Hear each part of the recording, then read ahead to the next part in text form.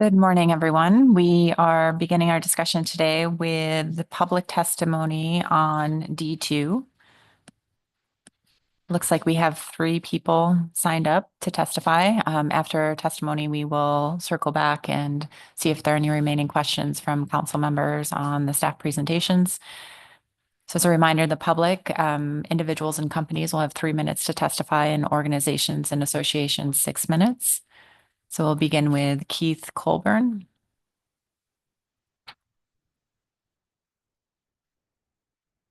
We'll see if he's online. Okay. Go to Francis Thompson, and we'll circle back to Keith.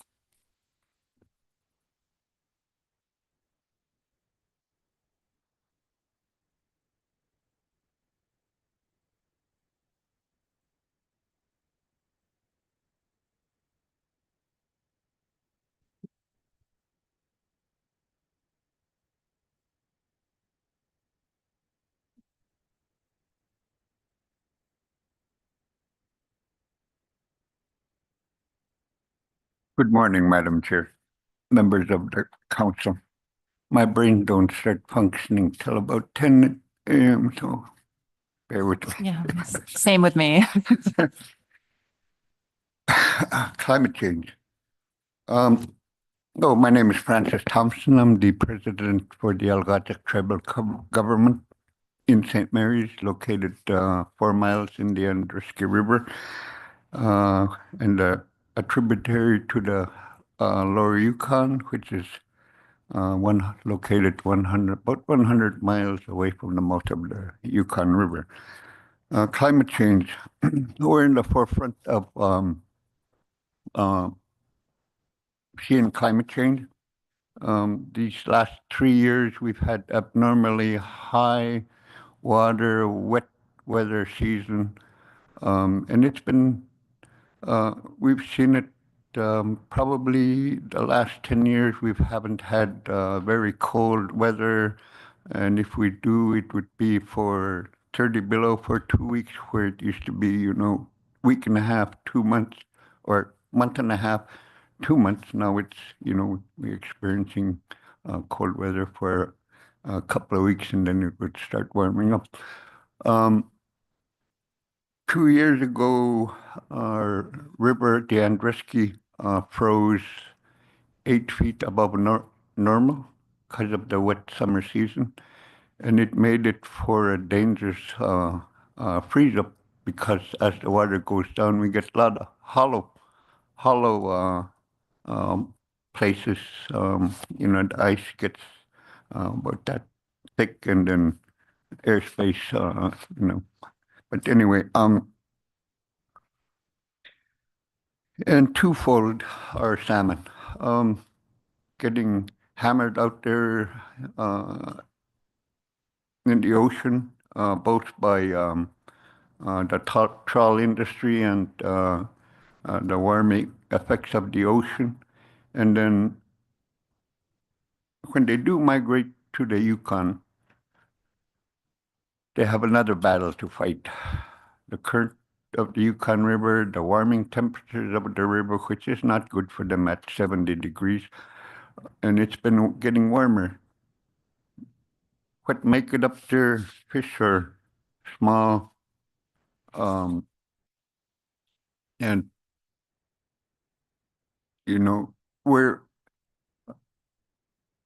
when they make it up there and they spawn with a wet fall, rain, the water is high in the spawning beds. There's a lot of current. What does that do? It probably washes the eggs down. So I think we need to look at ways to address salmon now that global warming is into play here. And one of the folks mentioned that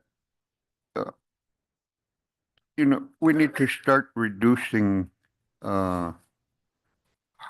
bycatch and interception to we're already protecting.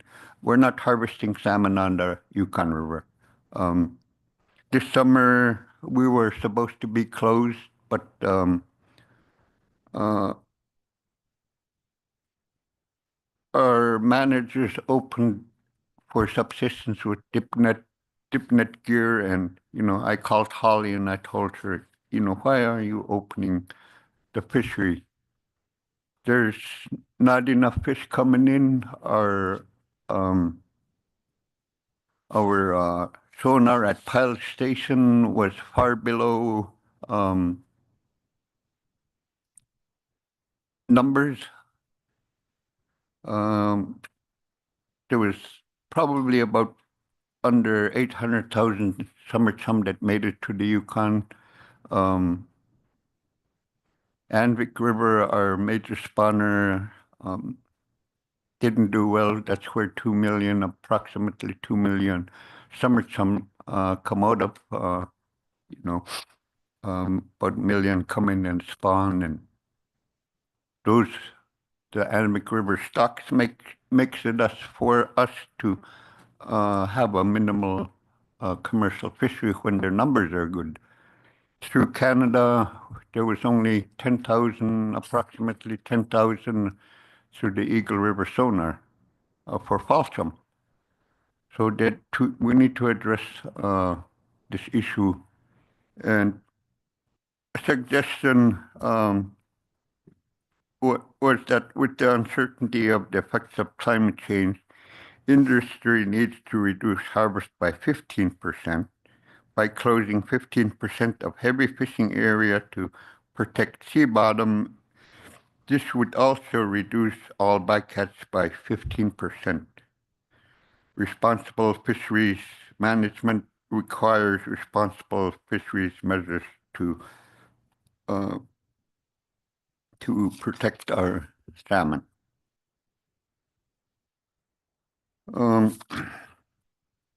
Right now, usually we have two flood tides out on the coast in the summer. This summer we've had 6. The worst one was Merbach, and this last summer we had remnants of a typhoon that came by, and we were wet for a week.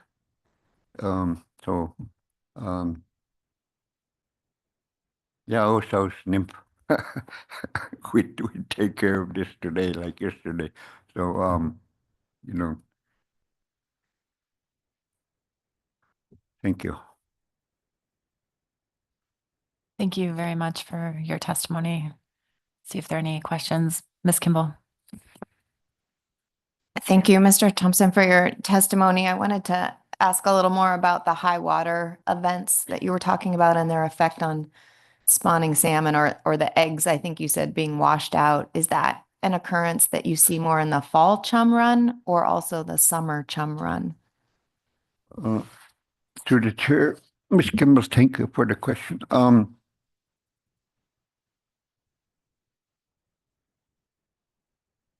For both, we've had wet summers lately. August, we've seen probably 4 days of sunshine. July 2 was another wet month. May, June, after the spring, usually good, and then the salmon weather starts coming, and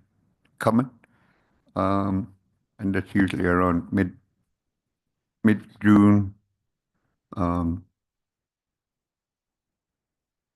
Yeah, we've had high water.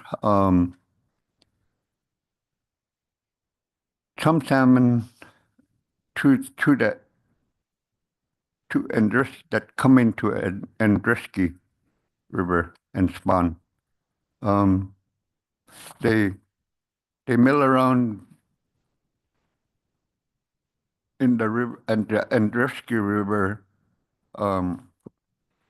and they won't move till they start seeing the motion of the water flowing. Generally, that's after the storm, because our water fluctuates every time there's a storm. When it's long and dry, then Andreski's shallow. When it's wet and windy, you can make it all the way up to the timberline, 100 miles up, without hitting bottom. That's been the situation these last 3 to 5 years. Folks been making it up to maybe 10 miles beyond the timberline, which is about 96 miles up there in Andreski,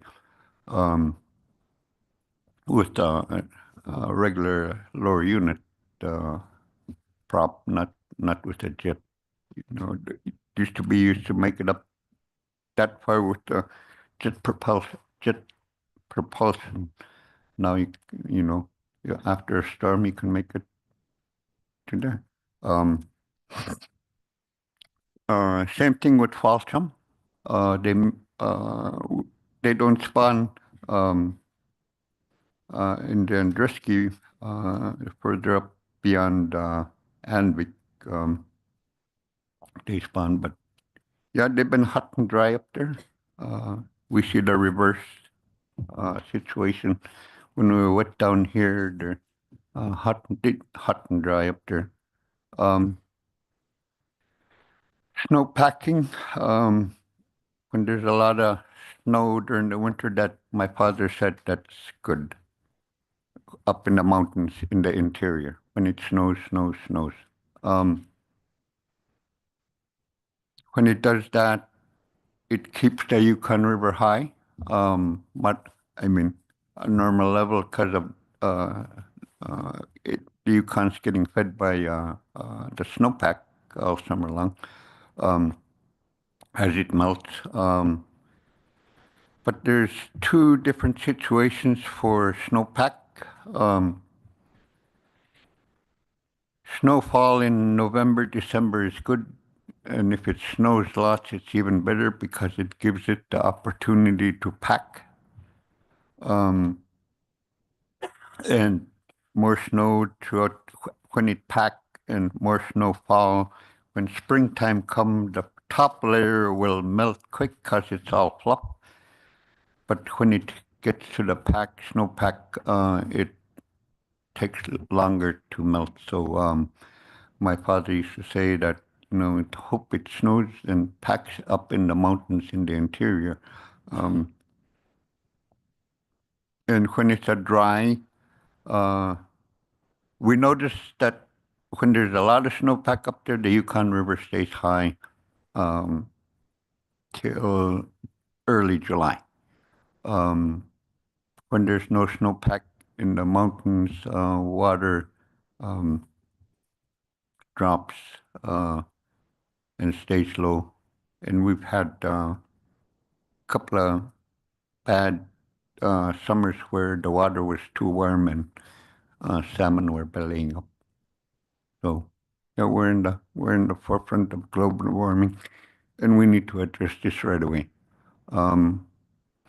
For information, the St. Mary, if you need weather data, the St. Mary City School District had applied. I said 6 last time, but when I called, they have 4 weather stations that the students put out 6 miles out, another one maybe 8 miles on top of the hill, and another one lower by the creek, or Alstrom's Creek, not too far away. They've been monitoring weather for the last 10 years or so. They've been working with NOAA because those sites are the only places where they can get information for weather data. Gentleman named Paul, he passed on, but he did work with the students, taught them how to gather information from the monitor stations. And yeah, they've been doing it for the last 10 years. They have the data. NOAA has the data. They've been working with the school district. And another source of information for weather and is aviation weather. Every day we have aviation weather, you know. And they have historical records of weather changes there. So we don't need to get into 10 years of trying to find out, what affects them, weather changes around here. All the information is there. You just need to look for the resources. So,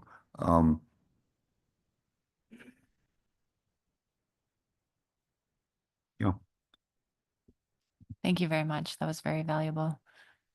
See if there are any questions. Ms. Goen. Thank you. And thank you, Mr. Thompson, for traveling so far to be here and provide testimony. It's much appreciated. In your testimony, you mentioned protecting 15% of the oceans, I believe, to reduce bycatch. Can you speak a little more to where you're envisioning that protection be and why you chose 15%? If we mentioned anything higher, it would be like this, but 25% is a little high, 10% is a little low, so 15%, kind of a medium.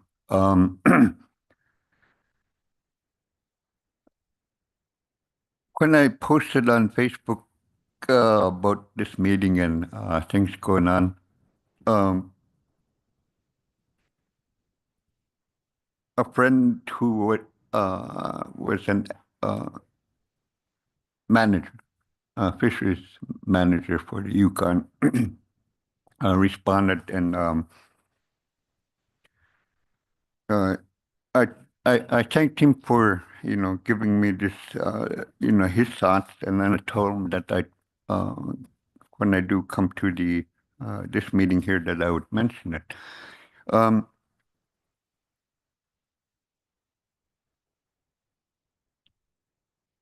15%, he said, keep the net 15% of wherever the the ship is, whatever depth it is, needs to place his net 15% above the surface of the depth. In doing so, he said, bycatch will be reduced by 15%. You won't damage the bottom floor by 15%.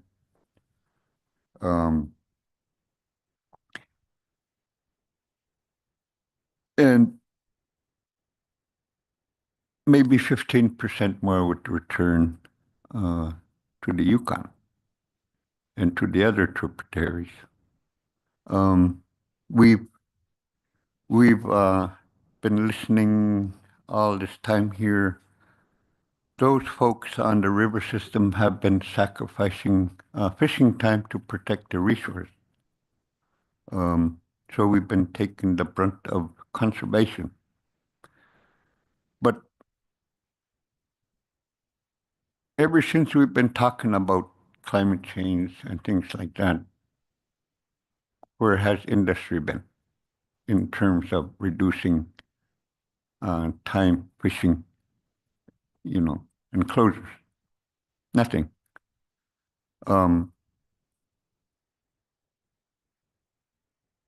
So we need to look at savings areas, 15% of the ocean. What's interesting is the Atlantic fishery has been, the industry devastated the Atlantic fishery, but they're rebounding. It's interesting. The salmon over there are rebounding, but it took a long time to get where they are today. And the only way they got to where they are today was establishing safe corridors, migratory routes for the salmon. And the only way they got that was intensive studies with satellite trackers on the placed on the salmon.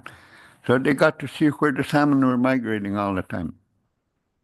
And they established safe corridors for those. I wish we could do the same here. We need to. And we've been talking about it. And we need to fast track that, especially if we're going to be looking at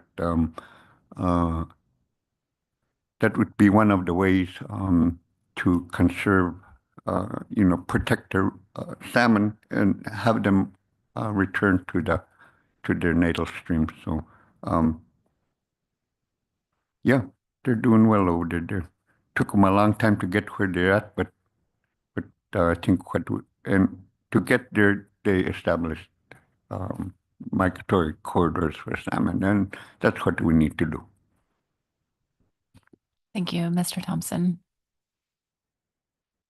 Not seeing any further questions. I appreciate your time this morning. Thank you. Good morning. Good morning. I'll go home and go to bed. I wish I could do the same. So, is Keith Colburn in the room yet? We'll circle back to Keith one more time. Linda Bankin? I think she's online. Madam Chairman, can you hear me okay? Yes. Good morning. Good morning. Thank you. Linda Benkin, testifying for Alaska Longline Fishermen's Association on this climate issue. I wanted to start by just saying what a huge step forward I thought it was for the council to organize and host the climate workshop. It was really impressive how many people it pulled in who had not been involved in the council system, and to see so much interaction with their council expertise, traditional knowledge holders, and people just new to the process, as well as the industry. And just compliments to Doctors Latanich and Stram for putting that together and all the work that went into it. I also wanted to point to page 62, the section on climate action, that identifies what can be done to limit global warming and to mitigate some of the impacts we can expect to see in our fisheries. And to point out that the scenarios that we're looking at are not equally and randomly likely, that they really will depend on the action that's taken to address climate change. And while that's not really a council task, I wanted to highlight that and recognize that there's a lot of opportunity for people in this industry to impact and be involved in climate action and have an influence over what our future looks like relative to the scenarios that have been identified.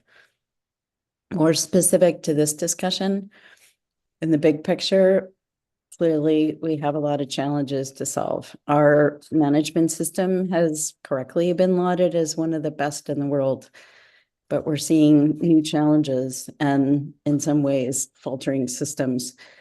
What in the past has constituted sustainable management is no longer sustaining fisheries or fishing communities.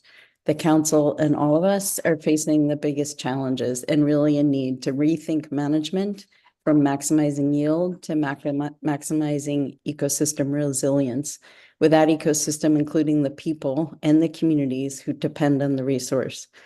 I know you recognize this, and again, appreciate all the work going into rethinking the basis of fisheries management in the North Pacific.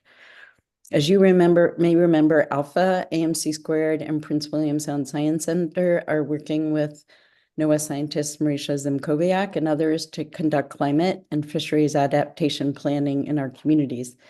We've conducted a vulnerability assessment, and we're working to define climate resilience together with those in our communities.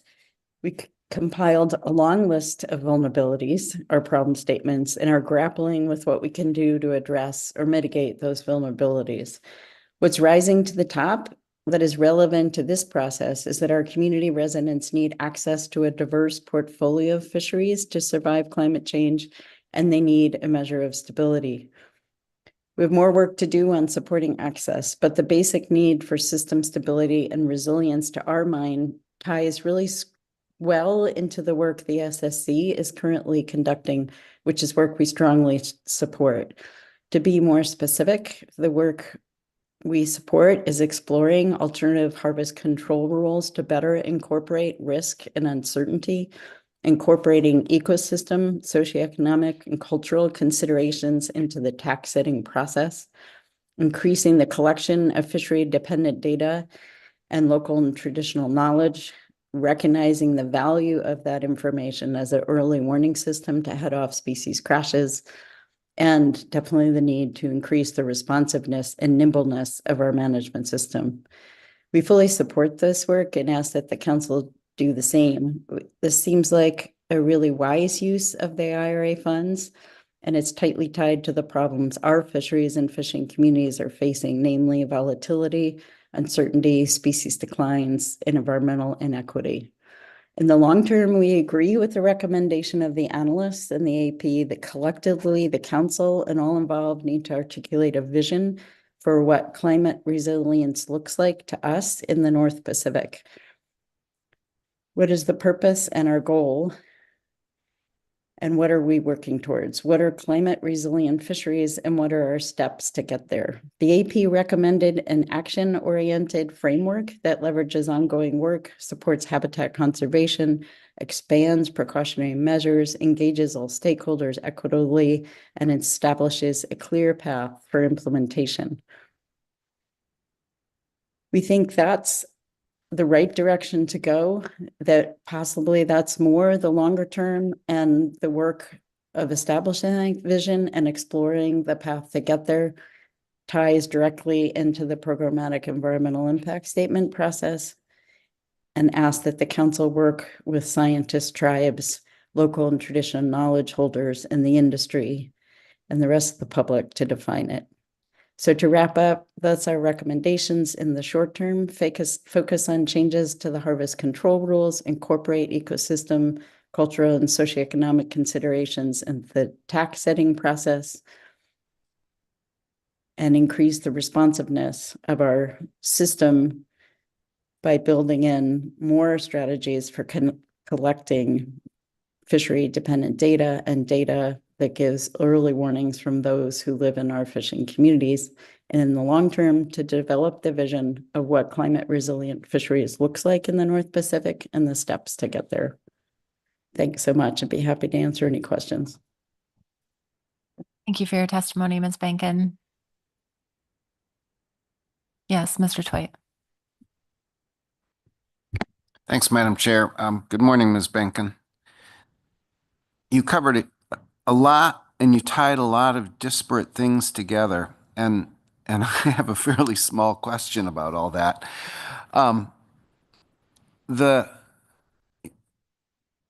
It seems like most people don't have the sort of the view of the potential scope of this effort and all the different elements that are being pulled in that you have. I'm not sure I even have it as comprehensively as you do. And I'm wondering what your thoughts are. To me, that's becoming a greater and greater impediment to making progress, that people just don't really even understand all that well how to engage, because seems like there's so many different moving parts and it's not clear how they fit together. And I'm wondering if you're hearing the same thing and what your thoughts are about, if it's a problem, if you view it as a problem, your thoughts are about how the council can help people sort of put this big sort of semi-amorphous but very necessary set of actions together in a way that people can figure out how to really engage. Ooh, thank you for that question, through the chair. Yeah, I think it is definitely challenging for people to understand how to engage. That's part of why the workshop was so helpful. I think the work that we're doing, where we're sitting down with people in our communities and asking them, how do you think we are vulnerable to climate change in this community? Then sorting through what of the ideas rise to the surface we can address, what might be outside the scope of our work in fisheries, for example, affordable housing comes up in every single conversation in our communities. That's maybe not where we can focus our efforts, but just having that really direct engagement with people has helped me to understand where to focus immediately. And then to listen to the SSC talk about how what they anticipate is greater volatility, less predictability. But what people are saying is we need to know the fish are going to be there. There's going to be this measure of stability. So seeing that what one group is saying is most important for them and their future, and then hearing that what we really anticipate is the reverse from the scientists, that there's a need to bring those two together, and for the communities to help the scientists identify what the problems are that need to be solved, for those of us who depend on the fisheries, and what we see as the steps to get there. So I hope that's helpful. There is a lot for people to wrap their heads around. Everybody can find their place in this to contribute. And I think the more we can have these bigger conversations across different sectors, particularly with Indigenous knowledge holders involved, with people from our communities, with the scientists who are seeing these problems through a different lens, the closer we can get to creating that vision and the steps that lead us to resilient fisheries, and help all of us along the way know how to plug into this huge challenge that we're facing.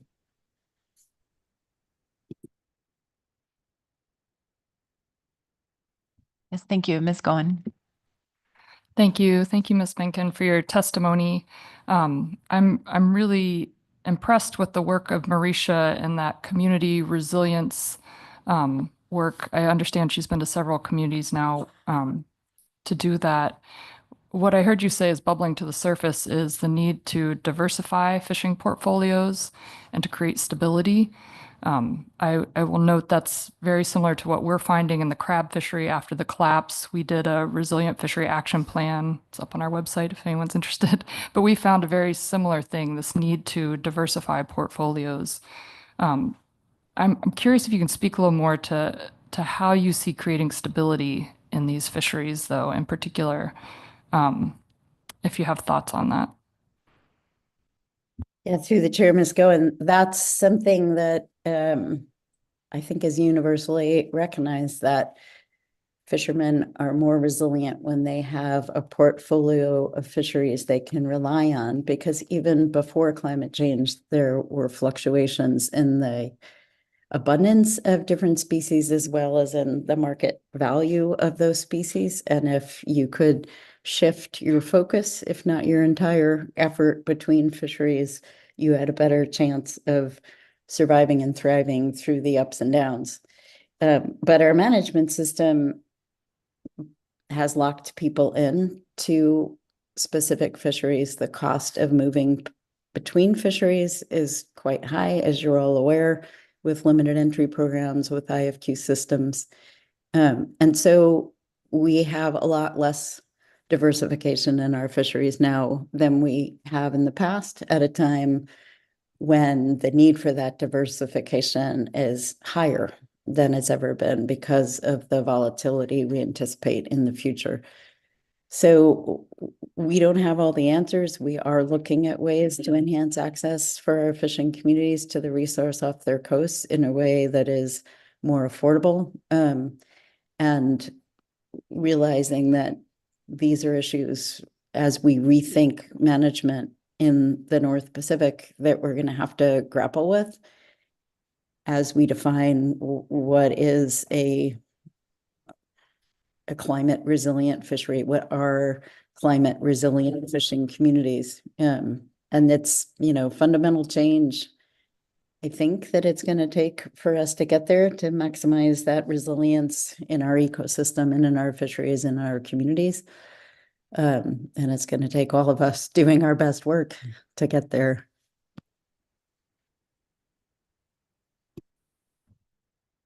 Thank you. And second question, Ms. Goen.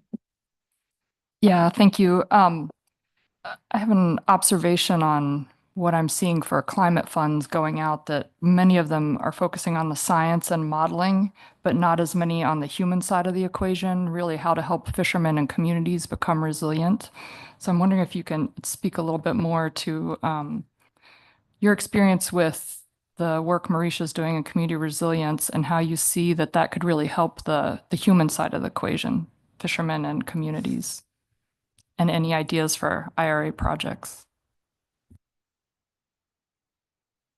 Through the chair, thank you, Ms. Goen. Well, one of the, I guess what started this work is Marisha noticing that even though a number of these communities, they're certainly fishing communities, and some people in those communities have done adaptation plans, whether it's the tribe or the city, that only the tribes were thinking about resources and fisheries and how to adapt and how to be ready for the changes that were coming, that most of the plans that were done by the communities themselves were really leaving fisheries out of the conversation and out of their planning for the future. They're thinking about pier landslides and infrastructure and fluctuations in energy availability, all of which has an impact on the fisheries. But there's a whole lot more planning that we need to do for our fisheries to be able to adapt to the changes that are coming. So yes, I think the project that Marisha is heading up is incredibly important, and we're learning a lot as we figure out how to do this. It's always hard to plan for a future when you don't know what that future's will look like, and to tell people how to plan for a future that's hard to paint for them. So we're figuring it out as we go. I agree that there needs to be more resources available for communities to do this work. What we need to do in Sitka or Kodiak or Prince William Sound is different from what we need to do in Uzinki or in Huna or Angoon or the smaller villages. And we intend to wrap that in, thinking about these bigger communities as hubs for the smaller communities. But yes, with the resources we have, we can only do so much. And I think this work is incredibly important.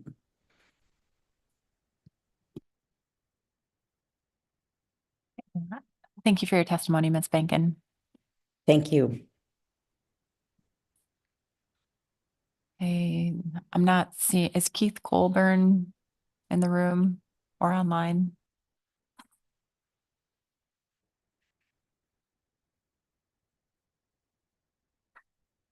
Not seeing him yet, so I'll provide an opportunity for council to ask staff any remaining questions on the presentation.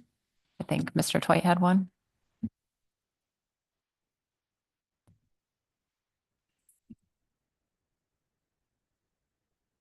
Thanks, Madam Chair.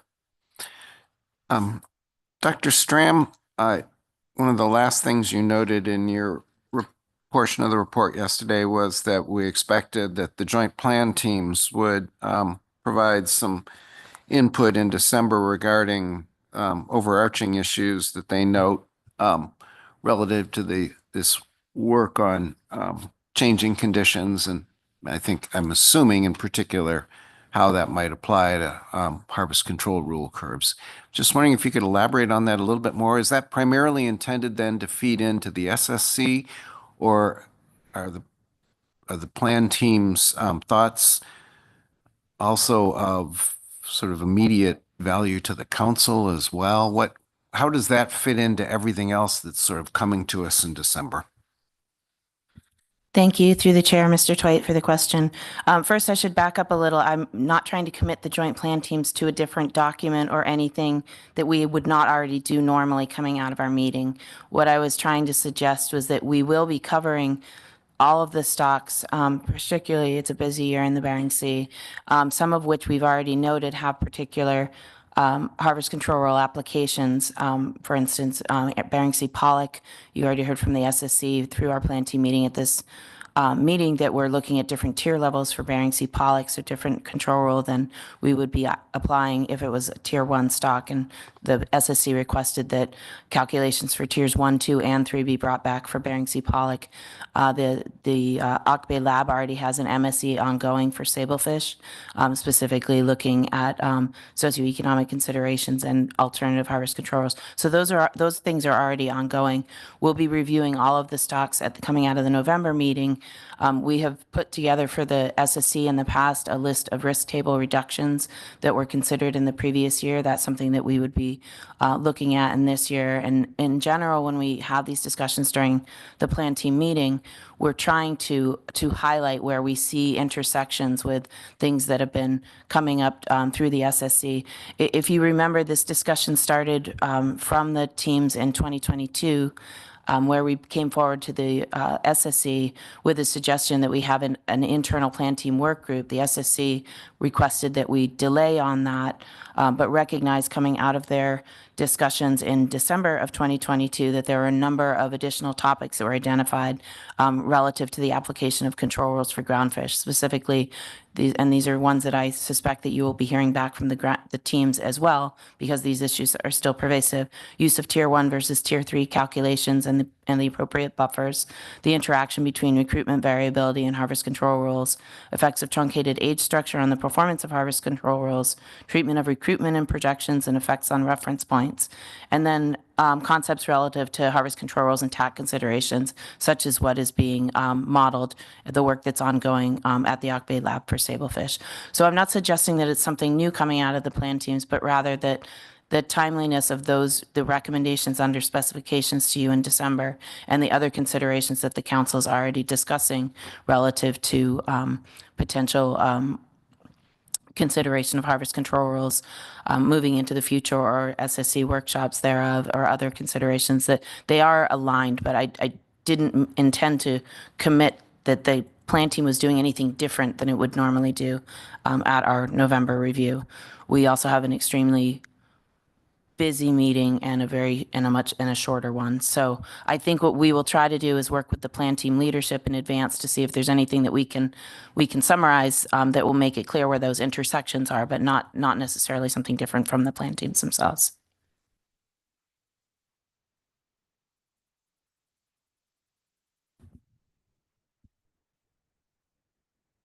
I'm not seeing any other questions. Thank you.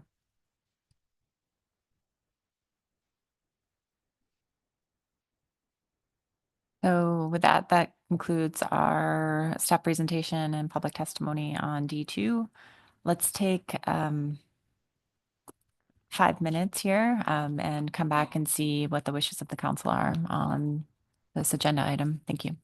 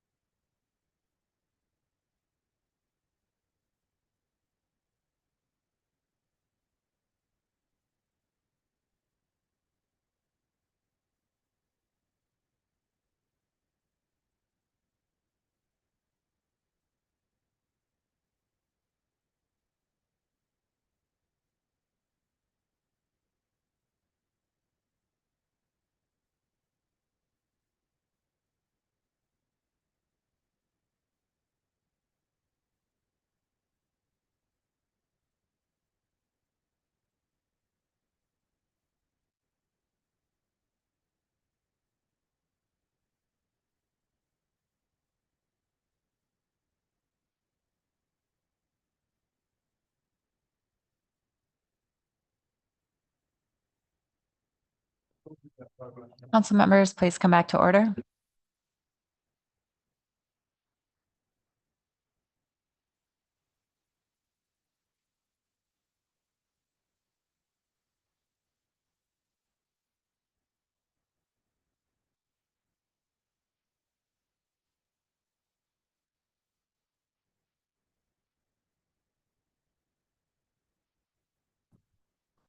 Would the council like to take any action on D2?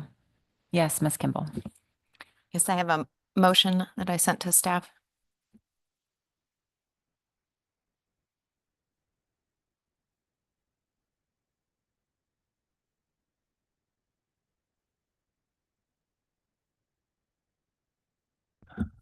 And the motion reads, the council appreciates the report on the public climate scenarios workshop in June 2024 and recognizes its utility for informing the programmatic evaluation agenda item currently scheduled for April 2025.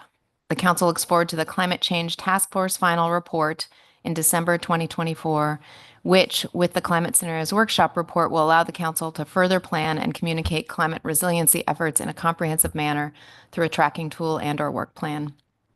The council also supports the 2 priorities identified by the SSC resulting from the 8th National Meeting of the Scientific Coordination Subcommittee of the Council Coordination Committee, that's SES 8, on applying acceptable biological catch control rules in a changing environment, both of which support and maintain momentum toward achieving Objective 3 of the council's proposal for use of Inflation Reduction Act funding for climate resiliency planning.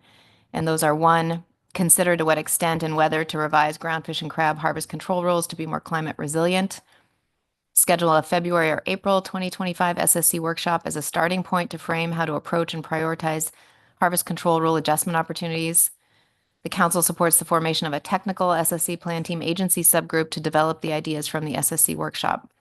And 2, compile social and economic information to meet the needs of using the best scientific information available and informing council decision-making and tax setting. The council supports efforts of the existing technical SSC economic and socioeconomic subgroup and will review pilot work on sablefish in December 2024. And with a second, I'll speak to it. Second. Thank you for the second, Mr. Ritchie.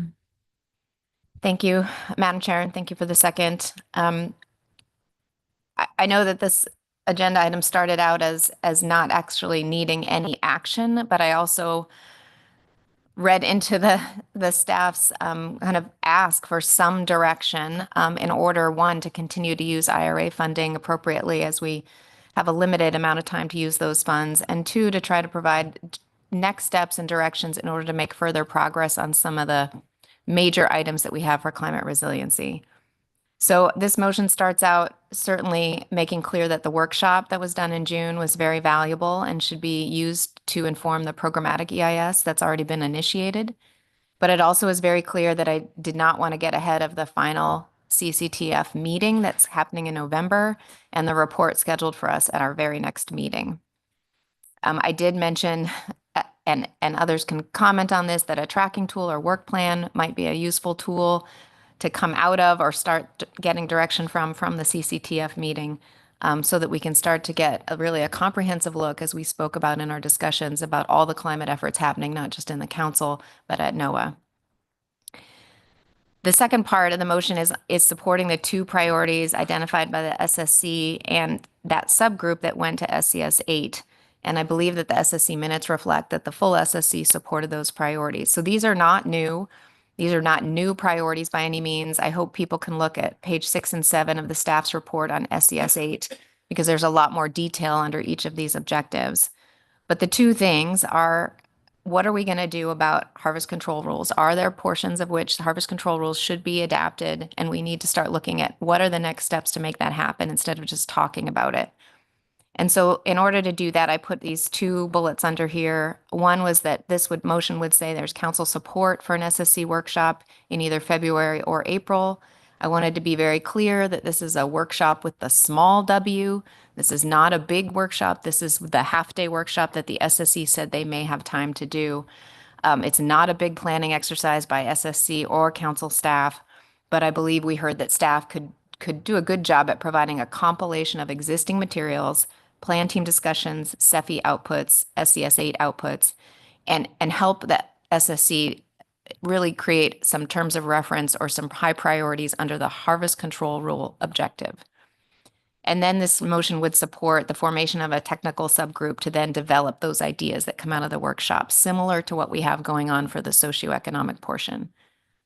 So the second objective is, of course, the social and economic information to meet the best available science needs and inform council decision-making and tax setting. That also is not a new objective, but it's something that the SSC has put forward. And we actually have an existing work group working on that. And we're going to see kind of the first version of what that looks like at our next meeting. So I didn't propose anything new there because I think we need to see what that work looks like and then provide input at that point. And I want to be very clear that the number 2 certainly includes local knowledge and traditional knowledge, indigenous knowledge in the capture of that best scientific information available. I think we heard in the SSC report too that there was interest in getting a possible workshop or discussion on NOAA's survey modernization project. I just wanted to express to council members I thought about including that in this motion, but was reminded because that's very tied to climate initiatives and our better opportunities to adapt our survey capability to changes that are happening more quickly. But I do see that the SSC agenda for April already includes that as an agenda item, so I thought that was repetitive to add that here. I think that's very important to keep on their agenda if they have time, because they really are an important link to ensure that the survey modernization effort by NOAA that we've all said we support results in sufficient and improved data to manage the fisheries, and the SSC is our best link to that work. So this is what I have. I can answer any questions. I just want to be sure that the council understands that I'm not establishing any new priorities. I am really reiterating and I think strengthening the 2 priorities that we've already talked about and trying to provide some next steps so we can see real work on those options. And I did try to take direction from staff in developing this motion. Thanks. Thank you for the motion, Ms. Kimball. I'll see if there are any questions. Yes, Mr. Williams. Thank you, Madam Chair.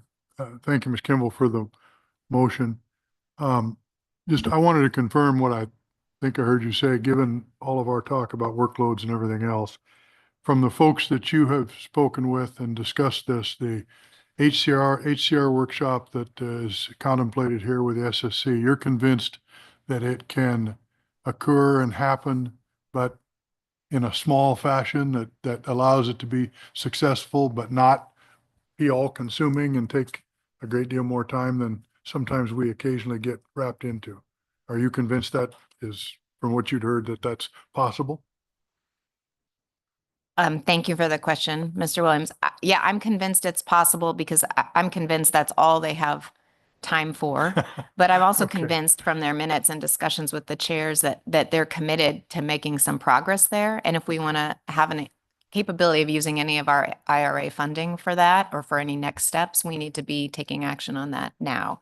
So yes, it's what I'm thinking of is the idea where they used to very typically do a half-day workshop just in their agenda, not a whole nother day or 2 agenda. Sure. And really to start to identify maybe terms of reference for this technical subgroup, just the highest priority items under the HCR objective that the SSC thinks we should pursue first.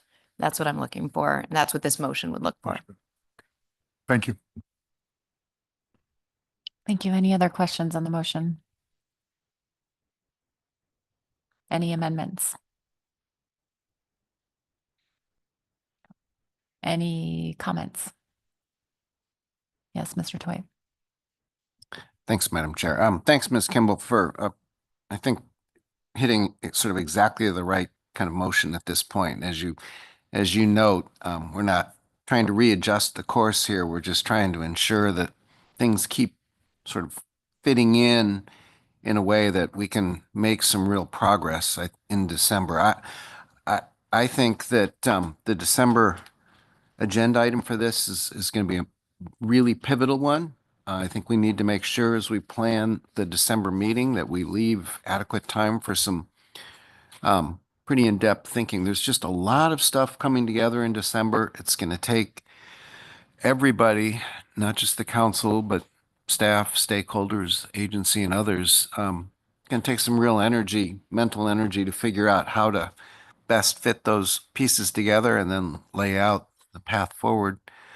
And I do think it'll help us a lot to begin developing and maybe even have sort of a preliminary look at what that might look like in December, either a tracking tool or a work plan or both. I was persuaded in some of the staff's thinking that it's going to be really important to us as we move through this effort, that being able to track our progress as well as provide a guide to everybody about how the pieces fit together, where and when they can expect various elements to come to fruition, where they can make a difference, all those, that something along the lines of a work plan, I think would be really essential for that. So appreciate Ms. Kimball's thoughts about trying to get an early start on that to help us visualize what that might look like as we deal with a lot of the issues in December. Thank you, Mr. Twite. Yes, Ms. Gahn. Thank you, and thank you for the motion. I'll be supporting the motion. I appreciate this work that's exploring harvest control rule for climate resilience and bringing socioeconomic and cultural information into the tax setting. And I appreciate that you mentioned local knowledge and traditional knowledge in that process. I note we heard in public testimony about the need to help fishermen and communities diversify their portfolios and create stability. And I think this is going to be important for us to keep in mind as we move forward through the council's work on climate issues. I would add that we also need to keep in mind more nimble and flexible management to deal with increasing uncertainty due to climate. And for crab, what we've seen in times of low quota, that it's especially challenging our rationalization program. I look forward to seeing the projects that will come forward to help fishermen and communities develop resilience, and in particular the actionable steps to get there. I think that's what we haven't seen as much of yet, but we're starting to see through what you've got here in this motion. Really appreciate the workshop. I think that was just a great example of bringing everyone together to start tackling these issues in an open forum. So that was a great workshop. And then looking forward to the Climate Change Task Force final report also, and seeing what they come up with coming up here, hopefully in December. That's it. Thank you for the motion. Thank you, Ms. Gahn. Anything further? Thank you again for the motion, Ms. Kimball. I will ask if there's any opposition to the motion. Seeing none, that motion passes without opposition. Anything further on D2? Okay. I think we're ready to go to staff tasking. And just flagging for any members of the public wishing to testify on staff tasking, please do follow our presentations through this agenda item. And we will be taking testimony after the end of our AP report. So Mr. Witherell. Thank you, Madam Chair. I'm going to ask Ms. Evans to walk you through the staff tasking items and what's in the action memo. And while she's coming up and preparing, I'm going to direct you to the Legislative Committee report. The Legislative Committee met on Wednesday of last week and went through some of the 7 bills, fishery-related bills that were introduced into Congress recently, and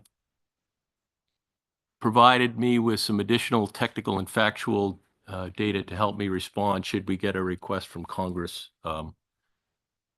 looking for comments on these bills. And so part of the first thing that the Legislative Committee did was adopt a terms of reference. The council previously had indicated that they wanted to see a terms of reference for each and every committee that it has. And so the Legislative Committee adopted a terms of reference, and just for the council members' understanding and the public, I'm just going to review and read what is the stated purpose of that committee, because I think that will be helpful in understanding how and when the council can comment on legislation. So I'm going to read this. Stick with me. The North Pacific Council shall establish and maintain a legislative committee to review relevant federal legislation And 2, provide advice to the executive director and council chair on development of comments in preparation of potential response to documented congressional requests for technical or factual presentations on legislation as it relates to the performance of the council's functions under its grant. Given timing constraints, it is necessary for the legislative committee to meet prior to a formal request from Congress. Comments must be specific and must be related to the council's ability to fulfill its objectives and activities specified in its NOAA grant, including the council's ability to meet its conservation and management goals under the MSA or on technical aspects of the legislation. Councils are prohibited from making recommendations intended to provide support for or against specific legislation, including any direct or indirect attempts to influence the introduction, enactment, or modification of federal and state legislation. Any comments from the council will be submitted only in response to a documented request from a member of Congress or the staff for technical or factual feedback. And I just wanted to get that on the record, but the expectation is the council would approve the draft terms of reference here at this meeting. We can always revise it and bring it back to the council for a future meeting, but this really is an important thing, I think, for the council to have a terms of reference for this legislative committee to make it clear to the public what this committee does and how the council can respond to requests for comments on legislation. So thank you, Madam Chair, and I can answer questions on that now or later. Take Ms. Evans' report. Yeah, thank you, Mr. Witherall. I just want to, I guess, clarify if we do receive public testimony on this, it is important to remember that we cannot take into consideration support or opinions on any of that legislation, that any comment should be directed towards what is within our purview as far as the technical and factual aspects of any legislation as it pertains to our ability to fulfill our grant. So, thank you.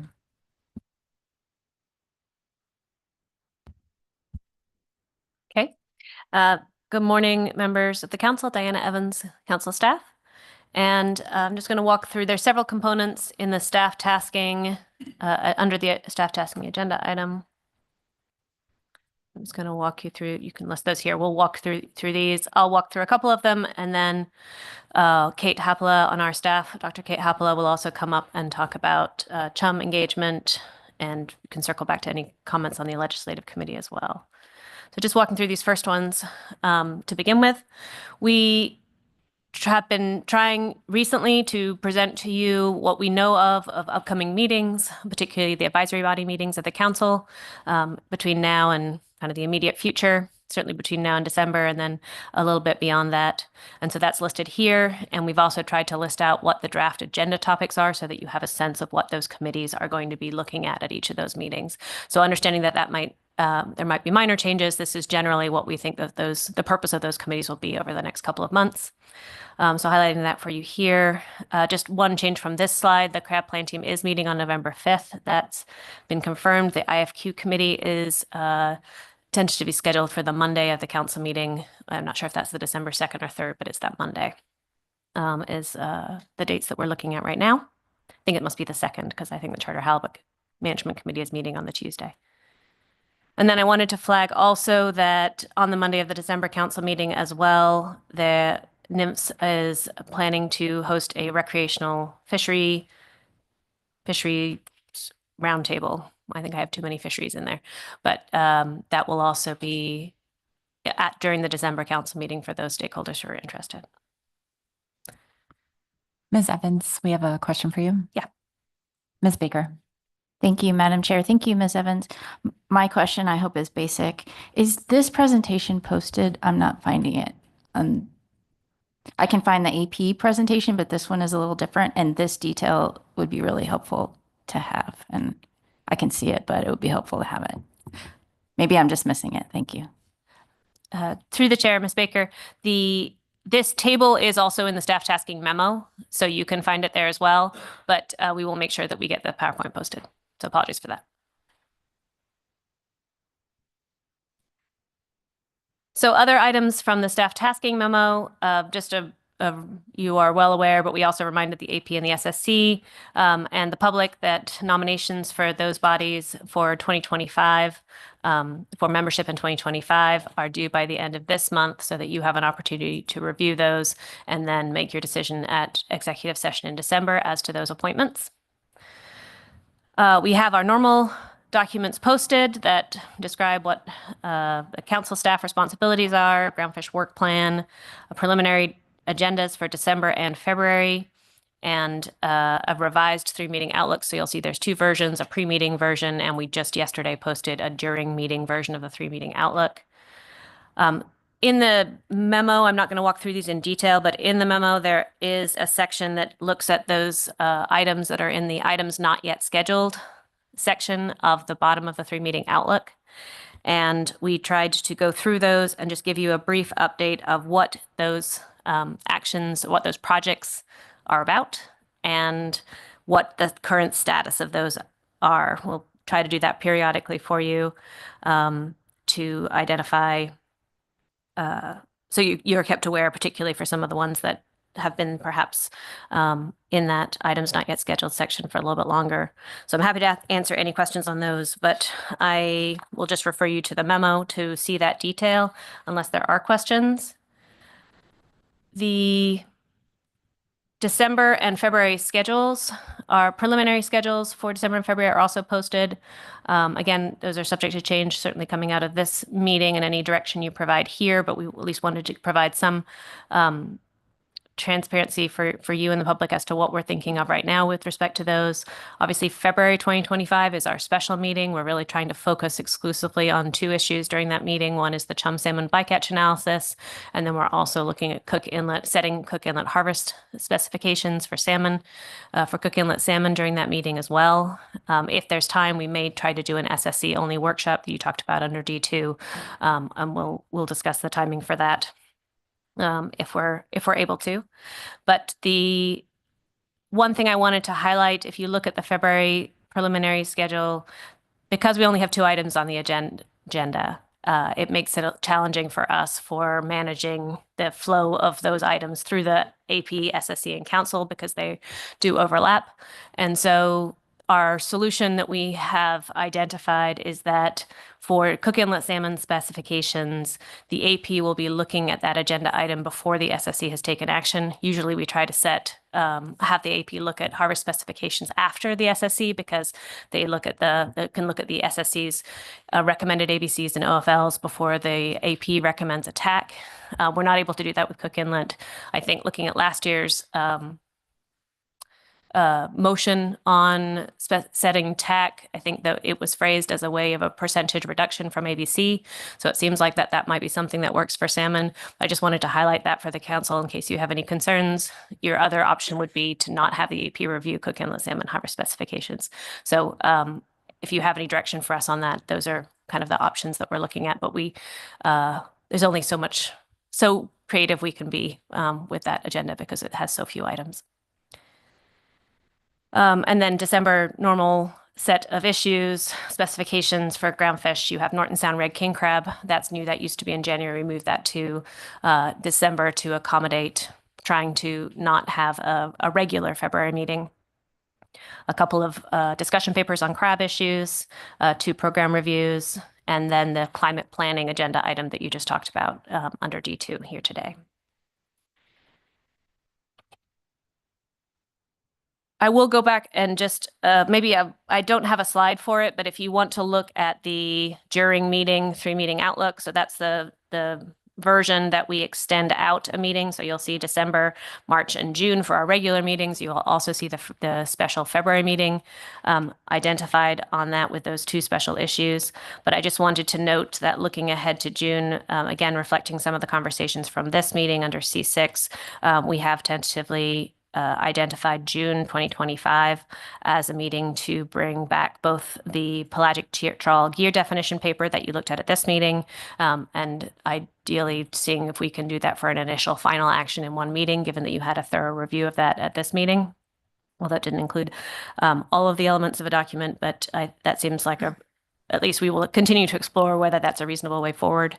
And then also scheduling the pelagic trawl gear innovation discussion paper, which was formally in the items not yet scheduled section, but we have put that in June under this draft. So that's just wanted to alert you to that if that's something that you wanted to take up in your discussions. The other thing to highlight is that and I think this relates back to your previous agenda item as well, but we do have the programmatic evaluation scheduled for review in April. And obviously the information, again, from your last agenda item and the information from the climate scenarios workshop hopefully will help to inform your discussions about that. There's a little bit of discussion in the memo about whether you wanted to consider any additional engagement on the programmatic and the Chum agenda item. And so that's an opportunity for you to provide conversation on that at this meeting, but just highlighting that's where you currently see the programmatic coming back as an agenda item for the council. And then before we get to talking about Chum outreach, which Dr. Hapala will come up and talk about, I just wanted to highlight this one last section of information in the staff tasking report, which addresses the question that we highlighted or previewed in June, that we are running into difficulties, or we have been running increasingly into difficulties of the last couple of years of ensuring that the SSE has enough time to take up all the issues that we would perhaps just normally by rote send to the SSE. We haven't been able to achieve that. The SSE has a maximum of 15 agenda days per year, and that's assuming that they work the full 3 days instead of their usually programmed 2.5 days at each meeting, assuming we have 5 meetings a year. The SSE sometimes has subgroup work and other work as well. So I think thinking about it as 15 days maximum is a good way to think about it, but it might end up being a little bit less in terms of their agenda time. And we have a lot of issues that we would like to have the SSE advice on, and it's just not possible to be able to get to everything. So the reason we're bringing this particularly to the public's notice is we just want to set that expectation so that we have had questions when things don't get, people expect something to go to the SSE and it doesn't come to the SSE. And we just wanted to provide a little bit more transparency about how those decisions are made. Because the most effective thing that we can do to optimize the SSE agenda time is to remove agenda items. We're still trying our best to work at all of those other solutions, like being more focused about how the SSE addresses identifying what questions the SSE should address on each agenda item, or the SSE has certainly done a lot of effort for their internal management to try to be as efficient as possible. But which items go on the agenda is the most effective way of making sure that the SSE can take up all their issues. So we will always look at this on a case-by-case basis, looking at the agenda as we always do, and that happens in consultation with council leadership, SSE leadership, and then staff. When we look at those agendas, when there is not enough time on the agenda for the SSE to take up all issues, we just tried to provide an overview of the types of agenda items that the SSE looks at and how we would think about the factors that go into thinking about setting those priorities, or when the SSE would look at specific issues. And so I'll just highlight a couple that may be a little bit different than we have done in the past, or we're leaning towards going in a different direction. Harvest specifications is always going to be the highest priority. That's a Magnus Act requirement that the SSE needs to review those items. Initial review management analyses is something that peer review of our management analyses is something that is important for this council. It's not something that all councils use their SSE for, but it is important here. But trying to identify, and you can see there's in the handout that's on the posted to the council e-agenda, we have a table on the second page that provides just a little bit more specificity. So trying to identify if we are looking at a routine management action that is very similar to actions that the council might have taken in the past that's using a similar methodology, or maybe just looking at operational changes, that those are ones that we might choose not to send those initial reviews to the SSC if they don't have time to review them. So just trying to provide a little bit more clarity and transparency about how we think about these different actions. And then the third one that I wanted to highlight is the LAP reviews. In the past, those reports have always gone to the SSC, the work plans, and then the reports themselves. And our suggestion, just given timing, is that perhaps we would in the future, or you can see that on this upcoming December schedule, when we have LAP reviews that are essentially following the same methodology that the SSC has reviewed in the past, that we wouldn't send those reports back to the SSC, that we would, if we're, for example, when we get the PCTC, the first program review for that new program, that's something where we would want the SSC to look at the question of the objectives of the program and the metrics that are being used to address, are those objectives being met? That's something that a methodological question that would be useful to get the SSC's input on versus established programs that we have done one or even several reviews of those in the past. The only comment I would make, and you probably heard this in the SSC report, is some interest by the SSC in, if possible, prioritizing the work plans, because that's an opportunity, again, for the methodological perspective to identify if there are additional questions or data sources that staff should use in developing those reports. So that seems like a useful addition or additional factor for us to consider. Ms. Evans, it looks like we have a question for you. Ms. Baker? Thank you, Madam Chair. I have a question about B, initial review management analysis on this slide. And I think you said this, but I just want to confirm, given, as you mentioned, the increased SSC workload over the past few years, you have been undertaking this case-by-case decision-making in terms of initial review management analyses. Is that correct? Through the chair, Ms. Baker, that is correct.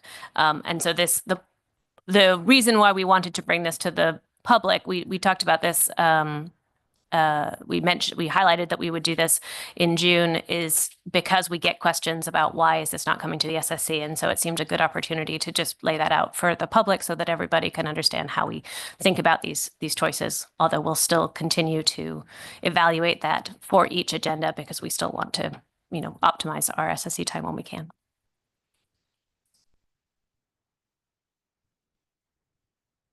Okay, thank you. Okay. So I think that's all I wanted to cover from the memo. The second page is just other items. There's nothing in particular that I wanted to highlight for you, but just looking at some of the other actions that the SSC looks at. The last component, or before we get to the legislation, circle back to the legislative committee. If Dr. Hoppala would come up, we have, Maria, if you wouldn't mind switching out the PowerPoint. We have a section looking at engagement opportunities scheduled as part of this staff tasking discussion. And I mentioned already for the programmatic, just looking ahead to that scheduling in April. If you have any further direction for us, then this would be the time to hear that so that we can start planning accordingly. But specifically for Chum, Dr. Hoppala is going to walk you through a few slides as well. Yep. Before we begin, a question, Ms. Kimball? Thank you. Sorry, Ms. Evans, I didn't realize you were totally done. On the SSC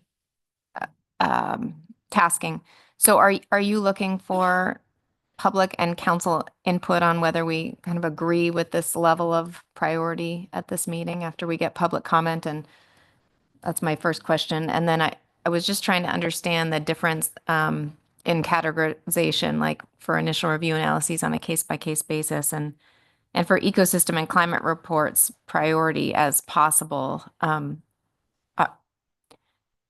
How would we understand which of those is the priority under that kind of categorization? So through the chair, I understand that this is an imperfect way. This isn't a prescriptive formula that you could look at this table and be able to figure out exactly what goes on the agenda, because it really does depend on looking at the potential items that could go on the SSC agenda based on kind of the council's scheduling and what they have time for, and where do we have to feel like we need to triage in order to fit a reasonable agenda within the time available. With respect to ecosystem and climate reports, I think there's a lot of work that the SSC has focused on, and obviously our last agenda item is an example of that. In the past, they've looked at habitat work, particularly in preparation for your EFH 5-year reviews.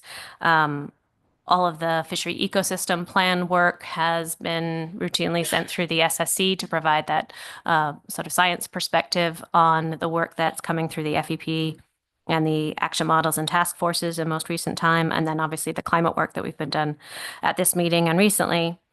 I think the way that priority as possible, we would interpret that is there quite often with those actions, there's a little bit more flexibility in time.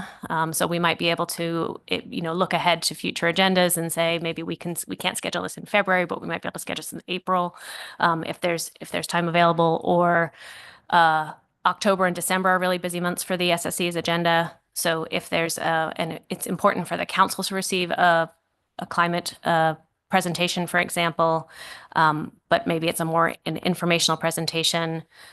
The council might still go ahead and receive that. And if we think it's important, or the council thinks it's important to get SSC viewpoint on that, we could schedule that for the SSC at a later date. So those are some of the ways in which we try to think through how to identify those priorities. But it really does come down to somewhat of a judgment call, and that judgment call is made taking into account the, consultation with SSC leadership, but then the executive director and the council chair, who are the ultimate determiners of our agenda. Thank you. And just to flag, so some of these are our highest priority because they're required by Magnuson. That might be important in your categorization. I think research priorities is another one that falls into that required by Magnuson, so should probably be a higher priority, but we can wait for public comment. And then I wanted to understand, I know I saw it in here somewhere that the SSC spends time on the Observer annual report every June, and then again on the annual deployment plan if needed in October. And are those in your proposal being treated the same as lap reviews, whereas if the methodology changed, it would come back to the SSC for the ADP, but if the methodology doesn't change or the deployment strategy doesn't change, then we wouldn't need to go through the SSC. Is that kind of the proposal? Through the chair, Ms. Kimball, that's exactly right. And those are some of the conversations that we've been having. The other element specifically to observer proposals, there were several years where I think during COVID and for a number of reasons, we weren't able, the observer reports did fall off the SSC agenda, and it was some comments back and forth with SSC leadership noted that we don't want to go too long without bringing observer information back in front of the SSC, because even if there's not a methodological change, probably every 2-3 years, we still want to make sure that the SSC is current with what's the methodologies or the information that's coming from the observer program, just because it's such a pivotal part of our program for stock assessment and for other areas of management. And if Ms. Kimball, if I can just clarify, I think from your original question, I don't know that certainly it's up to the choice of the council if you want to approve kind of this table or how we're conceiving of this.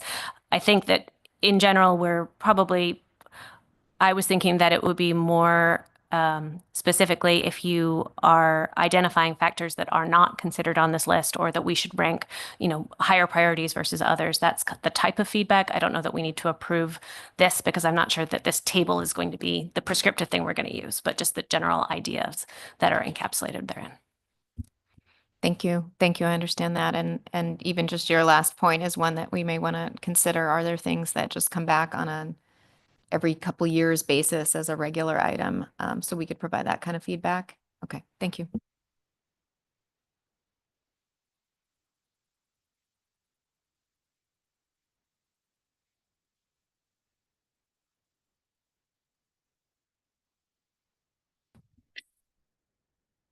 Thank you, Dr. Hoppola.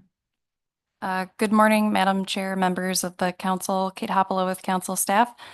This morning, I'm going to provide the council with a short presentation On points for consideration related to formal outreach and engagement on the Chum Salmon Bycatch action, there's also a short discussion paper that's been prepared for you and is available under the staff tasking agenda item.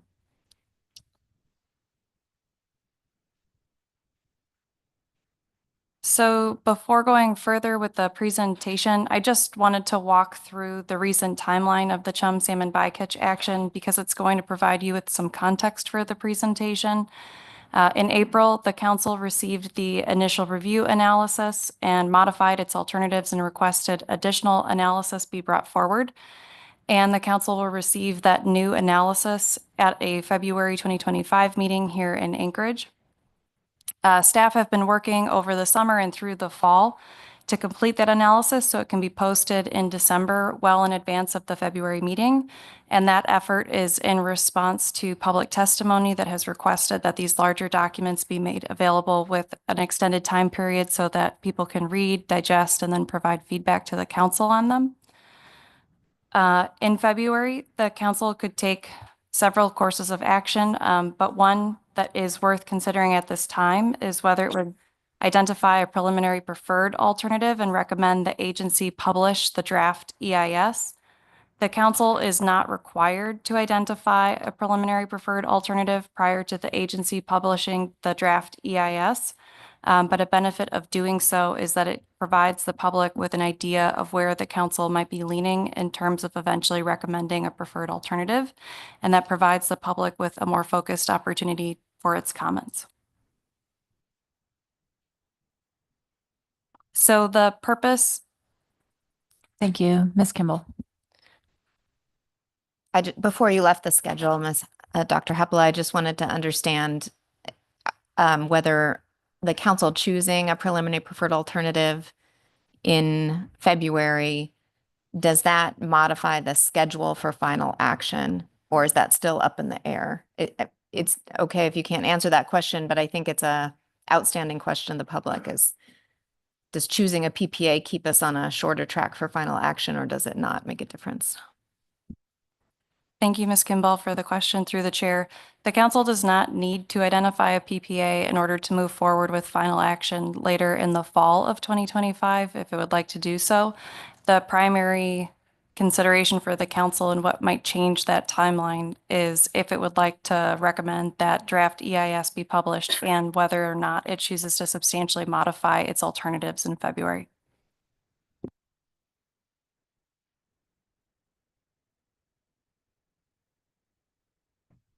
Okay, so the purpose of preparing this paper is twofold. One, staff are looking for input from the council on whether it would like to pursue additional outreach and engagement on the Chum Salmon Bycatch issue at this time. So the primary question we're posing to you all today is if the council is interested in dedicating members as well as staff time and other resources to these efforts now.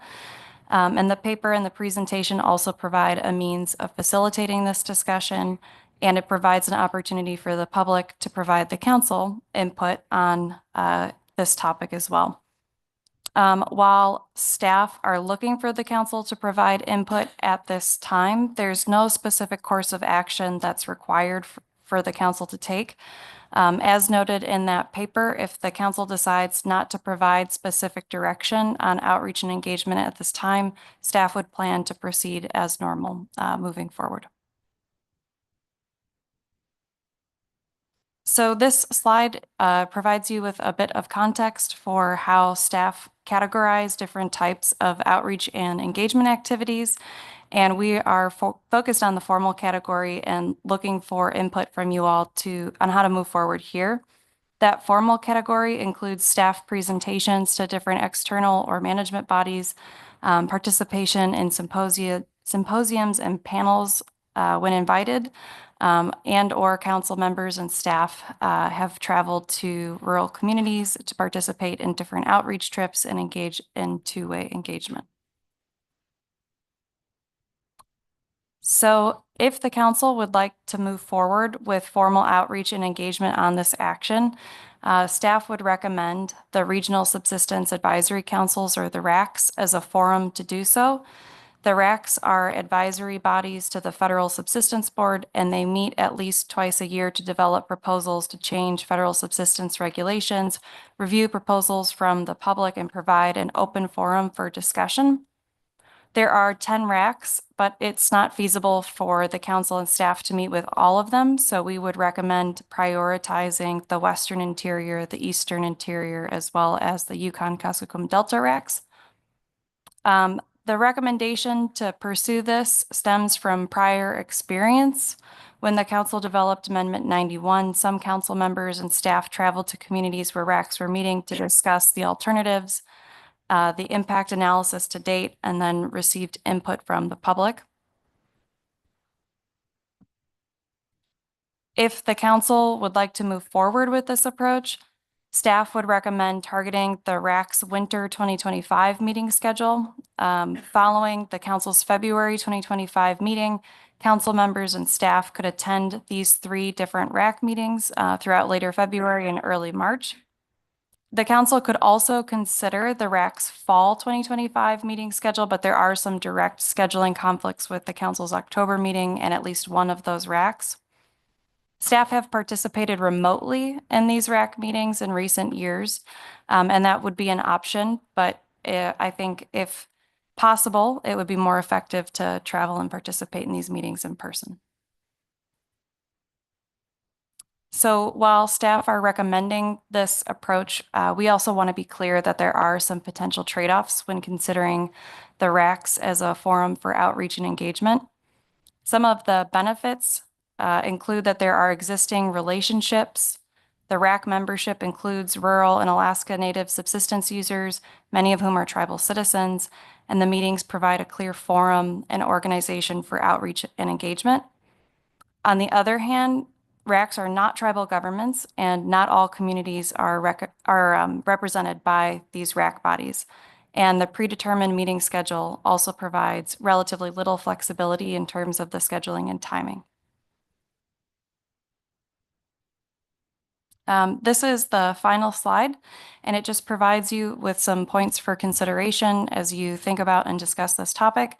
So any outreach and engagement efforts that the council would be interested in pursuing must be balanced with staff analytical workloads and funding constraints. If the council would like to provide input at this time and to move forward with the RAC Winter 2025 schedule, staff would proactively contact the RAC coordinators on their meeting schedules, their interest, and their availability. If the council decides not to pursue this at this time, staff would proceed as normal, and that means that we would try to be available for virtual presentations and answering questions, but we would not prioritize in-person attendance, and we would not be proactively reaching out to make sure that we can be on their schedules. Pursuing the RAC meetings would not inherently limit the council to pursuing or considering different options of outreach and engagement. But again, that would take us back to the first point that any outreach and engagement efforts that the council would be interested in pursuing needs to be balanced with staff analytical workloads and funding constraints. So Madam Chair, that concludes my short presentation on that topic, but of course, happy to answer any additional questions.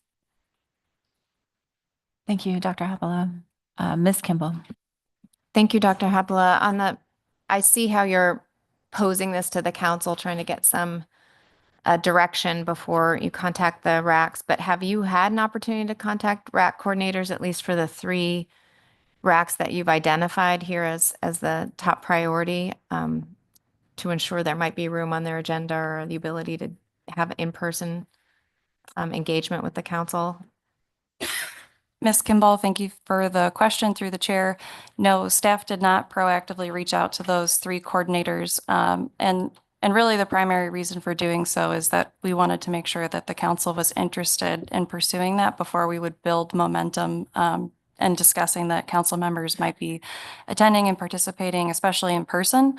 That being said, there is a public comment letter from the Fish and Wildlife Service for you under staff tasking that indicates that there is interest and support, and that mirrors some of the feedback that staff have received from those RAC bodies and coordinators in recent years.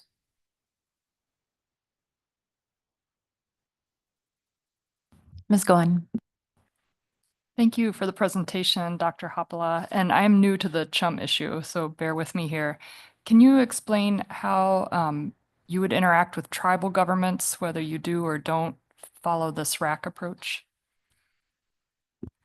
Thank you, Ms. Goen, for the question. So the council's usual approach would be that if a tribal government or a tribal consortia or other organization provided a formal invitation to the council, they would consider that. And sometimes that might look like presentation or participation, excuse me, in annual meetings or biannual meetings, or it might look like in community trips. So that is a pathway that the council can consider as well. It just would depend on whether or not those invitations had come forward for them to do so. Yes, Mr. Blavoti. Yeah, I know the Fish and Wildlife Service has proposed this as a method for outreach, going and attending RAC meetings. But as you mentioned, there's 10 RACs and you can't attend all of them. That might be too much. So, maybe an alternative or an addition is the Gravel to Gravel initiative, and being fully engaged in that process where it's one meeting and tribes are represented there. And I think we're having good discussions about this and other issues, not just Chum Bycatch. So I just proposed that as another idea for the council. Thank you. And Mr. Sakata? Yes, thank you, and thank you for the presentation. This is a concern that I expressed with Ms. Wilson, I believe, in the outreach. To what degree, I guess I know the Yukon Kuskokwim Delta the best. What percentage of your outreach in that area would be focused on this RAC participation? Is it would you do this RAC and it'd be kind of, okay, you're done with that area? Are there other plans? Thank you, Mr. Sakata, for the question through the chair. As I understand it, and as the plan that we're putting forward would be that the council could pursue these 3 RAC meetings and bodies. It's possible that we could have some conversations with either coordinators, RAC members, or others to see if those trips could be extended by a day on either side. If there was interest in having council members and staff stay in those communities to have additional conversations and meetings. But that is something that would need to be balanced with workload and other schedules that council members or staff might have to abide by. But that being said, there isn't necessarily an additional plan to answer your question about what proportion of the population does this outreach effort reach for the broader region. To go beyond that would require invitations from those communities or tribal governments and others. Okay, thank you. I guess just my comment would be that I think it's very important to get as extensive outreach as possible. Certainly the RACs would be a very important part of that. I just noticed that looking up the Yukon Delta RAC, that just as an example, there's 13 seats, 2 are vacant. Only 1 appears to be held by a coastal community member. And so I'm just a little concerned, as I did with Ms. Wilson, that when you start doing these types of outreach at hub communities, while I think that's great, I think there's going to be some difference in opinion between even those rural hub communities and maybe the communities that they serve. So I would highly recommend that there's some outreach being done to communities, not so much, once again, for improving your N statistics on, how many people you outreach, but to get the proper diversity of information. I would recommend at least trying to outreach to those individual communities. Thank you, Mr. Sakata, and I think we can also circle back to this during our discussion as well and after we get public testimony. Mr. Twite, do you have a question? Okay. Ms. Vanderhoeven? Thank you, Madam Chair. Thank you, Dr. Hopala. The council outreach would, of course, be in addition to any formal tribal consultation that the agency would do. Do you think there's any opportunity or benefit in trying to coordinate the two, the the agency's tribal consultation and this outreach, or does that just make it too incredibly complicated logistically to pull it together? Thank you, Ms. Vanderhoven, for the question through the chair. I think there is value in trying to have some coordination among those two activities. And I guess I would just add that, yes, you are correct that this is in addition to and outside of any formal consultation that the agency would be pursuing and participating in. But I think we would want to draw some distinction between the RAC meetings themselves, because that wouldn't be the venue for consultation. So if there was an opportunity to travel to the RACs and participate in those meetings and also have consultation, that would be an option. But I don't want to, I just want to make sure we're clear that they're two different things. Thank you, Dr. Hopala. Yeah, that was what I was envisioning and just didn't verbalize very well. Thank you. Thank you. And Mr. Mueller? Are you good? Okay. Mr. Curlin? Thank you, Madam Chair. Ms. Vanderhoven, it's read my mind. I just while we were discussing this, I did want to bring up tribal consultation and reiterate that NOAA Fisheries is trying to do a better job of fulfilling our responsibilities for tribal consultation early in the process before the council makes recommendations to us on management measures. So we would be endeavoring to address tribe's interest in consultation as early in the process as we can within the constraints of staffing limitations. And certainly if we can build that into outreach trips, whether in conjunction with a RAC or to villages, other gatherings, we would try to do that. And at the risk of duplicating what I just said, I do need to underscore the staffing limitations. You know, we would try to accommodate as many of these consultation requests face to face as we can, but may end up doing some of them virtually. Thank you. And Mr. Mueller? Thank you, Madam Chairman. I changed my mind. And I was contemplating whether or not this is appropriate at this time, but after thinking about it a little bit more, I think if nothing else, it may be helpful for when we get to public comment. And there may not be a question in this, but as I understand the presentation, and Dr. Hapla, thank you for the presentation. From a timing perspective here, we have a special meeting in 1st of February. The RACs are held following that. So then you go back to Ms. Kimball's conversation and question regarding the possibility of the council picking a PPA at the February meeting. The timing is of such that if the council should do that, we may have selected a PPA before the public outreach should the council decide to do that part of it. So I wanted to bring this up from a timing perspective in terms of the value.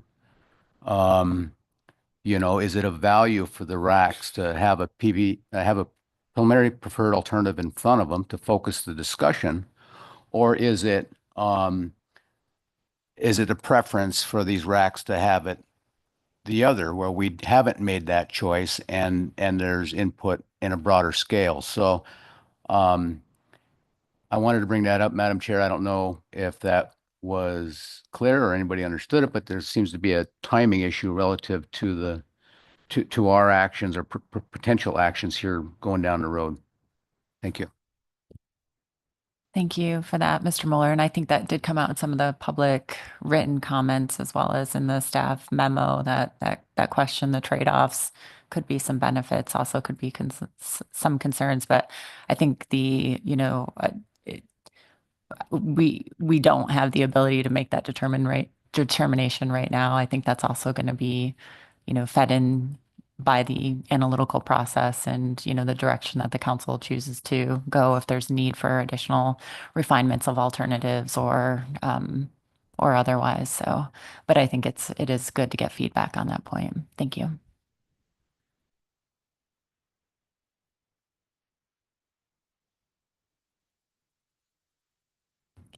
Anything further on this?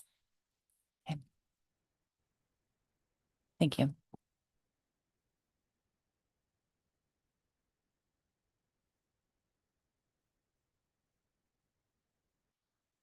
I think we're ready for the AP report, Ms. Mann. And our reminder to the public, please do sign up for public testimony if you'd like to testify in staff tasking before the end of the AP report. Thank you.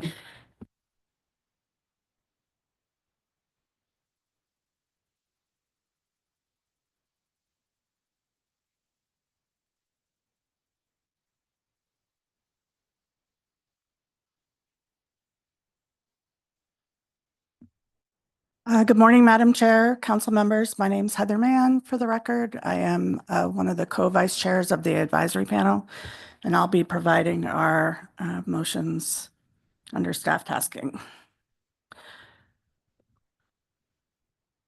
Do I do the one that failed? I was under the impression I didn't read it, but.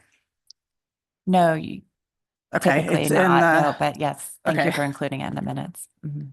Then yes or no? No, you don't read Okay. it. Thank you. Sorry, it threw me off. Motion number 2, Chum Salmon Outreach. The AP recommends the council prioritize Chum Salmon outreach and engagement activities and accept potential community invitations in preparation for the February 2025 Chum Salmon Bycatch meeting. That motion passed unanimously 20-0. Motion number 3 was in relation to lap programs. The AP recommends prioritizing the pot cod lap, which is currently in the batter's box, and also initiating a cooperative rationalization program for the Gulf of Alaska trawl, pollock, and cod fisheries. And that motion passed 15-5. Motion number 4 is a housekeeping issue to approve the June 2024 minutes, and that motion passed 20-0. And I'd be happy to answer any questions.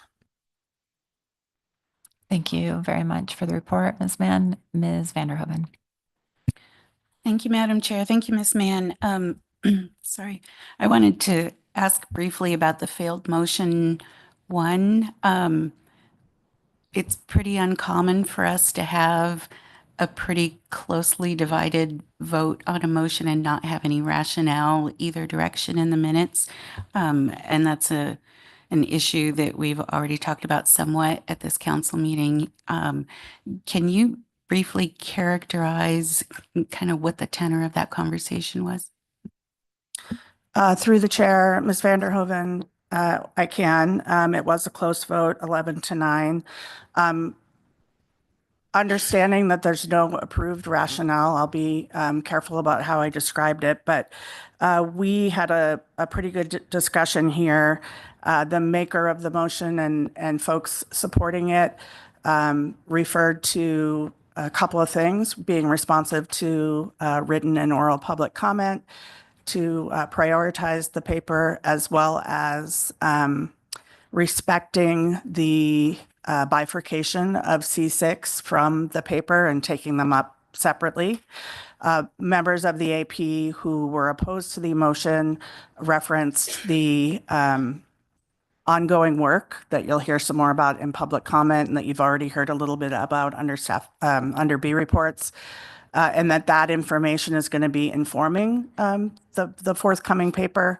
And so I think that pretty much describes the differences. Members of the AP felt that it was premature to move forward before having at least some information from that work to inform the paper. So hopefully that helps. That's very helpful. Thank you. Thank you, Madam Chair. Thank you. Okay. Yes, Ms. Kimball. I just, on the motion that passed about supporting rationalization, a cooperative rationalization program, I'm assuming, since there's nothing more to that motion, that's just a show of support for management tools for the Gulf trawl, pollock, and cod fisheries. But did you have any further discussion on what a program might look like, or was it just a show of support for changing the management program? Through the chair, Ms. Kimball, thank you for that. The discussion was around, it was definitely a show of support, but it was also, we had quite a discussion around if the fishery had been rationalized, what the differences in the closure to B season pollock could have been, or could that have been prevented, those types of things. So recognizing that there's no meat on this recommendation, I would say part of that too is there's been a significant amount of work done over the years already on that. But yeah, I think this is largely symbolic, and also while I'm responding to that, just bringing it forward together with the cod lap was us showing support for each other's fisheries and having better management tools. Although it's unusual to do that, we brought them both together largely because we wanted to show support for each other's sectors and moving forward. Thank you. And Mr. Twite. Thanks, Madam Chair. Ms. Mann, on that same motion, and I understand the rationale you just gave for the makers of the motion, putting them together, but it makes it difficult for us to judge then whether one of the efforts, which is currently, there's some work has been accomplished on that already, whether there was differing levels of support for moving that forward, or a differing sense of priority or timetable than initiating another program. And I couldn't find any reference in the minutes and the rationale either before or against to whether or not there were differing levels of support that were expressed. Through the chair, Mr. Twite, that's because we did not prioritize one over another, simply recognize that one was in the batter's box and one was not.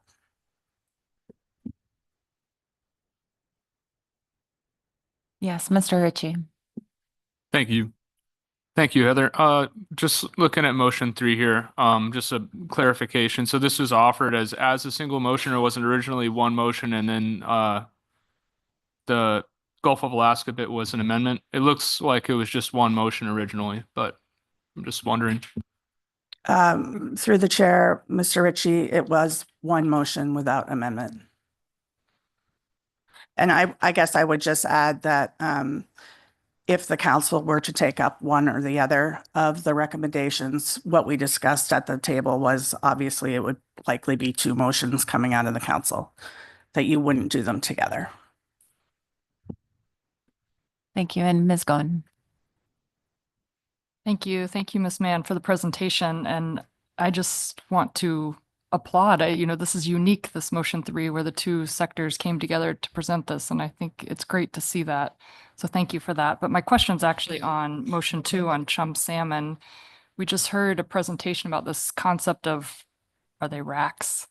So I'm curious if there was any discussion in the AP about that approach. I see you've supported the community invitations approach, but did you have any conversation on the racks? Through the chair, Ms. Goen, we did. And I think what we recognized was there was just a lot of opportunity for engagement. We tried to capture what those opportunities were in the rationale. I don't think we singled out the racks, but we certainly discussed it. Understanding that every invitation also can't be accepted, that we have to prioritize where council staff spends their time. But as a body, we were really interested in creating relationships through these different engagement processes that would make decisions and conversations about difficult issues like chum go a little bit smoother as we start creating these relationships. And so our focus was really on accepting the invitations, also attending where it made sense for council staff, even if it's calling in remotely, and just creating these communication opportunities. So while we didn't single out racks, I don't think in the rationale we did bring them up as opportunities.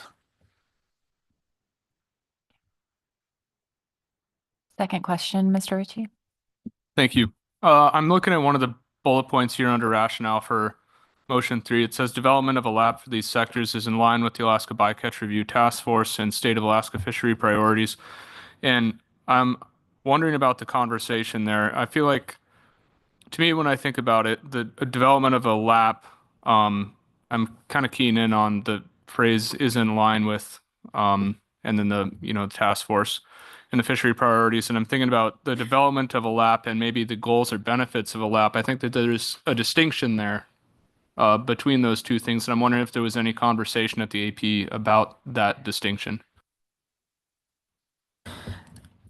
Through the chair, Mr. Ritchie, what we discussed as a group was the benefits of LAP management, things like 100% observer coverage, tools to mitigate bycatch by ending the race for fish. Those in particular, ending the race for fish and reducing bycatch were components of the Bycatch Task Force, and their suggestion for both the cod lap and for Gulf of Alaska trawl fisheries, I think, was mostly focused on having those tools to reduce bycatch where possible, and recognizing that lap programs provide that. So I hope that helps. That does. Thank you, Heather. Thank you for the report, Ms. Mann, for Thank your you. work at the AP. So with that, we're going to transition into oh, yes, Ms. Baker. Thank you, Madam Chair. I have a question that I intended to ask earlier, but that I wanted to ask before public comment. I think this is for Mr. Witherell. And I've just, in looking at the agenda for this meeting, I've received some input that for the E1 agenda item, what we call staff tasking, on the agenda itself, the title of that agenda item is Committees, New Business, and Tasking, and then in parentheses, very specifically identifying what we've just been talking about, both Chum, Bycatch, and programmatic engagement, outreach, and engagement discussions.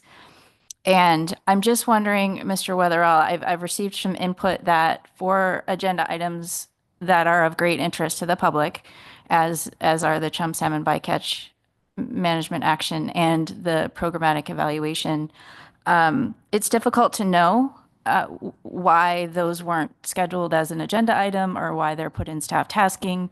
And it's just, again, with our trying to be more inclusive in our process. Can you explain why this particular issues, the particular issues we're looking at for those two topics, Chum, Bycatch, and programmatic, are included in staff tasking at this meeting as opposed to being separate agenda items? Sure, Ms. Baker, Madam Chair, the staff tasking agenda item really is for you, the council members, to provide input to me and the chair about how you want to prioritize staff resources. There's always more to do than we will ever have council resources to accomplish. And so there's always that juggling act of how we best use our staff to get the work done in a priority. And so we try to include everything in E1 to inform you on what the staff is spending their time doing. So you can understand what we already are doing and what we have coming. And those priorities change over time. And so that includes activity of the staff on committees. We show you our best understanding what projects we're going to be working on for the next 3 meetings or so. We show you the projects that we haven't got to, and we try to provide some details, you can see in the memo, about remind you what those projects are and what we're doing about them to date. In this case, we had a discussion about the Chum Bycatch. And the reason is that, as Dr. Hopla noted, there are quite a few staff resources and trade-offs involved in engagement. I heard some discussion about maybe we should have the engagement before February, and I thought I heard Dr. Hopla say there's trade-offs between getting the work done, completing the EIS, or going out to various places for for engagement opportunities. So the suggestion was to utilize the racks as a structure for that engagement for council members and staff. There are times when the e-agenda item is just simply committees, new business, and tasking. And in this case, I decided to highlight this item because I knew there would be interest from the public in hearing what the staff is thinking about engagement. And so I thought by including that, it would allow the public to have a better understanding of what might be included in staff tasking for discussion purposes. So that was my intent, Madam Chair, Ms. Baker. Thank you, Mr. Witherall. Okay. Anything further? Okay, with that, we'll transition. We'll begin public testimony and get through a bit of testimony before taking our mid-morning break. We have 22 people signed up. So we'll start with Jeffrey Gronke, followed by Alexis Kwachka.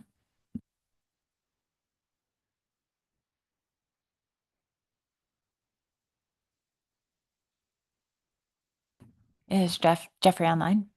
Okay. Can you unmute yourself, Jeffrey? Can you hear me? Yes, we can. Good morning. Good morning. Thank you, Council. Thank you, Madam Chair, for your time and your audience. Foremost, I'd like to thank you for your probably unthanked or often unthanked role of maintaining decorum in these platforms. I think, especially in these highly contentious times, it's important that we were able to focus on the issues at hand and at Fish, and try our best to maintain credibility in the process as well as within this body. So I see you and I appreciate you, Madam Chair. Thank you for that. I speak not just as an operator of a private business on the crossroads of the only bridge that crosses a 2,000-mile-long river, being the Yukon River. I also speak on behalf of my neighbors and friends in Rampart, as well as Stevens Village Tribal Council and others, and Yukon Flats National Wildlife Refuge on Upper Middle Yukon River. I would like to voice a little bit of a concern about outreach and engagement towards RAC specifically. In my experiences in the 10 years that I've lived there on the river, we find that representation with Alaska Department of Fish and Game is not always truly representative of the feelings and the goals and the needs of the people who live on the river, and especially in very remote communities. And I would hope that the council does continue to proactively seek out public engagement in any possible way. Truly maintaining credibility in the process and in the governing body would benefit, public engagement. It's also the perspective of myself and my neighbors on the Upper Yukon River. We acknowledge that there are 20 captains and 20 crews that are going to feel the effects of a fishery shutdown. Surely they will feel that on their Thanksgiving table, and they will feel that with their families this Christmas. And we empathize, and we are for you because we all recognize that we're all in the same boat. Sorry, my notes are a little scattered.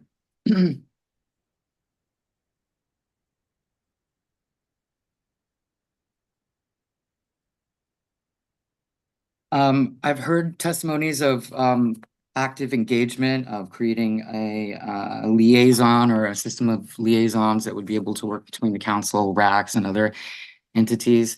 I would like to also offer an opportunity for members of the council, members of the AP, members of the SSC to also come and visit.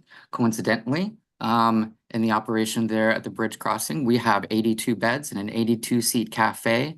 It's a very unique opportunity, 5-hour drive, 3-hour drive if the road is beautiful and the weather is great. And it is a great jumping off point from where the river meets the road, and provides itself to have adequate meeting space as well. And of any other agenda items, I think I'll include in a follow-up a letter to the council, as I missed an opportunity to speak before the AP a couple of days ago. But I think that I would just close my testimony and open myself to any questions. Thank you very much for your testimony. We appreciate it. I'll see if there are any questions for you. Yes, Ms. Kimball? Thank you. Thank you for your testimony. And in the first part of your testimony about a hesitation in terms of Fish and Game being the venue for outreach. And I think the acronyms are almost exactly the same, but the regional advisory councils that staff were proposing for us were for the Federal Subsistence Board and not Fish and Game. And I wondered if that would change your kind of hesitation in using that forum as one opportunity for outreach. No, I wouldn't revise that, because I think that also in the regional subsistence boards, there is still a disconnect from the people who live and see the changes daily, boots on the ground. Many of the people who sit in these seats don't live remote. They live in the city. They might have some history and some connections to the land, but certainly for the most part, what we have found, and also participating in ADFG as well as RAC meetings, that you don't always get that clear, close connection to folks who are involved or people who are feeling the effects of the decisions that this body makes. There's just a disconnect in representation. Thank you. Thank you. Thanks again for joining us. So our next testifier is Alexis Kwachka, followed by Craig Chaisluk.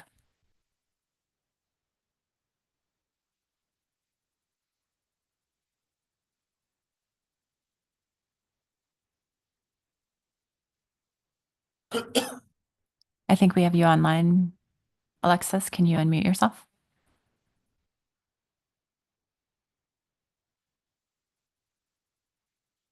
Can you hear me now, Madam Chair? Yes, we can. Good morning. Good morning, Madam Chair, and members of the council. My name is Alexis Kwachka. Today I'm speaking for Gulf Ground Fish Fishermen's Association. There's about 20 of us, all gear groups, Kodiak vessels. You know, we were formed to access this process, talk about how rationalization is affecting our community, talk about crew, talk about the access to fish and the importance for a coastal community. And we'd like to kind of say that we're very disappointed in the crew data and very disappointed in some of the comments around the table. You know, me personally, I've been speaking to the council about crew since rationalization began. I'm a pre and post rationalization person, and I've stressed over and over the importance of having crew data. And you know, in my comment letter, my personal comment letter, if you can't dazzle them with brilliance, you baffle them with whatever word you want to put in there.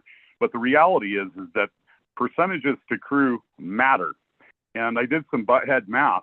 You know, if you say a council meeting costs $300,000 a meeting, or it costs $200,000 a meeting, but averaged out over the year, you're spending $250,000 for a meeting, which coincidentally is about what a crew paper would cost to do.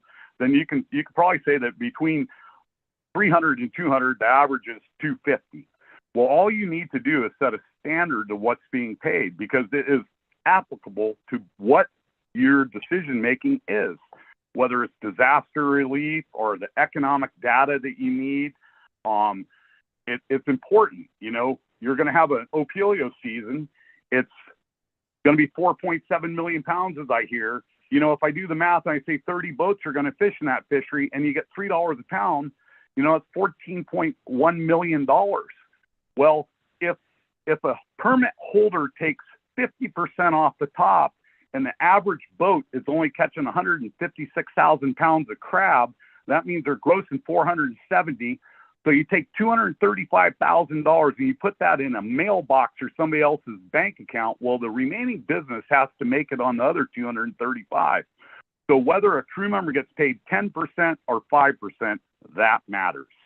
And because that money gets distributed through our communities. And a good friend of mine said it's the economic inefficiencies of fisheries that drive our coastal communities. And we spend a lot of time trying to, deal with things, working waterfront, grading of the fleet, young fishermen. Well, you need to understand what pay is. That's really important. So I hope that can rise back up somewhere, but I understand the industry does not want that. Rationalization. We are opposed to rationalization for so many reasons. I don't think I really need to go into it, but the state of Alaska should put an emphasis on value of the resource versus efficiency of harvest of the resource. I think we can do a much better job there. I'm going to run out of time. I got a lot to say. Pelagic trawl. We want the council to set the standard of, is it on the bottom or off the bottom? If industry sets the standard and we say that, I'm going to pick a number, 4, 6, 8, 10% is okay to hit the bottom, that is no longer pelagic trawl. And if we say that that is an acceptable percentage to hit the bottom, there are other gear groups that use mobile trawl gear that will say, hey, that's good for the goose.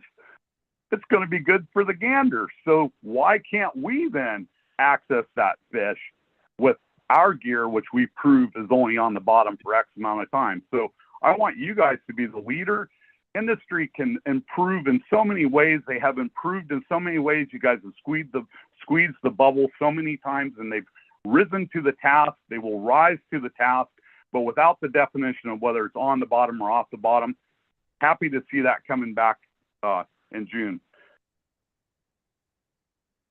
Public process. We try to figure out how to get the public to engage. Well, I engage. I sat at the AP for 9 consecutive years, and we engage. But the public gets worn out because this is such a glacial process, and it needs to be. I'm not disputing that. But when you hear things in public testimony and members saying, uninformed public, that's not what we're talking about. Those are things that discourage people that have put themselves out there. If AP members come to the table and say, hey, I read this paper, the AP is designed to vet and work on these things to come to the table where the rubber meets the road. And I heard a lot of discussion about staff time in the AP. That's important, but they're not the driver of how that staff time is used. You guys are. And so although it's important, they should not use it in a manner that serves them best. Whether it's one side or the other, it doesn't matter. It's the premise that I'm talking about. And I feel like they can do better on that and should do better. I got a lot more to say, but I'm going to kind of end here because I'm running out of time. Hey, thank you very much for bringing the Tanner Crab paper back up. I hope it's more than tentative in March. It means a lot to people. I've got 20 years of my life talking to you guys about it. So I'd like to see, where we go with it and what comes from it. Pelagic trawl, thank you. I thought the discussion on D2 is outstanding, and it highlights some of the things that I've been saying to you all along. Fisheries must remain flexible because people have to access them.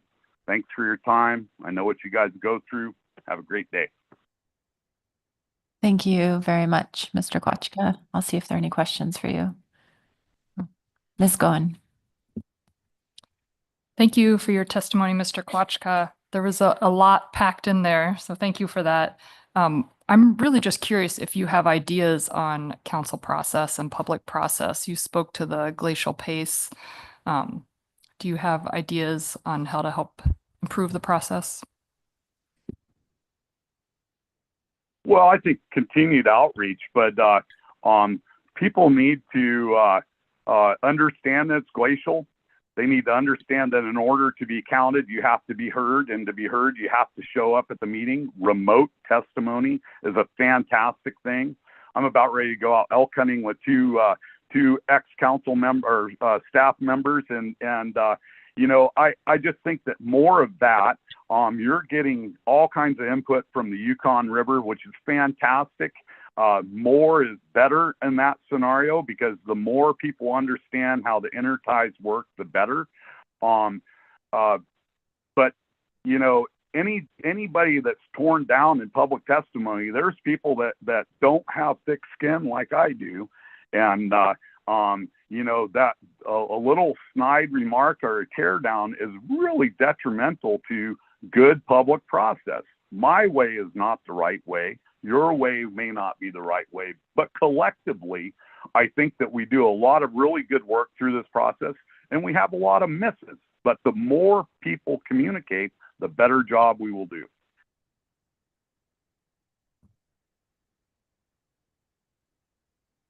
Thank you for joining us this morning, Mr. Kwachka. Hey, thanks for your time. Thanks. Our next testifier is Craig Chythluk, followed by Julie Raymond Yakobian.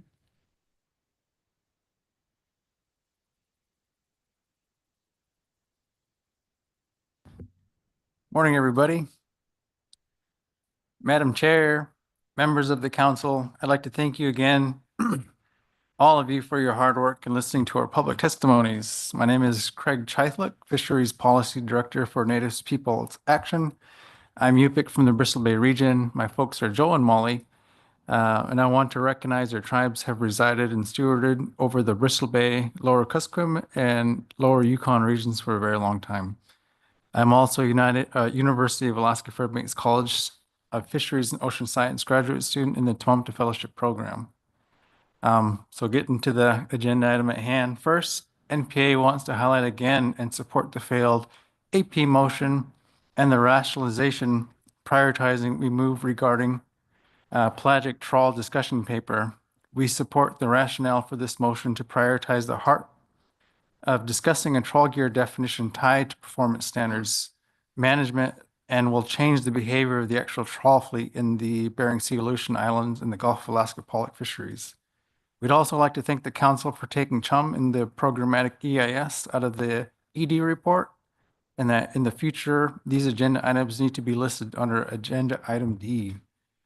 NPA was encouraged by Ms. Baker bringing up the urgency, and we need to move forward with the February 2024 Bristol Bay Red King Crab motion that links performance standards to a definition of pelagic trawl gear. However, NPA would like to bumper this action with hoping tribes can improve upon the existing motion to have language beyond the discussion paper priorities that also include language that simply states what pelagic gear is and/or a future discussion paper that could have information about how downstream impacts and spillover impacts not only impact industry and the fleet, but can start thinking about incorporating NOAA Alaska Research Task Force recommendation regarding existing socio and economic frameworks like two-eyed seeing and the state of Alaska salmon peoples assessing the sustainability and equity of Alaska salmon fisheries through a well-being framework. Be considered in how we assess impacts from bycatch, PSC, and targeted species catch to our tribes, coastal and non-coastal communities. Regarding the Chum outreach, NPA recognized the AP motion highlighting key events in the near future, like the TCC Salmon Rally event in November, the biennial convention, and the AFN Annual Convention Subsistence Workshop happening on October 16th. And would also like to highlight and support Mr. Boyd's suggestion participating in the Gravel to Gravel initiative. In closing, NPA would like to thank and encourage ways for more meaningful discussion with council staff and others regarding staff tasking and new agenda items. We would like to meaningfully engage early before scoping regarding new agenda items. So tribes, council and council staff and members of the public, or as tribes, council staff and members of the public have noted that it is difficult to rationalize and participate on agenda items when the purpose and need regarding new issues don't necessarily align with our primary concerns. And I think this meeting's agenda item C6 around pelagic trawl gear definition is a really perfect example of the complexity. And as we move forward, continuing to participate more forward-looking and solution-oriented versus being reactive and defensive. So long story short, it is confusing.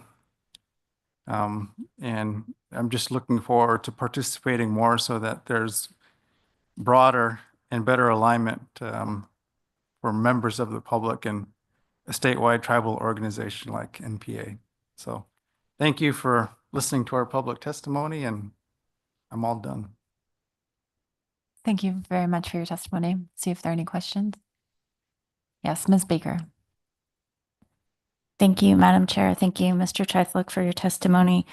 And I share your interest in solution-based approaches going forward, so I really appreciate you raising that. My question, I'm going to stick to the specific example of the C6 pelagic trawl gear definition item. And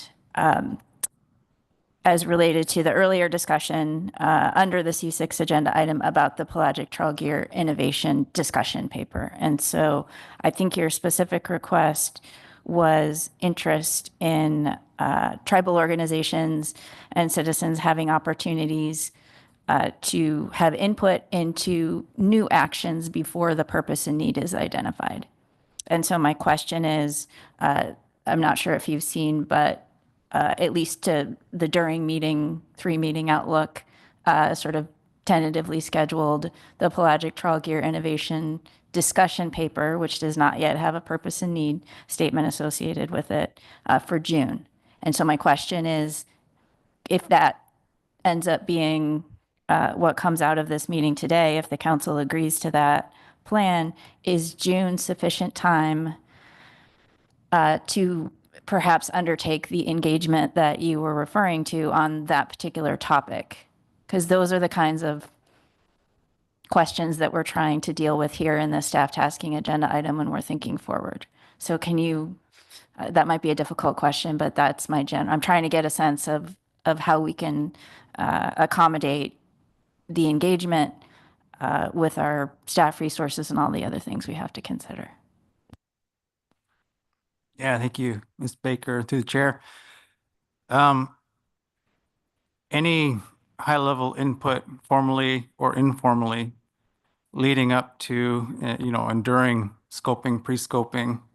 I guess what I'm just concerned about, and I brought this up with a member of the council yesterday, is moving forward, looking at a purpose and need that excludes public process.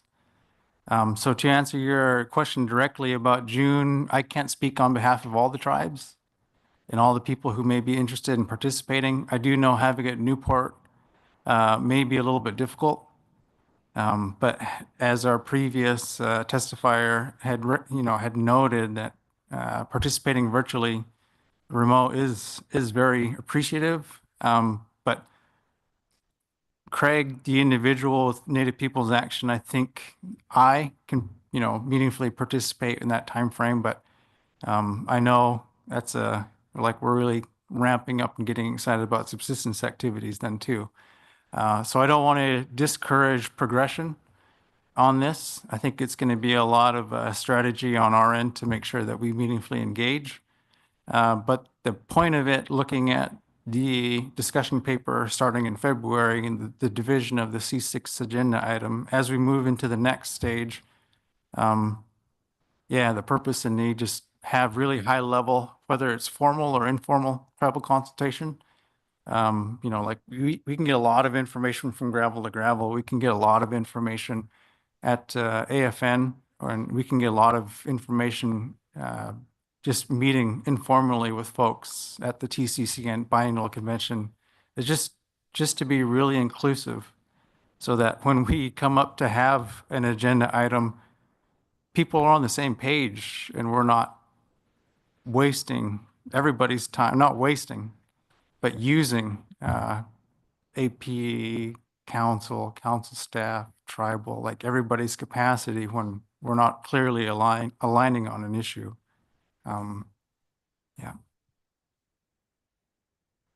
Ms. Goen, then Mr. Mueller. Thank you, and thank you for your testimony. Kind of building off Ms. Baker's question, I think I understood you to say you would like tribal input on the discussion paper itself and what's going into the discussion paper as outlined. But what I heard you guys just talking about was having consultation and input on the purpose and need, which would be the next step later. But am I correct that you were talking about tribal input on the discussion paper and what would be in that and how it would be framed? Yeah, thank you, Ms. Going through the chair. I'm not quite the expert of process just quite yet. So again, my previous testimony is thanking council staff for educating myself in the process. One of the biggest issues and concerns that I have seen in my short time at the state and federal level is by the time we get to an issue that has made it to the agenda, a lot of times from a tribal perspective, it's already too late because that ship has already sailed around a set of assumptions that exclude, like maybe our subsistence or tribal priority. So whether that is, framing the discussion paper that leads to what y'all will be talking about, I don't think it's any one thing. It's just often and regular, and it doesn't have to be this big, massive, formal. Looking at the presentation of informal, I think informal is great. A cup of coffee, high-level talking points. We have statewide organizations that can consolidate the information. It doesn't always have to be this big issue, but we just want to be able to see ourselves reflected in the agenda so that we're all on the same page. Thank you. And Mr. Mueller. Yeah, thank you, Madam Chair. Mr. Scheisler, my question is regarding your comments on the Chum outreach. You mentioned Tanana Chiefs Conference, the AFN convention, and other vehicles for gathering input relative to the Chum discussions that we're having. Is this, am I hearing you correctly that you would prefer those as vehicles over a RAC discussion? You didn't bring up the RACs, but there's been one other public testimony that preferred other vehicles over the RAC. Is that your position as well? Yeah, thank you, Mr. Mueller, through the chair. I don't know if I have any one specific. Relationship building in general is just really important. We're providing examples based off of the motion, the AP motion. So, I don't want to suggest that you prioritize one over the other. We're just trying to lay out a list of opportunities to build those relationships. Because I know everybody here is incredibly busy. Staff is incredibly busy. AFN is a public forum. The TCC Biennial Convention is a public forum. So is everything else. So not trying to be exclusive, but just a roadmap of inclusion so that when opportunities exist for our busy schedules, it doesn't have to be this massive. I think the relationship building part is just as important as having those official conversations. So. Thank you very much for your testimony. So we will take Julie Raymond Jacobian, and then we will break for mid-morning break. So I think she's joining us remotely. Hi, can you hear me? You're very faint, Julie. How about now? That's a little better. Yes, thank you. Okay, great. Hello, council members. My name is Julie Raymond Jacobian, and I'm testifying on behalf of COERIC Incorporated. COERIC is the Alaska Native regional nonprofit tribal consortium created for and by the 20 federally recognized tribes of the Bering Strait region. And our testimony today focuses on the Chum engagement issue. Tribal engagement on the Chum EIS at the council and agency level has been a challenge, which is particularly frustrating owing to the importance of the issue for tribes and the recent progress made at the council's policy level with regard to community engagement and the incorporation of traditional knowledge and subsistence information, as well as other federal guidance. In the run-up to the creation of the first review analysis in April, and since, there has been little in the way of tribal engagement. We are very cognizant of the significant capacity constraints that the council staff are under, and our comments are not meant as critique of staff. We do think that the council and agency need to do what they can, including through discussions with others who can perhaps pull different levers to help provide the means to assist in meeting engagement goals to benefit this whole process moving forward. And whatever improvements can be made on the agency side as well would also be welcome. In addition to the need for increased engagement opportunities, the idea for which is a good one, there are other pieces of the engagement challenge which need attention. A second element of this challenge pertains to how tribal inputs are incorporated into analysis and deliberations related to them. We hope that engagement can be done in a deliberative way, which is attuned to the importance of meaningfully integrating the results of such activities into the process in line with best practices and with the spirit of true engagement, and in line with the council's LKTKS protocol. An example of where this can be improved moving forward can be seen with regard to the NIMS July letter requesting tribal inputs into the Chum EIS process with a deadline on October 4th.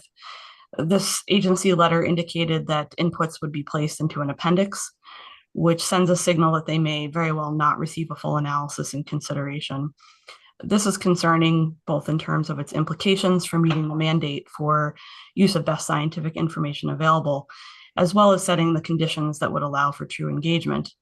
It's really not conducive to obtaining robust participation and engagement to ask tribes to participate, while at the same time sending a signal that what is provided in that participation may not receive the full attention that it should. And a final element of the engagement challenge we will note quickly here is ensuring that tribal input into the process is meaningful and impactful. And this is a challenge which squarely resides in the decision-making, management, and implementation arenas. The crafting of alternatives to date has not inspired confidence that this is occurring. And the only solution to this problem is the council taking the importance of meaningfully addressing bycatch and tribal concerns much more seriously. Thank you for your consideration of our comments. Thank you very much for your testimony. I'll see if there's any questions for you. Yes, Ms. Baker. Thank you, Madam Chair. Thank you, Ms. Raymond Yacobian, for your testimony. I had a question about some of your comments very early on in terms of essentially suggestions for council engagement, understanding capacity constraints. And you referred to, I think, engaging with individuals, and I think you referred to it as, you referred to some levers, and I just wasn't really following, perhaps using those individuals to help further engage, and I just really wasn't following that. Can you please explain that part of your testimony or correct me if I heard that incorrectly? Sure, we weren't referring necessarily specifically to individuals, but just these different levers that exist within the process as a whole. So that includes the agency, as well as what the council is doing, as well as relationships that have been developed and are developing more over time with organizations like regional tribal consortia and others. And I think also really something which we've testified and written about to the council multiple times is the need for improvements between improvements in the way that agency consultations and engagement translates into information that the council has access to. That has been an ongoing, consistent historical problem, that those two levers don't work really necessarily in conjunction with each other very well. And we and others have given lots of suggestions for how to improve that over time, which haven't really been implemented. So just looking at all these different pieces and how they fit together or don't, and trying to make them fit together better. And that's one of the big ones, the way the agency engagement with tribes and tribal entities and the council's engagement with them do and don't fit together, and where.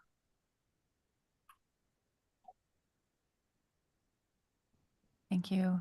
With that, we will take a short mid-morning break and come back at 10:55 and resume public testimony with Shannon Carroll, followed by Corey Lisher. Thank you.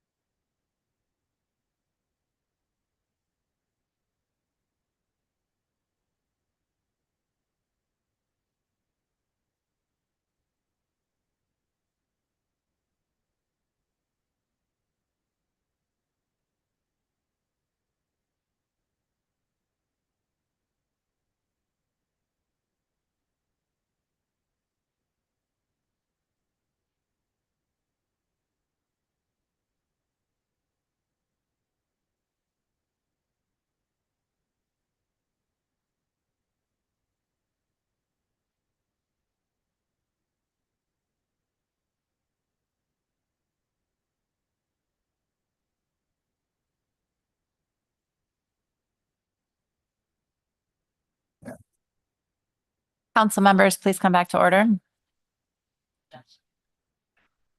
So 18 more public testifiers signed up, and we will be beginning with Shannon Carroll, followed by Corey Lesher. Thank you.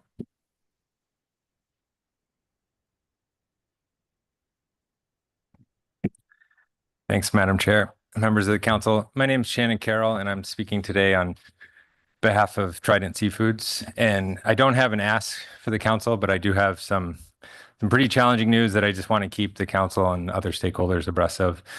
And that is that we're not likely to process crab in St. Paul for the 2024 or 2025 season. We recognize that this decision is going to have significant impacts, particularly for St. Paul. We've been communicating with the community and CDQ group from there regularly since we made this decision. And, you know, to be frank, we never imagined even a few weeks ago being in this position. And I want to be clear that it's not a signal that we're pulling out of St. Paul or pulling out of crab. Rather, we continue to spend millions of dollars to keep the plant in St. Paul operational to the point that if crab comes back to the level that it doesn't require enormous losses to process, we'll be ready to process in the north. The factors that led to this decision are frankly pretty complex, but I'll just list a couple of them. One is to be honest, we're not expecting an opening this year, and the low TAC would mean really significant losses just to open the doors in St. Paul. We've had over 100% increase in labor costs over the past 5 to 7 years, and those costs aren't included in the price formula, which we've testified to in the past. And then the biggest one is just poor conditions in other fisheries, including pollock, salmon, and cod. And that means that we can't subsidize our operation in St. Paul like we've done in many years during low TAC years. The recent market conditions are well documented, and I'll just note the presentation by Sarah Wise that I think gave a really comprehensive overview of those. But I do just want to highlight two particular challenges this year. One is the poor salmon returns across the state, and then the unexpected closure of Kodiak had a very significant impact. And I think it highlights a message that I've certainly mentioned before, which is just the importance of all fisheries to our company and I think to other processors in order to be able to open the doors and survive some of these low abundance years. I also don't want to frame this as purely an economic choice, but rather an economic must. We've been driven into in order to maintain sort of the opportunity to process in the future. There's management issues at play. The current program has placed an increasingly large burden on a small number of active processors, and we've highlighted these structural concerns with the program over the past several years. But simply asking us to process in uneconomic conditions is the same as requiring us to take a loan, to pay cash payments to harvesters and communities, and we just can't endure this during these economic conditions. We need to be able to build for resiliency for the future. We can't ensure long-term participation in the fishery if we bleed out in small years. Similar to how harvesters are able to choose what years they operate vessels or lease out entirely, we need the flexibility with respect to how we operate our plants. So again, I'll just close by saying we don't have an ask for the council at this time, but I wanted to alert both members of the council and other stakeholders. And we expect to be working with St. Paul and other stakeholders in the crab fishery to try to figure out some potential solutions. That's it. Thank you. Thank you very much for your testimony. Let's see if there are any questions. Ms. Kimball. Thank you, Mr. Carroll. Those are hard decisions. On your last comment on working with those affected to find solutions, were you referencing a solution for this year such that crab isn't stranded, or were you talking more about long-term solutions? Through the chair. Thank you, Ms. Kimball. Top of my mind is for this year. I think the structural components of the crab program, as you know, require us to match even if we're not processing, as long as our quota is issued. We could certainly try to withdraw our quota like we've done in the past, and that issue was discussed at length in June. But if we do that, we're just shifting the burden on other IPQ holders to deal with the problem. And I don't think that's an adequate solution. So I think we need to explore options for this year. But I also agree that there's the council discussed in June that some of the challenges with the program, particularly at levels of low TAC, and I think that those also need to be addressed while we sort of rebuild the crab fisheries in the Bering Sea. Thank you. And Ms. Baker. Thank you, Madam Chair. Thank you, Mr. Carroll, for your testimony. And I'm not sure if you'll actually be able to answer this, but I guess in terms of if the structural issues with the crab rationalization program are limiting the options available to address this upcoming season and the challenges that you've outlined, do you know if there are any options, or have you been able to even identify those yet? Through the chair, thank you for the question, Ms. Baker. I think there's differences of opinions, and I certainly respect the other opinions. I believe that the framework agreement, which is an agreement that provides exceptions for the northern delivery requirement, is one option to pursue. But as you know, that requires the signatures of all parties, which is challenging. And I also understand sort of the hesitancy in terms of the precedent that sets on the northern delivery requirement and so forth. So I think that's certainly a challenging option to try. But I think in terms of non-regulatory actions that the industry can try to solve, I think that's really the only one that we've identified, aside from if each IPQ holder independently decides to withdraw their IPQ or something like that. But or as I mentioned, if Trident does that, but I don't think that that's fair to just shift that burden onto all the other IPQ holders. And I also, as we discussed in June, I'm not sure that NIMS could get that done in time before the matching occurs. So there's not a clear, very easy solution to this problem, for sure. Thank you. And Ms. Goen. Thank you, and thank you for your testimony, Mr. Carroll, and for bringing this forward. I'm curious, I've heard that there will be a floater processing crab in St. Paul. So I'm curious if what you're speaking to is the shore-based Trident plant will not operate, or are you speaking to there won't be a floater or the shore-based plant? Through the chair, Ms. Goen, the Bountiful, I believe, is processing crab for red king crab season. For Opelio, so just to be clear, Trident no longer owns the Bountiful. So this is not a decision that we make whether or not to bring the Bountiful up or not. But having owned and helped operate the Bountiful for a number of years, it would take 50+ days in order to process all the small tack that is available in the north. And so, and that's not including, weather delays, all the sort of logistical challenges that go into processing a fishery, recognizing that vessel also has to act as a stationary floating processor offshore to take the deliveries. So my guess is that that's not a feasible option for this tack. And so it's a bit uncomfortable in the sense that it's a very small tack for snow crab, but it's not small enough to really, for the Bountiful to accommodate it in the same way that the really small red king crab tack is in the north. So. And a second question, I appreciate that you spoke to the challenges of the crab rationalization program in times of low quota. It's not just processors that are having challenges, as you well know, but also the harvesters and the communities as well. Do you have ideas on how to address these growing issues in times of low quota, given that what we're hearing and a lot of the climate science coming forward is this may be the new stanza for us? So how do we operate a rationalization program in times of low quota? Do you have ideas? Through the chair, thank you, Ms. Goen. I think that that's a fair question to ask, given my testimony. I will just caveat by saying that any ideas or sort of ideas that are moved forward need to be sort of discussed as a group. And so I'm not standing here demanding that certain changes be done, because I think, as you know, you just identified the primary stakeholders in the fishery, and I think everyone has different needs. And so I recognize that. But I think in June, there was discussions about sort of relaxing some of the processor matching components or arbitration agreement processes during low TAC years. I think that helps get to the issue, but I also recognize that there's a lot of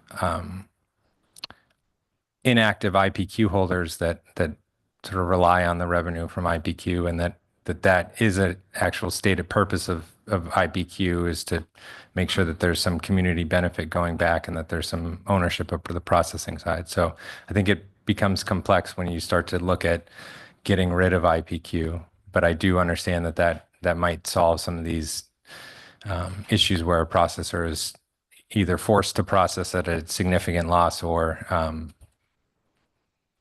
Eastern quota. So.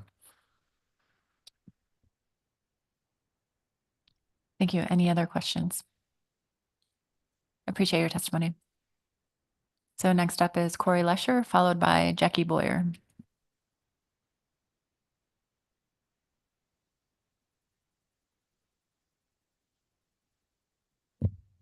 Good morning, Madam Chair, members of the council.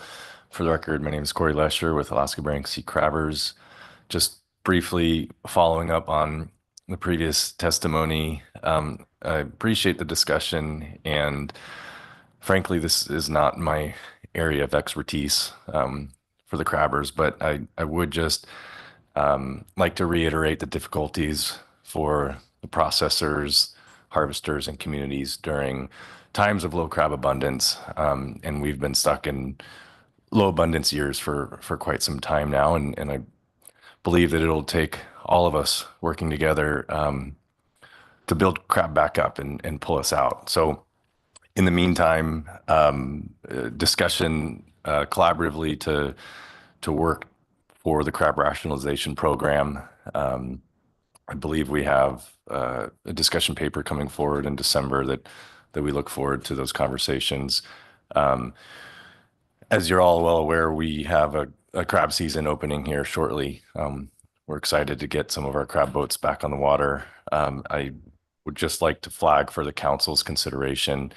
Some of our crabbers have expressed concern regarding share matching, particularly with a processor that has not yet paid for previous season. So again, a little bit out of my area of expertise, but I wanted to flag that for the council. There may be testifiers after me that might speak to it better than myself, but just wanted to flag that for the council. Switching directions, I would just like to bring back the discussion that we heard yesterday under C6 and pelagic trawl gear definition, and the upcoming discussion paper that will look at innovation and performance standard. I really appreciated how that came out in the discussion after the first C6 motion, for the council to be able to flag that is a priority. I know there are a lot of people tuned in to the C6 action and who are also interested in the upcoming performance standard and gear innovation piece. So I appreciated that discussion. I do understand that it maybe was a little unordinary to come up, but I think that it was appropriate, and just wanted to say appreciate the discussion and look forward to working with the council and with other sectors to really address this. This is a council-driven process, and I understand and am encouraged that other sectors are already addressing some of these issues and trying to find solutions and step forward. So again, just my appreciation and for the council-driven process. Thank you. Thank you for your testimony. Any questions? Yes, Ms. Kimball. Thank you. And just very briefly, Mr. Lesher, thank you for your testimony, but the concern that you spoke about from harvesters, that's in share matching to a non-active processor, that the programmer still requires share matching, but that is not an active processor. Through the chair, Ms. Kimball, my apologies. I'm not sure I'm informed well enough to speak to that, but that's fine. Thank you.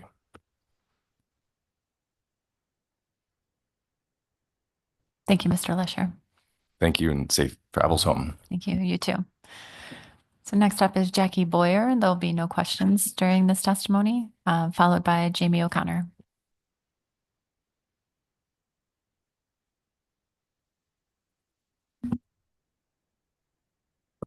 Good morning, Madam Chair and council members. For the record, my name is Jackie Boyer, or Ahmed Jeff, and I'm with Salmon State. First, I wanted to thank the staff for the excellent job they do. The sheer amount of work and products that come in this smooth run of the meetings is pretty outstanding. However, I did want to talk in my advocacy hat. Like I've mentioned before in staff tasking, the current structure of not having set time for public testimony is difficult. I made toolkits, videos, newsletters, graphics, step-by-step screen sharing, but I still get calls and messages for help trying to testify. I would encourage the council to allow for regular members of the public, not just the same people who show up to every meeting, the opportunity to testify without having to try and wait and gauge based on how fast the council goes through things. Happy to continue to brainstorm and email about this, especially with the February meeting being so crucial. Just in my own hat as an adoptive mama, needing time with my kid on Saturday and trying to follow along, but be fully present with her, it was difficult. As well as having written comments due so far ahead of time before the meeting, especially when discussion papers and reports are delayed in posting. For example, the C6 report for this technical paper.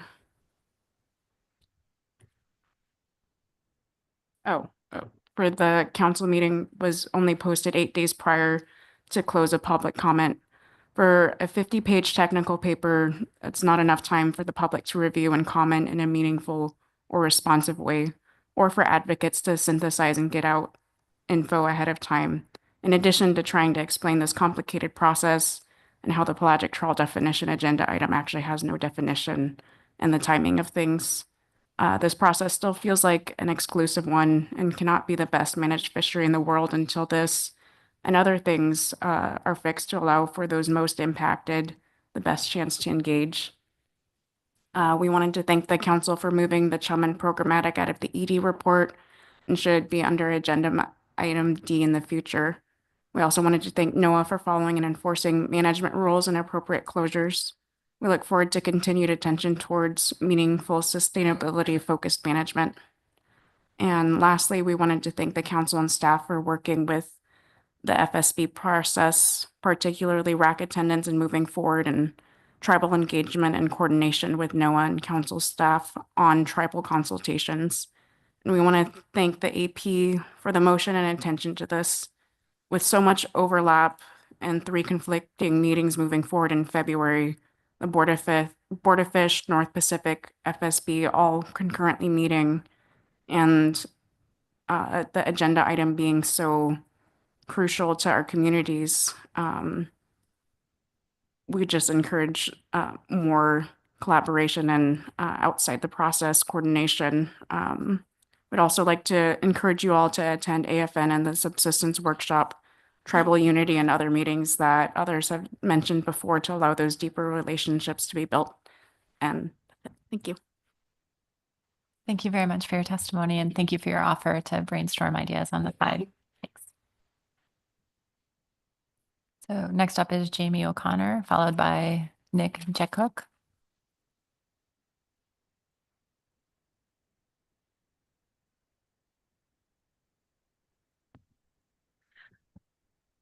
Good morning, Madam Chair, members of the council. My name is Jamie O'Connor, and I'm testifying on behalf of the Alaska Marine Conservation Council.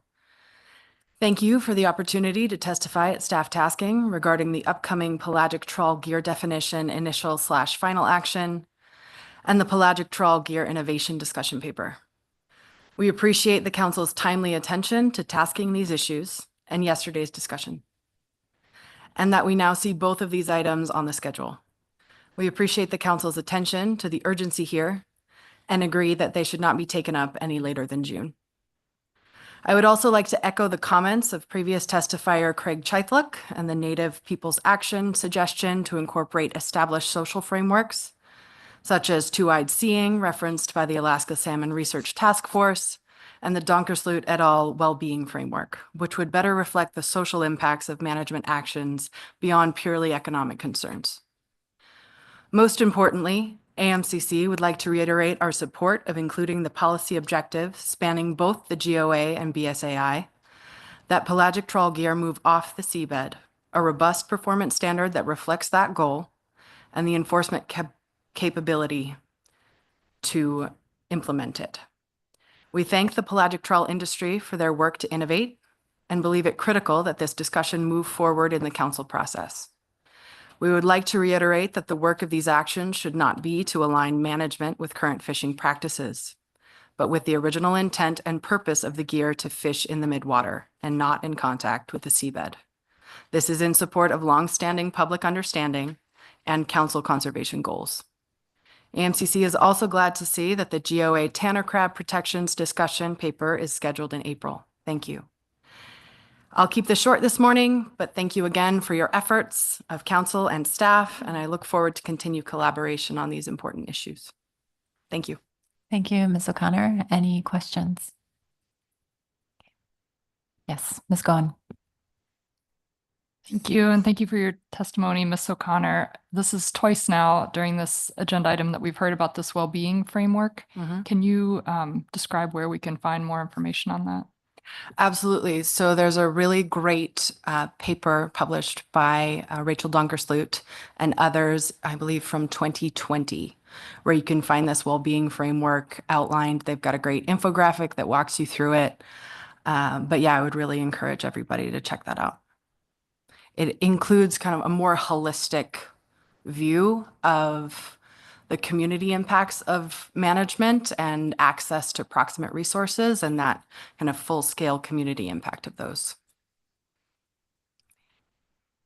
Thank you, Ms. O'Connor. Appreciate your testimony. So next up is Nick Jasuk, and there will be no questions during this testimony, followed by Craig Lowenberg. Yes, can you hear me? Yes, welcome. Yes, good morning, Madam Chair and members of the council. My name is Nicholas Jasik, and I work for Ocean Conservancy. I also want to thank you for the opportunity to testify today.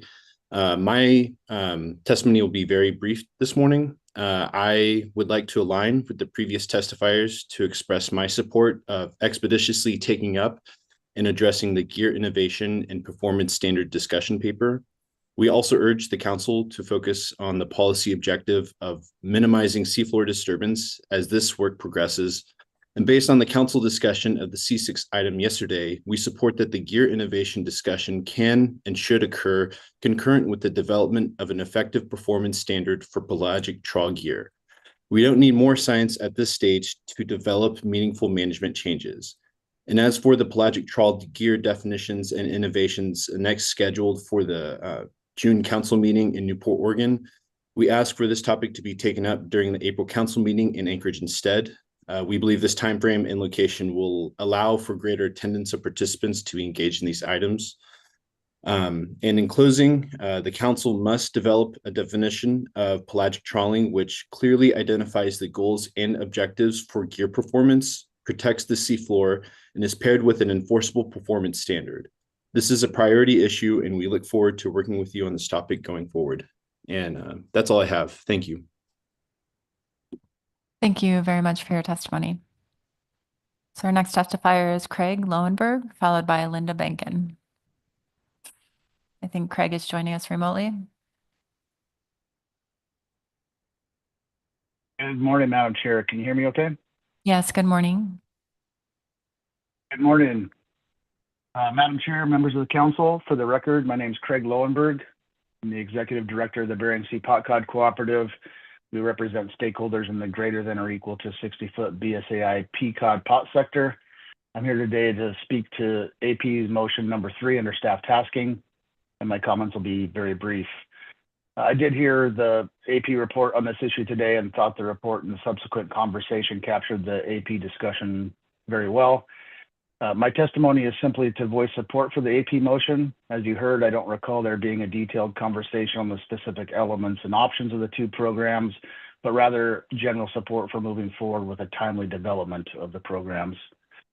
Although it may be perceived as somewhat awkward or unprecedented, the motion combines support for the two programs as a show of solidarity and efficiency in the process. The issues in these sectors like safety, the ability to avoid bycatch, efficiency, and value still exist and continue to be a concern. Although I am not a stakeholder in the GOA trawl fisheries, it is apparent to me that both sectors share similar issues. That being said, I encourage the council to continue to make development of a LAP program for these sectors a priority. This would, of course, be in line with the State of Alaska Bycatch Task Force recommendations and priorities detailed from the State of Alaska. I appreciate the opportunity to comment this morning, and I'm happy to take any questions. Thank you. Are there any questions for Mr. Lowenberg? Thank you for joining us. Thank you. So next testifier is Linda Bankin, followed by Heather McCarty and Mateo Pasaldan.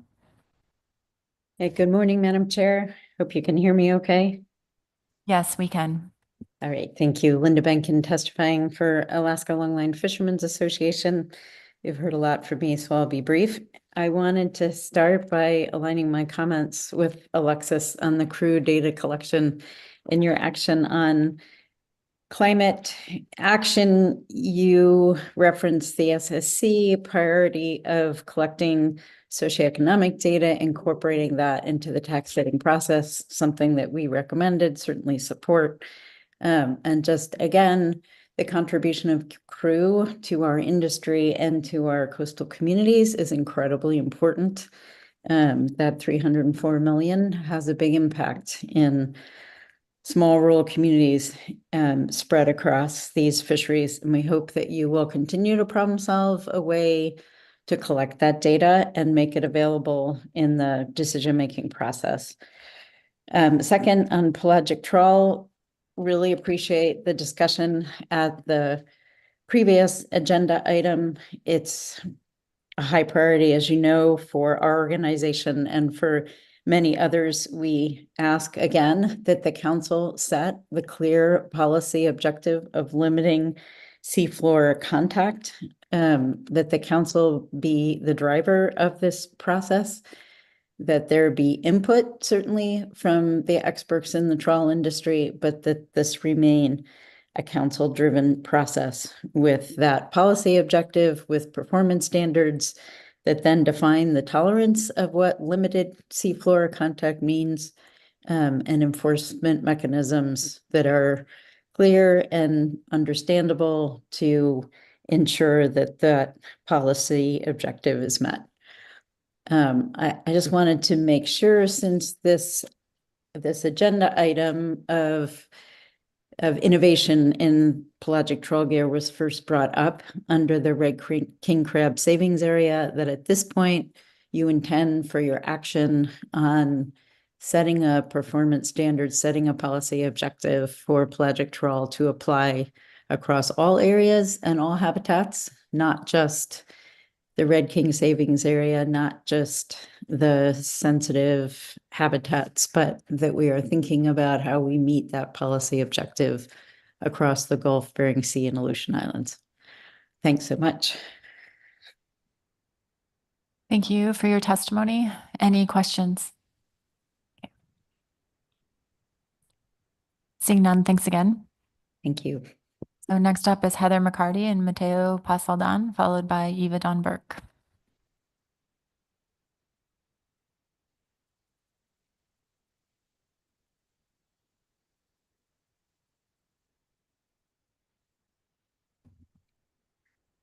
Hello, Madam Chair and members of the council. I'm Heather McCarty, and I'm speaking for Central Bering Sea Fishermen's Association, which is the CDQ group for St. Paul Island. Mateo Pasaldan for the City of St. Paul. So, as you have already heard, we're in a bit of a pickle in St. Paul. We've been thinking and talking about this and fearing this for a very long time. I want to speak to the June council motion for a discussion paper on binding arbitration. It acknowledges that the burdens of the binding arbitration system may be exacerbated by low tax and considers how to maintain the functionality of the crab program under the current condition of low tax. The council has also repeatedly discussed the need for fishery management programs to be flexible enough to adapt to the effects of climate change. What we can see clearly now is that the crab management program is not a climate resilient fishery. Currently, the issues faced by the crab industry go beyond the arbitration system, although that system does need to be analyzed and revised. Low crab tax make it difficult for holders of processor quota to process crab at a cost that allows a return to the processor, as you have heard from Mr. Carroll. Lower volume means higher cost per unit. The holders of processor quota that do not have processing plants are in a uniquely difficult position. As a result, there is potential for communities and harvesters to lose benefits and revenues resulting from stranded crab resource in a fishery in crisis. I refer you to the PSBA comment letter from the June crab action and industry comments from 2022 that recognize these problems. Processor consolidations and bankruptcies and lost fisheries, as you have heard, have added to the high costs of processing a small tack and raised the question of processor willingness and/or capacity to process Ophelio crab in the upcoming and largely unexpected season. However, these considerations raise the larger question, once again, of whether the crab program in its current form is functional in times of low crab tax. If holders of processor quota cannot afford to process crab or have it custom processed, they could make the decision not to apply for their quota, which could in turn lead to harvesters without markets. The whole program disintegrates. Or any remaining processors could be faced with processing more than their own quota, as matched processor quotas are distributed pro rata among remaining processors. This is not a workable scenario. There's a provision in the crab regs that allows emergency relief from regional delivery requirements. This was put in place to respond to ice conditions in the north and any other physical impediments to either harvesting or processing. The regional delivery requirement itself was put in place as one of the community protection elements in the crab program, the three-legged stool. All St. Paul has is crab processing and is thus reluctant to invoke this emergency relief tool. It was designed to react to an unavoidable situation when a processor is not able to physically process, not to be used when a processors are not able to process for other reasons. We understand we are now in that position and we have sympathy for everyone involved. But we also don't want to establish a precedent for emergency relief from regional delivery requirements. However, in the short term, we expect that stakeholders will ask to convene the North participants this week to look at the framework agreement that is the first step in the emergency relief process. Participants include the holders of harvester quota, processor quota, and affected communities. CBSFA owns 23% of the Ophelio processor quota in the north. Others are Trident, which I think is the largest one, Peter Pan, with which there are some issues, as we know, Apicta, and Blue Dutch, which is associated with CVRF. We all want a solution to this situation, but we have serious reservations, as I've said, about the erosion of community protection. Crab processing provides the largest portion of the city's revenues, as you have heard many times, and St. Paul has nothing to replace it. Looking at the long term, St. Paul hopes that we are not all in this same situation in future years. But we believe that with the expectation of low crab tax for the foreseeable future, all the major elements of the crab rationalization program may need to be examined for functionality and flexibility in times of a low crab tax. To explore longer-term suggestions, we hope that a discussion paper could be initiated to look at whether the crab program as a whole is flexible enough to function under current and expected future conditions for the continued benefit of harvesters, processors, and communities. This could happen now or when the arbitration discussion paper comes back to you in December. We also recognize that a major revision of the crab program could be lengthy and would likely take more than a year. And so if we want to do something before next year rolls around, we would like council consideration of an emergency action, even though I know that's a stretch, but some other form of prioritization to make any necessary changes. Thank you. I know you don't have long. Oh, It's okay. There's of course much excitement on St. Paul about the possibility of a snow crab fishery. But this is one of those situations where good news can sometimes be not necessarily bad news, but certainly a stressful news as people figure out how to make this work. I'll just say that St. Paul has always been a willing party and partner to finding solutions to crab fishery issues. And through its ECHO, its crab community organization, CBSFA, has always been a signatory to the annual framework agreement. We look forward to engaging with other industry stakeholders in the coming days and weeks to develop short and longer term fixes to the issues that Heather has outlined. Thank you. Thank you. Yes, Ms. Kimball. Thank you. Thank you both for your testimony. And should the framework agreement be the only path, I guess, for this season? You mentioned not wanting it to set a precedent to deal with these conditions that it wasn't meant to deal with, but is your testimony that it could, that if all parties agreed, you could change the framework agreement, and then that is only applicable for a year before the parties have to revisit? Did I understand that correctly? Yes, that's true. The framework agreement, Ms. Kimball, Madam Chair, it is an annual requirement that all parties have to sign. All parties that want to participate in anything have to sign it by October 15th, which is pretty darn close. So we did explore the idea of emergency action, but we're told that it may require a council meeting that is as yet not scheduled. So we kind of haven't gone down that path for the short term. So the framework agreement, and I probably should let Mateo speak to this. He's been around longer than I have in this crab world, and he probably could speak to the framework agreement better than I. Sure, for it to work successfully, it's not the best tool for this problem. We've said that. So we would have to go back at some point, maybe retroactively after October 15, if we don't have enough time before then to amend it to make it a better fit for this problem. So we understand the situation. We understand the difficulties. We're willing to work through that. Critical from the city's perspective is the revenues associated with the taxes. So there's a second part, so to speak, of the framework agreement process. You have the framework agreement, which kind of pre-qualifies everybody who's interested or in participating in the system. And then once the actual issue arises, you negotiate an exemption contract. That's the second part of it among the parties that are pre-qualified. So that in that process, in that step, you would we've never done this before, so this is uncharted waters for everybody.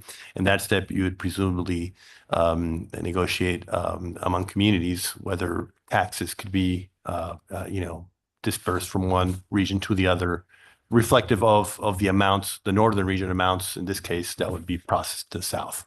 So hopefully, all the parties will understand the gravity of the situation, be flexible, and do this. We know that if the shoe was on our foot in the north, we would willingly, gladly consider that situation in terms of dispersing taxes. But again, it's complicated, lots of moving parts, and we'll see what happens. Yes, Ms. Kimball. Thank you. And then on the longer term discussion, you referenced the motion from June that the council passed, and your testimony that consideration of an alternate structure under low TAC levels, because it's just focused on the arbitration system, that is too narrow for what you're looking at. And so at some point, the council needs to look at expanding those conditions, I guess. Is that what your testimony was? Madam Chair, Ms. Kimball, yes. That motion from June was actually, when we went back to look at it, we found that it was a lot broader than we thought it was. And I think the public perception of that motion was that it was just to focus on binding arbitration. And I think that alternate structure, that phrase that you're talking about, is referring to the binding arbitration structure. We couldn't find anything in there that said go beyond that, and I don't know whether the analysts have found anything in there that says go beyond that. Though if you do go beyond that, you get sort of deeper into the program structure. And without direction from the council, one would think that the analysts wouldn't, though I don't want to speak for them, and maybe they can speak at some point, but we have spoken to both Sarah and Daryl, and just thought that the council needed to give direction if there is the intent to look further at the program. I will say that every single person we spoke to when we were discussing this at this meeting said, yes, there's problems. We need to look at all of it. And I know that's hard to say when you just completed a crab program review, but humans don't really accept reality until it hits them in the nose. And I think that's what's happening to us all right now. I mean, those of us who are in the program. And so, the anticipated problems are not quite the same as the actual problems when you wake up in the morning and recognize that you have them. So I don't know, that's my explanation for why we haven't gone deeper already. Thank you. Thank you. And Ms. Baker. Thank you, Madam Chair. Thank you for your testimony today. Following up on Ms. Kimball's question, I have a similar question, but more specific. In terms of, should the council provide direction to broaden the topic of this discussion paper? Are you asking us to do that at this meeting, or when the paper is expected to come back in December? Madam Chair, Ms. Baker, we've been through kind of several iterations of what we would like to see, to be perfectly honest, as this situation has developed right here at this council meeting, during the council meeting. And so we thought maybe that was a good way to go. Then we thought maybe we could ask for a new discussion paper that could potentially be rolled together with the one that's already on the books. We've been told that it's not kosher to add to a discussion paper that's already on the books. And so we kind of settled on maybe a new discussion paper. And then we thought maybe when the discussion paper comes back in December, that it could lead to sort of, normally it might lead to additional analysis perhaps. And at that point, the discussion could be broadened. So we've been through that whole series of thoughts, and I leave it to the council, really. We leave it to the council to think about how best to do that. I think it might be helpful for the council to have a short discussion and kind of give the public some idea of what they might want to see, so that we're not, agitated any further by the thought of a delay. Yes, Ms. Baker. Thank you, Madam Chair. Thank you for that response. And should things proceed the way that you just described, it seems to me, and would you agree with this, that perhaps having the binding arbitration specific paper come back in December would allow for a little more time for the public and to at least identify what aspects of the program we might be asking. I have to say, as a staff person, the general statement about examining everything is terrifying. So, yeah. But that's what I heard in your testimony, understandably. But do you think perhaps in December we might be able to get a little bit more focus on your recommendation in terms of what might be most helpful to look at in the crab rationalization program structure? Madam Chair, Ms. Baker, yes. We're terrified just generally about this whole situation. So I'm sorry that we have stayed so broad. We did not want to do anything leading. We did not want to say anything other than here's the problem and let's look at everything. You know what I mean? We don't want to say, let's look at this, this, and this, because we believe that an analysis, frankly, would sort of lead the council in the right paths. So we're not talking about doing away with the rationalized program. We're not talking about anything that deep, but we are talking about sort of getting to the basics of some of these problems. We believe, like others do, that the binding arbitration program is one of those problems. But, why do we have the binding arbitration program to begin with. If you go back into the structure of the crab program and why it was put together the way it was and why it is so complex is because there's all kinds of considerations there. Antitrust considerations, equality of power, if you will, between harvesters and processors, protection of communities and so on. So it's just a very complex structure.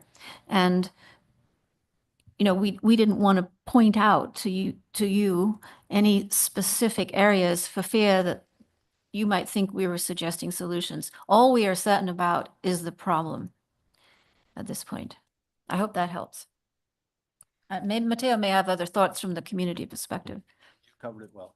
You covered it well. Thank you. And Ms. Gahn. Thank you, and thank you for your testimony. And I'll be brief because Ms. Kimball and Ms. Baker covered most of what I was thinking about. But I appreciated, Matteo, particularly your comments about with good news on snow crab sometimes comes some really incredible, stressful challenges as well. And I appreciate that we haven't used the regional landing exemption before to actually put it into practice. And there's challenges that may come with that as well. And I also can fully appreciate the emergency of the situation that we're in right now, that we are a fishery that is still working through an extreme climate crisis in a mature rationalization program that is not functioning well in times of low quota. So I'm very sensitive to the emergency of the situation and also sensitive to the council's workload. Do you see, I'm hearing December, the arbitration discussion paper will come back, and that may be a vehicle for us to engage again, but do you see communities, harvesters, and processors being able to get together and come up with some solutions in the interim? I'll speak to that and then have Matteo maybe speak to that. We would like that. We've had sort of unformed thoughts about having stakeholder committee on crab. I know that this council has not been excited about doing these ad hoc committees, but this might be one of those times. We are cautioned regularly in the processor community about speaking together about anything to do with prices and so on because of antitrust concerns. That makes it difficult to have coordinating conversations. And perhaps if there's an official crab committee or a stakeholder committee, that those could be lessened, those fears could be lessened. Also, I think we could learn a lot that way from each other and give that information to the council. So yes, Matteo, you have thoughts on that? Sure, through the chair. We have to get together, Mrs. Cohen, if we are to use the relief from regionalization tool. We have to get together. And we, under the existing framework agreement, as well as the regulations, that has to happen before October 15th. So the framework agreement stipulates that the parties shall form a coordinating committee. And this coordinating committee has seldomly met the last 10 years, but that coordinating committee has to approve Bering Sea snow crab fishery guidelines about how the processing and harvesting activities are to take place in a particular season, given what the TAC is. And this is also important for communities because communities need to be able to, figure out how much fuel they need to, pursue for the stakeholders to pursue a fishery, depending on what the TAC is. And so that all takes time. So yes, we would have to meet to figure that out. And then the regulation itself, the regulation that implements this tool, parts of it, the coordinating committee is not part of that regulation, but parts of it are stipulated in regulation. So the framework agreement that is to be sent to NIMS by October 15th has to specify the actions that the parties will take to reduce the need for an exemption, number one. It has to specify the circumstances that are an obstacle to delivery or processing, which the parties would execute with an exemption contract. It has to specify the actions that the parties will take to mitigate the effects of an exemption. That could be, mitigation could be bountiful in part or not. I don't, I don't know this beyond my bailiwick, but these are things that need to be figured out according to the regulation before October 15th. So that's a big task. I don't know if some of these things could be done retroactively. There's been some discussion about the framework agreement being like a placeholder, and that we could go back and look at some of these things and amend them. Which again, this is why this is a poor fit. The second stage of this tool, the exemption contract, was designed to respond to an ice condition during the season.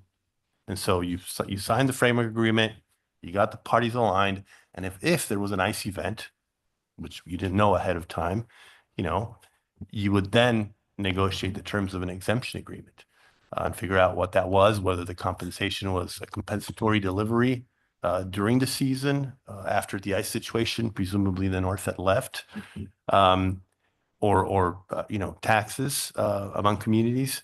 But that's why there's some, this doesn't totally mesh for the situation that we're in, but we're willing to try to make it work.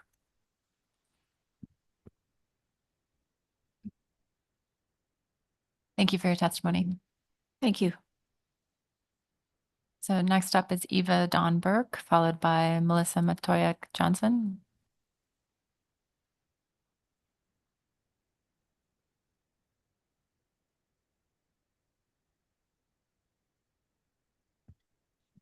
Hello, good morning, Madam Chair, council members. I'm gonna just keep my comments really brief. I'm Eva Dawn Burke. I'm testifying today on behalf of the Yukon River Intertribal Fish Commission.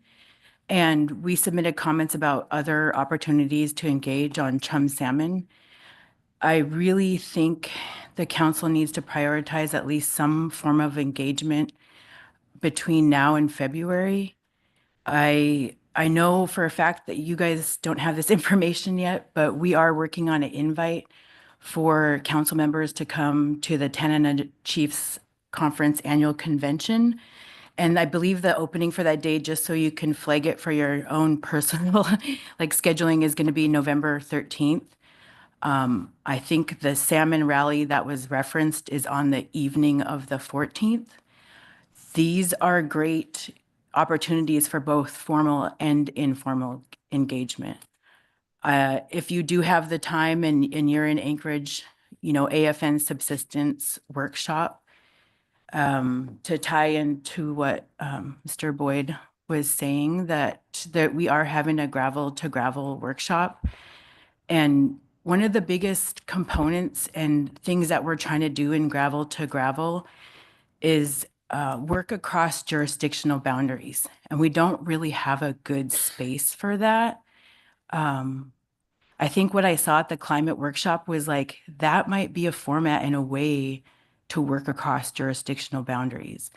I'm looking at the PI programmatic evaluation work engagement. I think, and talking to some folks, tribal representatives, you could get a jump start on the programmatic evaluation engagement by maybe thinking about how to combine that with chum salmon. That may be an opportunity, because a lot of the issues with engagement, for example, I am the vice chair of my RAC, the Regional Advisory Council, and the presentation that's given to us in this space, it doesn't really, it's a very short presentation. Not everybody on our RAC might be familiar with the council process, and some are, but it doesn't really lend itself to having discussions about, say, hey, what is the preliminary preferred alternative that RAC members might be leaning towards? Do they feel like the alternatives that were selected in April, do those meet the objectives from their perspective? And so I think it's really important to engage in the RACs, but understand this. Last March, we had an all RAC meeting. And what happened was, because of the way of the bureaucracy and the glacial speed, We even had to tell Office of Subsistence Management, Federal Subsistence Board, we're going to take over this space right now and we're going to work on the actions that we need to. And that's what we did in March. And I've attached some of those letters to the Fish Commission's comments. And the RACs are trying to provide feedback to this body, but we have communication barriers, right? Like we have to write a letter, it has to go up the chain, and then it, excuse me, finally gets sent to you guys. And I don't think that anybody here was aware of some of those letters that were written by the RACs. And so basically, you know, in March, we didn't know what the motion in April was going to be, but what 7 of the 10 RACs asked for specifically was a chum cap. The other thing that they asked for specifically was a Chinook bycatch cap of 0 to 10,000 Chinook. And while this is not a Chinook action, there is something about that recommendation that does lend itself to this action. And that would be, again, the RAC wants to provide feedback on the alternatives. And one of the alternatives is to look at an abundance index that's based on a Three River index. There is a lot of concern that the Three River index is not working well for Chinook. And so that's going to come up again when we're looking at the chum salmon bycatch. How well does this Three River index really capture whether a system is in abundance or a low abundance or not? Just to picture it, we're talking about half of Alaska's watersheds are in a salmon crisis. And we really need to think, does Three Rivers adequately represent that? Is Three Rivers enough to fully understand the impacts that are felt on other tributaries in those Three Rivers, other rivers within that region, right? And I'm not going to get too much into that, but I just wanted you to know, like, we have a lot of issues at the RAC specific to the alternatives, and that choosing a preliminary preferred alternative and that presenting that to the RACs is not exactly the form of engagement that we're looking for. We want to have real discussions about the alternatives. And I would also think in February, like, we may want to modify some of the alternatives. We haven't had that chance to do that. So I think in closing, you know, the Tribal Unity Workshop, I want to invite you guys to go to the RACs. I want you to know there's an invitation coming to TCC, but also on October 16th, there is a Tribal Unity AFN subsistence workshop that you can register for online. And it would be a great way to familiarize yourself and meet individuals that are from the AYK region. So representatives from the 118 tribes will be there. So I think it would be a great opportunity. I know it's last minute, but my whole life is last minute as a tribal leader. Like there's not a lot. I don't have the luxury of planning super far out ahead sometimes. So with that, I would be happy to take any questions. Thank you. Thank you for your testimony, Ms. Burke. See if there are any questions. Yes, Mr. Curlin. Thanks, Madam Chair. Thanks, Ms. Burke, for your testimony. You mentioned a couple of specific suggestions for increasing engagement and doing so sooner than February. And I'm wondering just generally if you have thoughts for us on the most effective avenues for that type of engagement. What would really make a difference in terms of how we can best communicate about this and answer questions that people have? Yes, thank you through the chair. I really think that coming up to some of the regional gatherings is really important. Like the Alaska Bycatch Advisory Council, what we've noticed on that body is that most of the engagement is coming from the Yukon River, especially from the interior region. And you know, with like the whole NIMS thing, like we're Tanana Chiefs, like the interior region is one of the people on there. So what I really think is it's a time to sit down and create space for like real dialogue. And that I think at our regional gathering, to do it formally, you would be asked to sit up on a panel and present some of where you're at in the process and some of like where you could go. And I think giving people the opportunity, not presenting the alternative that, you know, that not choosing one, but allowing people to provide feedback on that, I think is going to be really important. And any type of like, if you come up to, there would be like a lot of informal engagement opportunities and cultural events during that time. And I think November is probably like, unfortunately, it's probably one of the only times that you're going to actually get a chance to talk to so many different chiefs, especially chiefs from an area that have been shut down. This is our 5th year of not salmon fishing. And things are not getting better. In fact, they're getting worse. Our fall chum was the 3rd lowest on record. And where I'm from, fall chum makes up about 38% of our entire subsistence diet. So it's a big resource for our people. It's a huge impact. So I really think that it really indicates and signals to our people, like if you're able to make time, I know you're all very busy, very, you know, personal lives. And it really would signal to our folks, though, if you're able to send a few people up, that we really care what you guys have to say. And we really want to listen to like your advice on moving forward with this action, and what are we missing? Because you did send out a letter July 11th, right, asking for some feedback from tribes on the chum salmon. So that's like another type of engagement, right, where NIMS writes a letter to us and we respond.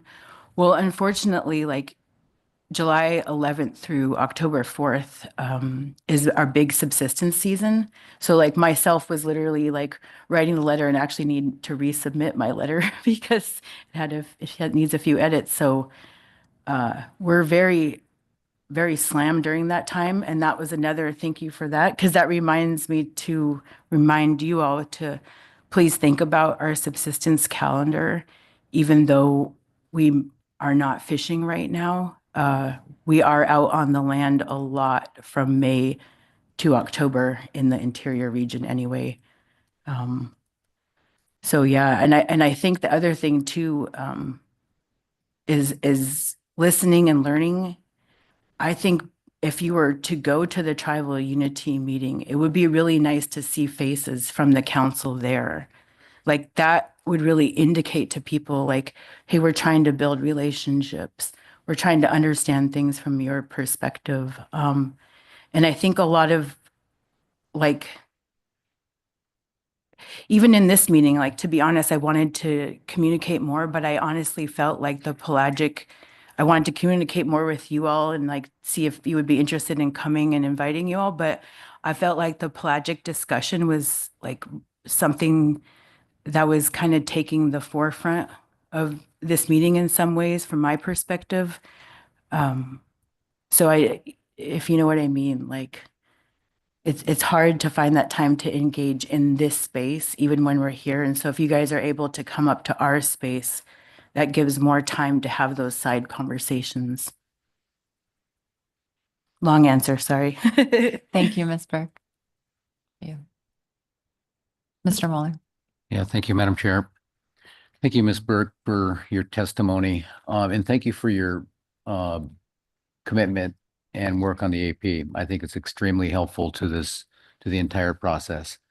And it's much appreciated. You largely answered my question. I broached a question earlier to the staff relative to a preliminary preferred alternative and the timing of that, and you answered that question. And the other question you answered in responding to Mr. Kurland here was what I had relative to the tribal unity.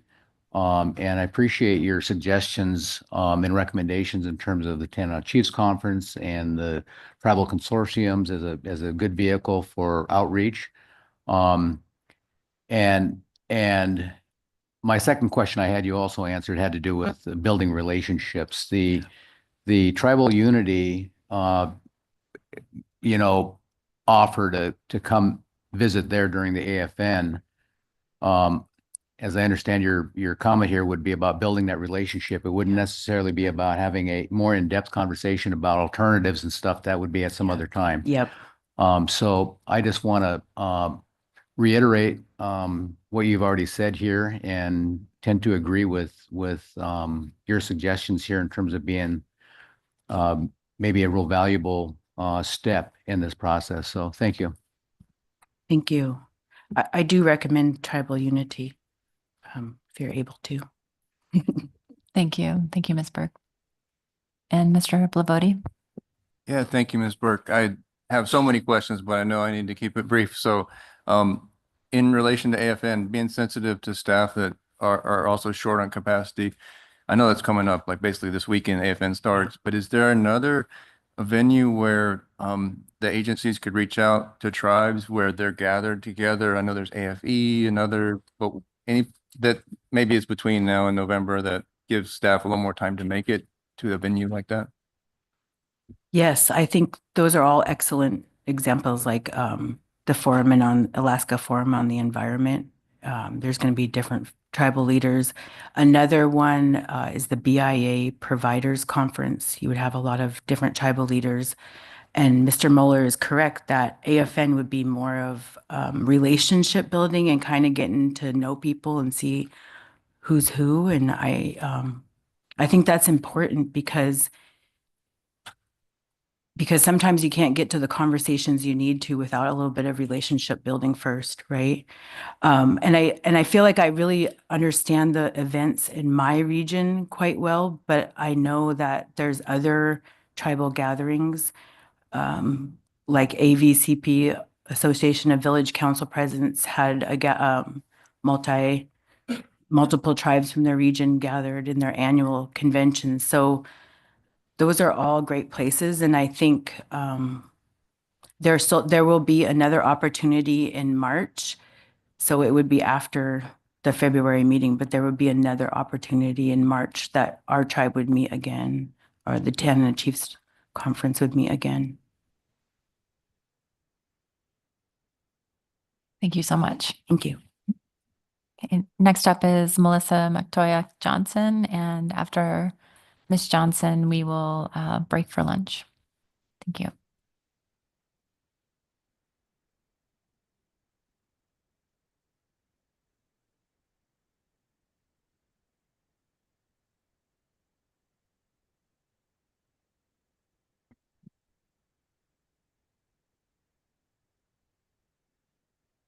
Rena Ritka dinana eslener mute atauchimir vikshuk tikakmin ti tingmatirut.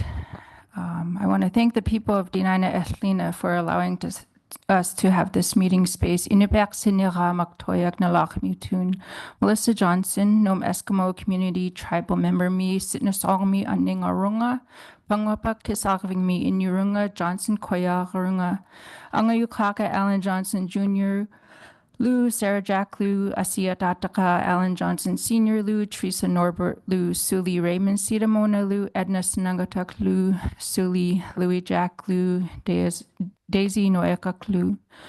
Madam Chair, I bring forward these concerns as a member of the public and not on behalf of my tribe or my employment, but on behalf of tribal communities who are directly impacted by the council's decisions and whose way of life continues to be marginalized by this management body.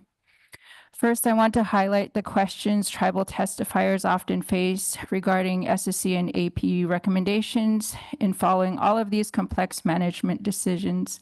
Language barriers, particularly for those whom English is a second language, add further complexity to participate in these discussions. As my grandmother said in 1966, better come in town, no longer can live in country. She believed in the importance of education, but that doesn't mean our voices should be sidelined in these processes. In regards to the pelagic trawl gear discussion, impact on Indigenous peoples, salmon, habitat damage, and sustainability are key areas about pelagic trawl gear and bottom contact that threatens the cultural, economic, and food security of Indigenous communities. These communities depend on healthy salmon populations as well as other marine species, and their traditional ways of life are at risk due to the decline in fish stocks caused by increased bycatch of non-target species, including salmon, halibut, and crab, and pose a significant threat to their populations, disrupting ecological balance and sustainable fisheries. The C6 report for this council meeting, a 50-page technical document, was posted just 8 days before the public comment deadline, leaving little time for thorough review, meaningful feedback, and for our advocates to explain the complex process and issues, such as the underdefined pelagic trawl agenda item. In regard to the salmon bycatch and the programmatic environmental impact statement, I want to thank members of the staff and the ED for pulling that item out of the B reports. You know, in June 2023, the programmatic discussion was listed under Delta 2 on the agenda, and then February 2024 under Delta 3.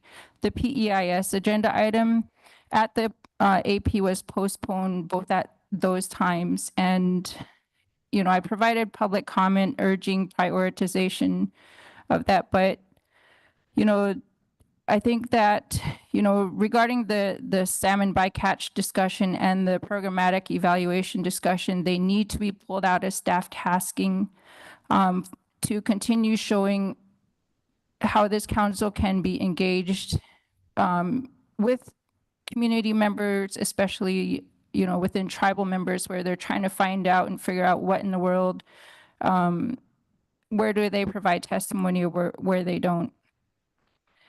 And so one recommendation that I have, you know, in regards to outreach and engagement, and yeah, I see my timer's expired, is that we do have the Community Engagement Committee. During that committee, as a participant, you know, in serving that all of our sectors work collaboratively on outreach and engagement for any agenda item. And, you know, I just want to close by, you know, saying that we must continue to find ways to address ongoing lack of equity and representation in this body. Realizing that the nomination period is open until the end of this month, this management body needs to do better. Although I'm a tribal member and I sit on the advisory panel, I do not hold a designated tribal seat. In October 2022, I presented a motion to add 2 designated tribal seats on the AP to represent Alaska's 229 federally recognized tribes equitably. The motion was eventually voted down to 1 seat. Even that 1 seat cannot adequately represent the diverse perspectives of our tribes. And despite this, you know, as tribal members, we continue to bear the burden of conservation and advocacy to, you know, find ways to improve tribal inclusion. And I think I'll just stop there, and sorry for going over my time. Thank you. Thank you for your testimony, Ms. Johnson. I will see if there are any questions for you. Yes, Ms. Kimball. Thank you for your testimony. And I don't know if you can answer this at this time, but I was focused on the start of your testimony about language barriers. And could you expand on that a little bit? Is that more kind of the acronyms and vernacular that the council and federal process uses, or were you truly talking about language? Thank you. Through the chair, Ms. Kimball, thank you for your question. If I were solely one, I wish that I was a fluent Inupiaq speaker, but I'm not. And previous testimony, there was a member of the public that provided her testimony in her Alaska Native language. And she chose the option of no questions asked during the testimony, which is, you know, we can click that or not, whatever. And even if we're asked on the table, you know, we can choose to answer it or not. I would have loved to know what she said in her Indigenous language to this body at that time. Yes, I'm speaking, you know, like directly to the language barriers of, all these fancy acronyms, and we were joking, at the AP at the end, like, we got this batter's box. So do we need to amend, our list of abbreviations, for this process? But and I apologize, at the end as well during the AP discussion that I have taken this misstep myself, being so immersed in city life that I may speak too fast. So if I don't know the linguistical opportunities that folks have been participating, in this council process, but if English was not your first language, there's a like a to and fro concept that takes place. And especially given these complex terms, papers, connectivity, and so on. You hear English, then you translate it in your own language, your indigenous language.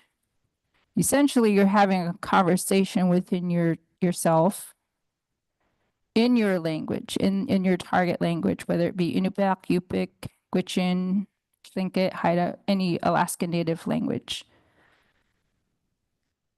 And then you're trying to hurry up and formulate from your indigenous language back to English and then spit it out to where it makes sense for testimony. It makes sense for reading all of these documents. And sometimes it could even carry, like that in-person conversations.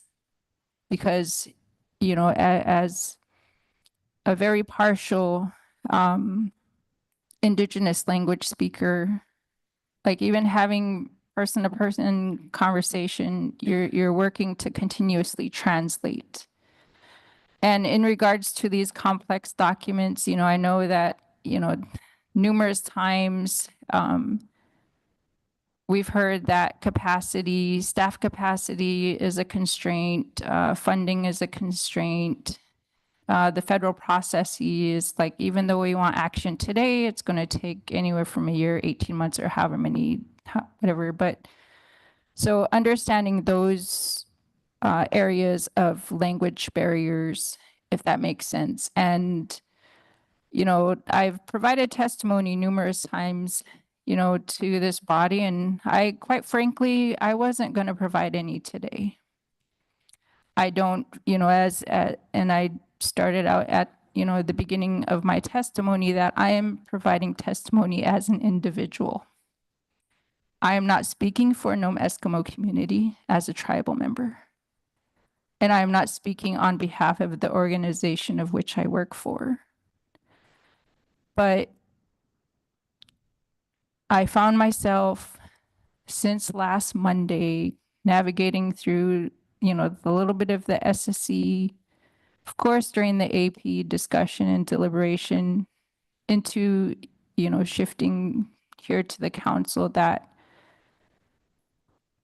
if I don't share on behalf of my grandparents, people who the term subsistence, we live a subsistence way of life, that even though some of the points that I or other tribal members may provide testimony to, at least we are trying to do the best that we can from what has been shared to us through generational, mostly oral knowledge. And all cultures have it, regardless of your ethnic background. But for Alaska, some of us, we have to hurry up and like make sense out of these documents. And then also we have to be able to trust the people that are, sitting around the table, all, sometimes fancy and not fancy, but like, can we trust you? I've heard, that in regards to like, if you don't speak the same language, like my children and I, we joke, occasionally that there's a village talk.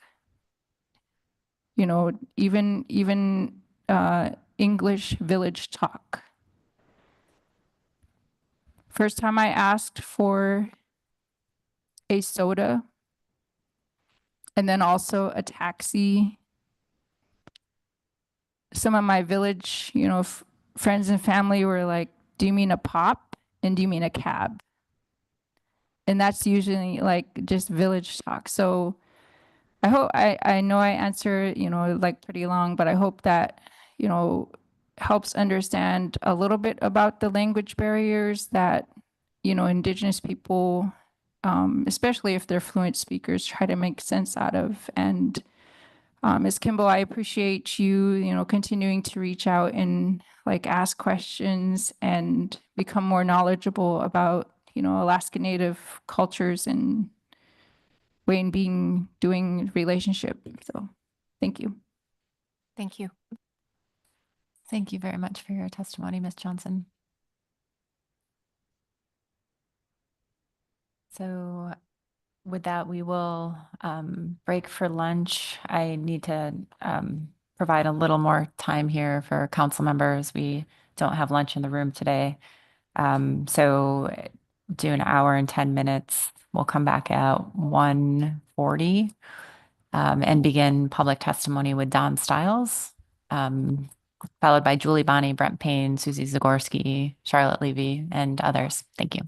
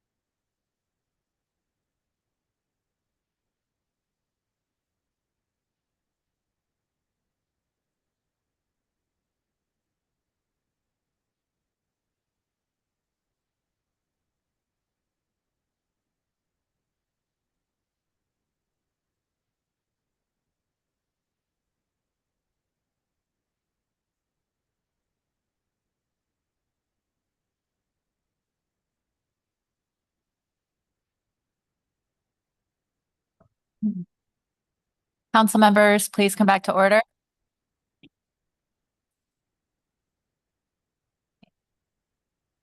We will be continuing our discussion this afternoon on staff tasking testimony. So we have 8 people left to go. We'll start with Don Stiles, followed by Julie, Bonnie, and company. Thanks. Thank you, Madam Chair. Council members, I am Donald Stiles from Nome. I am heavily invested in the Norton Sound red king crab fishery, and I am always looking at ways to improve my boat and operation. Over the summer, there were a few things that I've learned about the proposal I submitted at a previous meeting concerning rationalizing the Norton Sound red king crab fishery. One, there is widespread support throughout Nome and Norton Sound for the proposal. People who are not directly involved in the fishery want to say how the fishery should be managed. 3, there are some dissenting opinions from people who would like to purchase a boat for their son, family member, or add an additional boat to their operation. 4, laden permit holders are looking to punch a card to gain recency. And 5, many of us realize that at some point we need to stop making concessions to be inclusive to avoid overcapitalization. As stated previously, there are 62 LLPs and an under 32-foot exemption. In the current state of the fishery, there remains a revolving door of participants, and a loan program exists that continues to feed the machine regardless of failures that occur. There are a number of long-time fishermen who are experiencing mechanical issues. When they bought into the fishery, their purchase ability was limited. If you can imagine a cold winter transitioning to a short spring and summer, the timeline for preparing for the fishery is 3 weeks to a month at best. If you're swapping a motor or have major repairs, fishermen risk missing the fast-moving and increasingly short season. This can be eliminated and harvest can be executed in a safe manner. The proposal is a working document and can use some tweaking, but it's a start to stabilize the current investments and keep people from being foreclosed on and losing their investments. This last summer, the local fishermen were limited to trip limits due to an inability to process at the processing plant. A rationalized fishery will eliminate the flood of resource and focus can be on quality. We would like to provide the best possible seafood product and eliminate the stigma that surrounds Norton Sound red king crab as a dirty little crab. We often experience difficulty finding a decent price for our crab due to the varying qualities of crab sold at the dock. The current proposal is a mixture that allows for safety, quality, and new participation. And I hope that you can see the rationale for rationalizing Norton Sound red king crab. Thank you.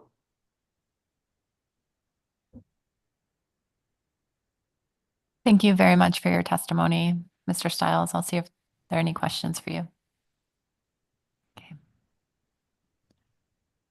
Seeing none, thank you for joining us this afternoon. Thank you. Thanks. So Julie, Bonnie, and team, followed by Rebecca Skinner.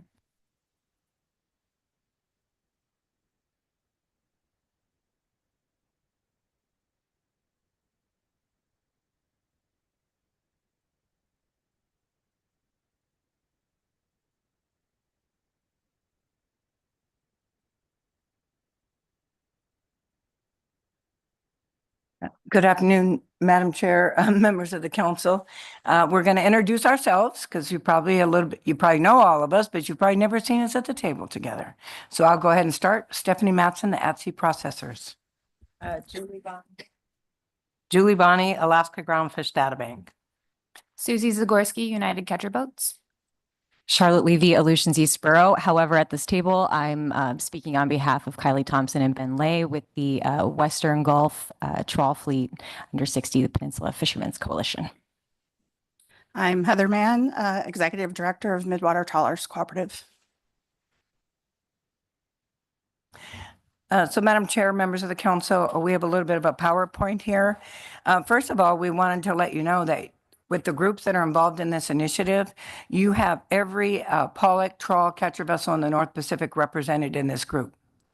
As many of you know, we have a gear initiative, innovation initiative. It is attached to our testimony. We've been working on this for a while. Again, you've got the full pollock trawl vessels in the North Pacific sitting here at the table or working on the project. So I'm going to go ahead and start. Just a little bit of background. Many of you will recall that we have been working with the Alaska Pacific University FAST Lab.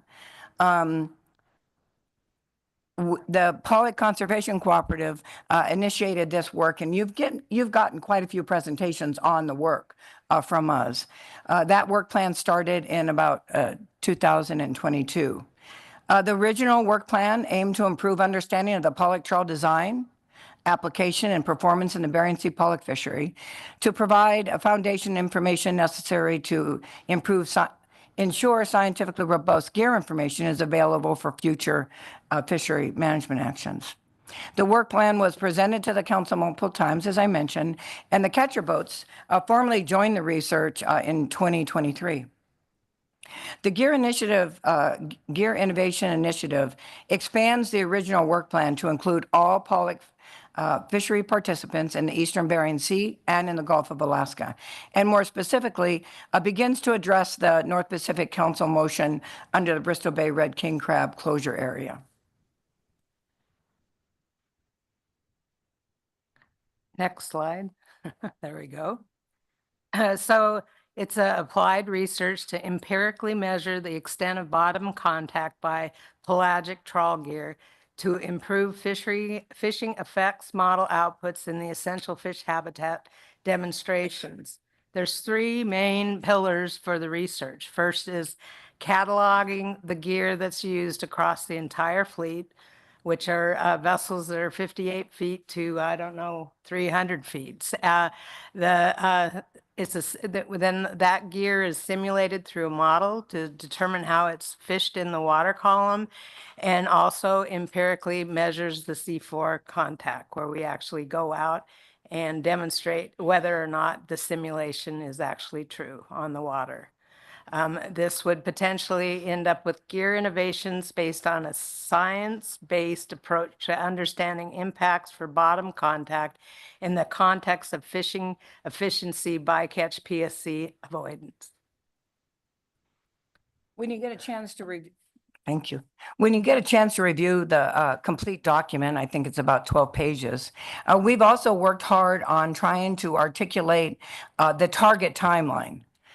So you'll see here, we've got the elements on the left of the project and the particular fleet and where they are in it, and our hope of some of the timing for results and EFPs and all that kind of thing. So you'll see that we started out in 2023. We are testing the software simulation now to make sure that the components that we're collecting on the gear fit in the model and that the model works properly.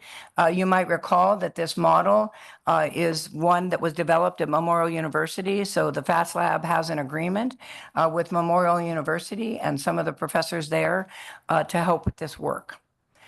So I don't need to dwell on this. You can look at it at your leisure, but you can see that, we're likely not really going to be able to come back with any empirical field study results, which may or may not need an EFP until about 2026, mid 2026. So we wanted to share that with you, that we've been working very hard, bringing everybody together. And you can imagine that isn't an easy task, but we've accomplished that. We're moving forward with the work. And we wanted to come and highlight for you what the work was and a little bit more detail on the work. We'd be happy to answer any questions. I guess we have no ask, particularly, Madam Chairman. But I think in your conversations, when you are scheduling the next portion of the gear innovation, that you consider when you may have more information that would inform that process. Thank you. Thank you all for the testimony and presentation. Let's see if there are any questions for you. Yes, Ms. Vanderhoven. Thank you, Madam Chair, and thank you to all of you. We don't talk much about cataloging gear in this environment, and I think there are probably people who don't know what that means when you say that. Can you describe what that is and why that's important in this project? Sure, I can start, and other people at the table may want to weigh in because they are now cataloging their own fleet's gear. As you know, the CP started first. And so we are in the process of almost completing our cataloging gear. The reason that we are cataloging our gear is that you need to put those specifications of that gear into the model in order for the model to understand the how long the ropes are, or some of the elements of the gear. In the CP fleet, we've identified more about 30 different gear designs for our vessel. So this is not a small task. And then the next step that isn't articulated maybe as well is that then we are going to catalog the gear, get an inventory of what gears are used with the different parameters of that gear, speak with the captains about how they're deploying that gear. All of that feeds into the modeling that then results in the simulations. And so I hope that's helpful.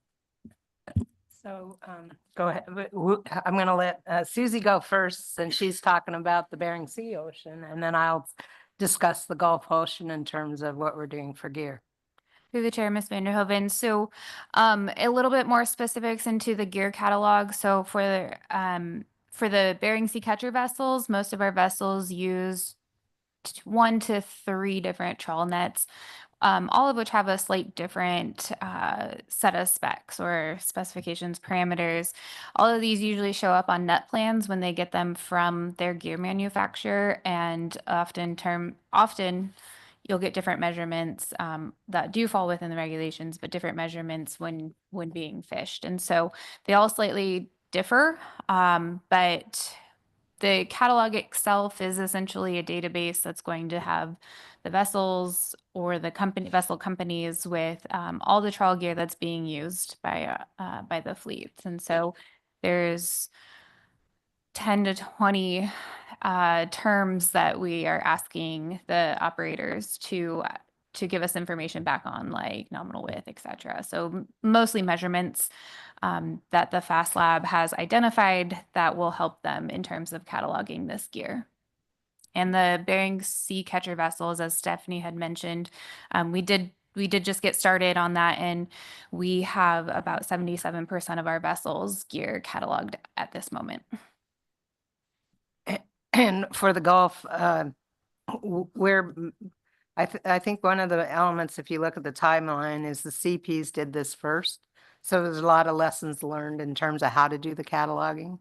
And then thankfully, Susie really helped us in terms of directions, because ours are in the Bering Sea, it's more vessel managers.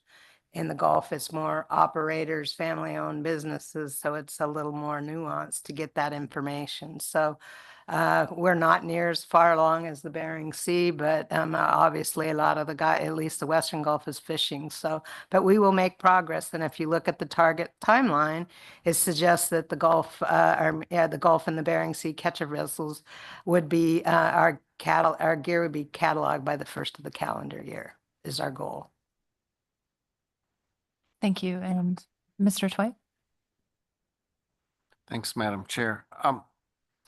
The middle box in your Gear Innovation Initiative overview has that progression through catalog the gear, simulate the gear, and finally empirical measurement. I'm wondering what your thoughts are regarding the applicability of that process to discussions around what a performance standard might look like and whether one's even feasible in this situation. Madam Chairman, Mr. Twite, I think until we understand at the end of the work what the gear is going to look like and how it performs, I think that's when, as you'll see, we have a spot in there where we know we have to come back and help the regulatory process determine what kind of performance standard is needed, if one is needed at that point. This work needs to happen so that we can understand what that gear is ultimately that would help maybe with the new definition or revised definition, and then what would be the appropriate performance standard. Thank you. And Mr. Curlin. Thank you, Madam Chair. Thanks for the presentation. I read your document, appreciate it and the update, and really applaud you all for getting together on this and aligning your efforts. I'm wondering if you can clarify, is your position that gear innovation to reduce bottom contact by pelagic trawls really cannot begin until these other 3 steps are complete? That you need to go through the catalog, the simulation, the empirical study to really understand more about the level of existing contact before you can make any progress on innovation. And if that is your position, can you just explain that a little bit more, both for council members and for the public? So through the chair, Mr. Curlin, obviously, I think to solve a problem, you need to know what the problem is. And so while you can innovate and try some things until you actually understand how the gear is functioning and what kind of impact is on the seafloor, it's really pretty difficult. So I believe that the majority, we will learn a lot because the CPs are ahead of us in terms of the catcher vessels, but I do believe that we need the empirical information to inform what we're doing. Madam Chair, Mr. Curlin, to add to that, when you read the document, the best available science right now is a fishing effects model. The fishing effects model, gear provisions in there were really answers from fleet captains. And then you recall that there was a Brianna King paper that taught us that captains didn't really know when they were on the bottom because that vessel had tilt sensors for a few of their toes, and they were asked to put it on the bottom, and when they looked at the tilt sensor, it was not on the bottom. So I think what people are it is the best available information. Some of my fleet had 100%. I'm not quite sure we could have more than 100% contact. We think there's an overestimate there. And we think that this work will give you empirical data on exactly what that potential bottom contact is. Where now I have captains estimating what the time that they've been on the bottom and using that in the model. So we believe that this work not only will help us move things forward, but also feed better information into the fishing effects model to be more precise about what those outputs are. So we really see it's a two-prong. And through the chair, the other part is I've been in the process a long time, and I remember us having a workshop when the first fishing effects model happened. Dave is nodding his head, and it was just basically a group of participants in the fisheries, and those numbers just got picked by the knowledge in the room. And I would note that the Western Gulf Fleet was not represented, and so there was nothing to inform that. So if you look at the table that was presented earlier, they're assigned 100% because there was no better information to inform their impacts with their gear. Through the chair, one more thing that I guess one way that I've been thinking about this with using kind of my research background is that this empirical kind of work that we're working on right now through gear cataloging will essentially give us a more accurate baseline. And without a baseline, we don't necessarily have any way of measuring success. And so having this baselining, being able to measure success and improvement, I think is really one of the underlying goals of this.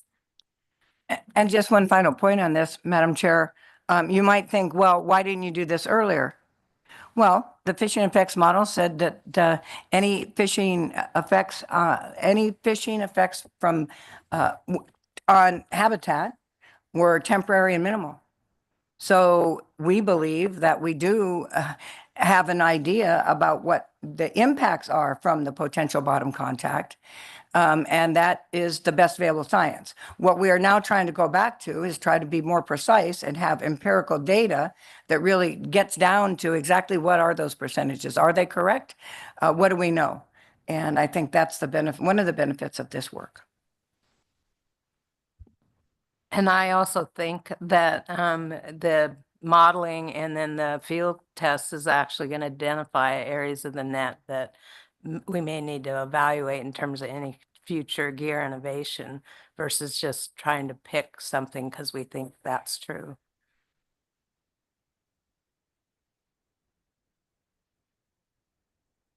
Ms. Kimball. Thank you. And thank you for the presentation and reminding us where those original percentages came from. I hope you didn't already say this because I was trying to read and listen at the same time, and that's not advised. But on the part where you're designing the seabed contact field study in the first part of 2025, and then doing that, measuring that under normal fishing conditions with a range of nets, those two pieces seem critical to next year's work. And what's your feeling on the likelihood of securing sufficient funding to complete both of those pieces? Madam Chair, Ms. Kimball, we're in a little bit different situations, so we're working on that.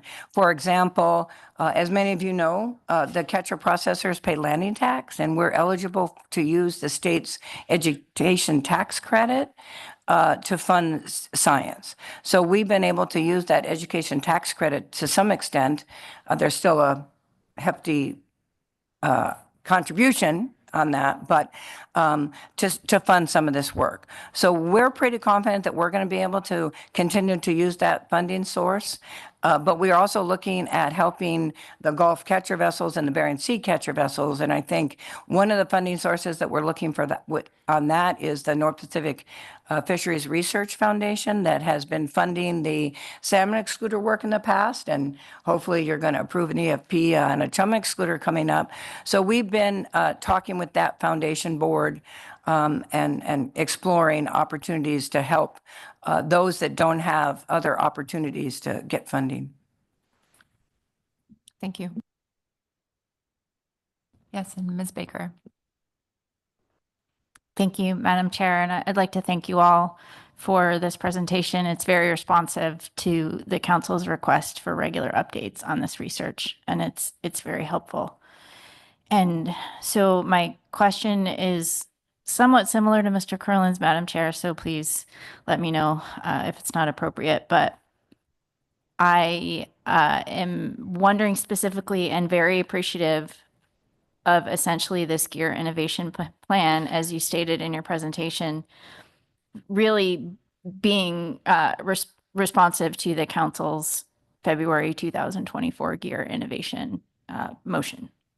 And so along the lines of, we heard in our C6 staff presentation yesterday, I thought staff did a really good job of laying out how the gear definition action in front of the council, the ongoing research that you're speaking to us about today, and the pelagic trawl gear innovation action discussion paper are related. And I think it's the timing that gets confusing for some of us in the public. So looking back at the gear innovation discussion paper motion, a lot of it is kind of about process and what is the process that the council wants to develop in order to potentially look at setting some sort of how we want pelagic trawl gear to operate, how we think it's appropriate in certain areas, maybe tools that we might have other than the fishing effects model to maybe measure either bottom contact or at least our standards, and then ultimately the performance standards. And so is it, how did you, I guess I'll just ask you again, and I'm sorry if you already answered it. How would you see your research best fitting into that? What's going to start out as a pretty conceptual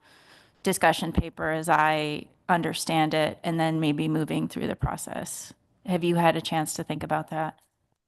Madam Chair, Ms. Baker, we've thought about it. Now, remember that the CP started before the February motion, so it may appear that we're reacting, but we really kind of had this on our radar for several years.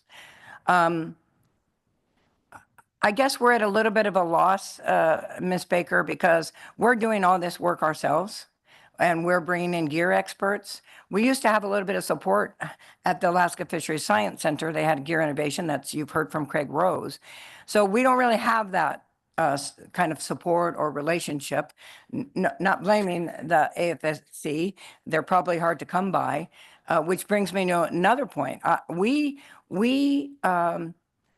wonder how much the council is going to be able to do moving forward without the local knowledge holders side by side explaining how this gear works and more precisely be able to explain it throughout this work.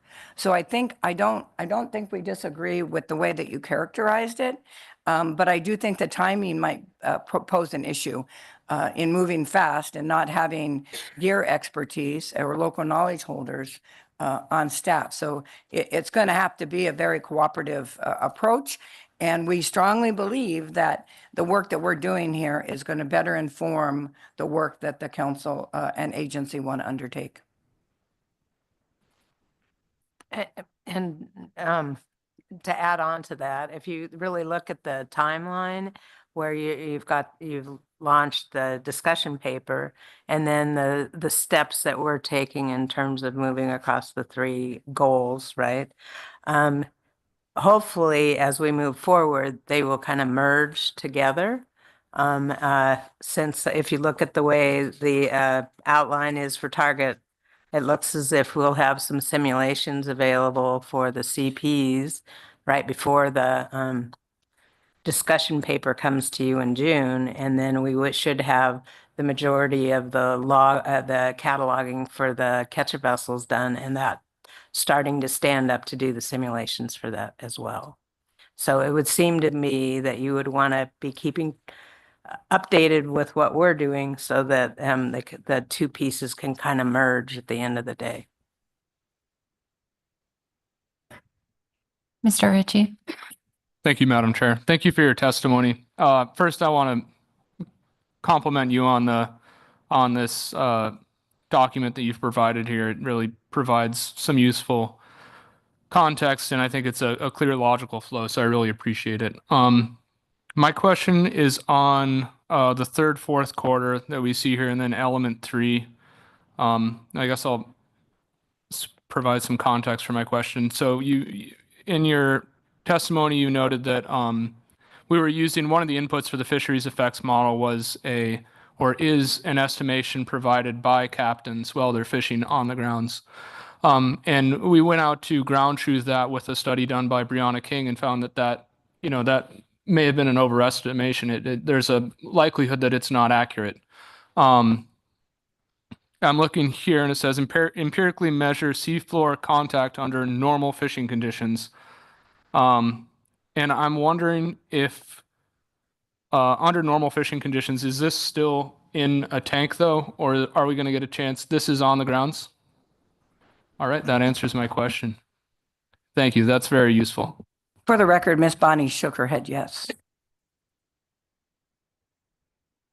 Ms. Gahn. Yeah, thank you for the presentation. This is great to see this sort of initiative moving forward and to see all the different groups coming together like this. So I commend you for that. Recognizing this is a charged issue in the public regarding bottom contact of pelagic trawl, I'm curious if you can speak to how you've done outreach with other sectors to make sure they're aware of the work that you're doing. Presenting to this council is fabulous, but just curious if you can speak to other outreach you've done with sectors to inform them of this. And then can you speak to if agency scientists are involved in this research as well? Madam Chair, Ms. Goen, no, we haven't done a lot of outreach. We've presented this several times and always available to talk about projects when people want to talk about them. I think I articulated that we don't have agency support for this because they don't have agency personnel to support it. So we, as I mentioned, we're kind of doing this on our own with gear experts, not only local, which is really the FAST Lab, and then Memorial University, where a lot of the flume tank work occurs and where some of the expertise for gear is there. So we kind of moved outside the region to bring the experts in to help us develop these model simulations. So I think we haven't really had much to report yet because we haven't had any outputs, right? So I think when we get to that point, for example, I think that all of us give co-op reports in April. And I think if we stay on our target timeline, the CPs will have some simulations to show you in April. I think my board will have a discussion about whether we should share those simulations outside the council process with other groups.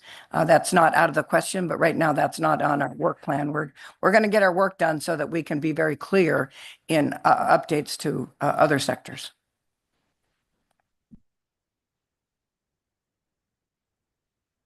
Ms. I was Bonnie. just going to say, for outreach, working across 70 catcher vessels in the Gulf of Alaska, it was a lot of outreach just to get everybody on the same page. So as we move forward, now that we are all in alignment, I think dialoguing with the council as an outreach is a reasoned idea. Thank you. And Mr. Williams.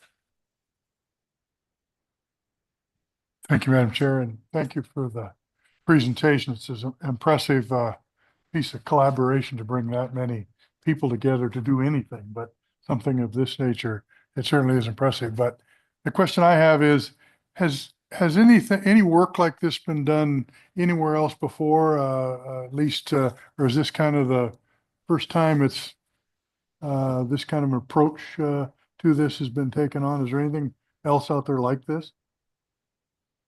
Madam Chair, Mr. Williams, I don't think so. I'm not a gear expert. I've got one sitting here, but I think that's why we reached out to Memorial University, because I think it's outside of this council process or in other countries where they have done some of this work. But I'm not aware of anything comprehensive in the US. Yeah, through the chair, I'm not aware of any projects that are exactly like this project. Obviously, there are parts and pieces of it that have been kind of influenced by other projects, like Ms. Matson just explained from internationally. I guess slight quick history lessons. So the fishing effects model there's a similar model used on the East Coast. That's called the SASE model. So also looking at kind of area swept versus nominal areas, et cetera.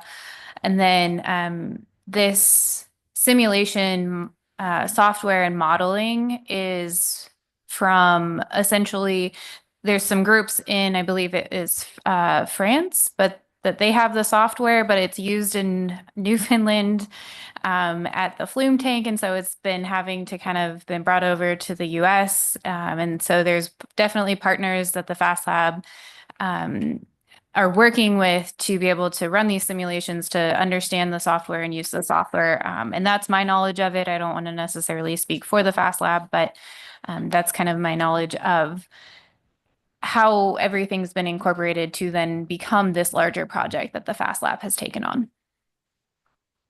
Thank you. Thank you. Mr. Sakata. Yes, thank you. And thank you very much for the testimony. My question is, I think good science often takes time, but we certainly heard plenty of testimony that even getting all of this done yesterday would probably be too late. Kind of given the unfunded status, especially even leading into the fourth quarter 2024 element, how confident are you that this timeline could be kept? Madam Chair, Mr. Sakata, target timeline. Target timeline. And that's why we were very specific about using target, because we're not in control of all of these pieces, i.e. the funding, software problems, anything could happen. So we didn't want to be overly, raise too many expectations. So right now we believe that these targets are doable and that we're going to be working together to kind of start figuring out the funding piece before we get to that piece, need the funding. So we'll be doing that as well. Right now, we're pretty confident that we can make these target timelines. But again, we're happy to come back and give you updates, and we can provide you whether we're slipping, whether we're ahead. But this is just to keep us, quite frankly, it was to put it on paper so everybody saw it, all the elements, so that we all had a very clear view of what this was going to take and what it was going to look like. Thank you. And I would just add, so for the gear cataloging for the catcher vessels, we're doing that internally. So that will happen because we don't need outside funding. Thanks. And I would just add through the chair, this is an unprecedented project, both in terms of the people working on it, but what we're trying to accomplish. And we would welcome suggestions for funding that any of you may have that we haven't thought of. So if you come across something or think of something, please share it with us. Thank you. And second question, Mr. Ritchie. Thank you. Through the chair.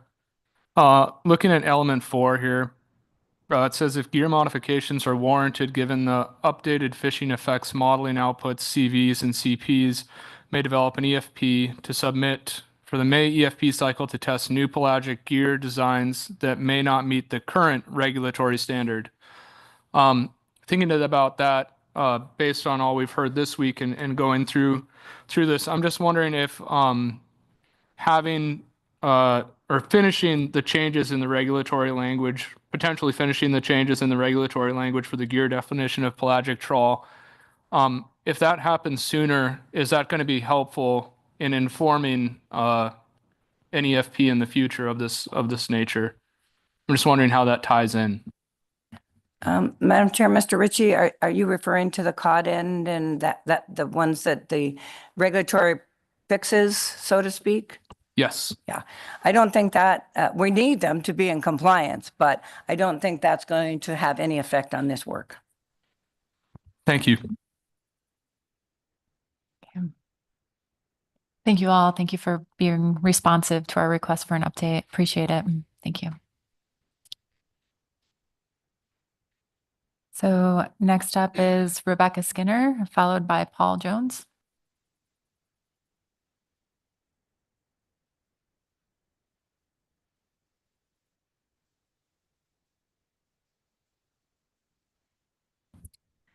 Good afternoon. My name is Rebecca Skinner, and I'm testifying on behalf of myself. I wanted to speak to the Chum outreach item under staff tasking.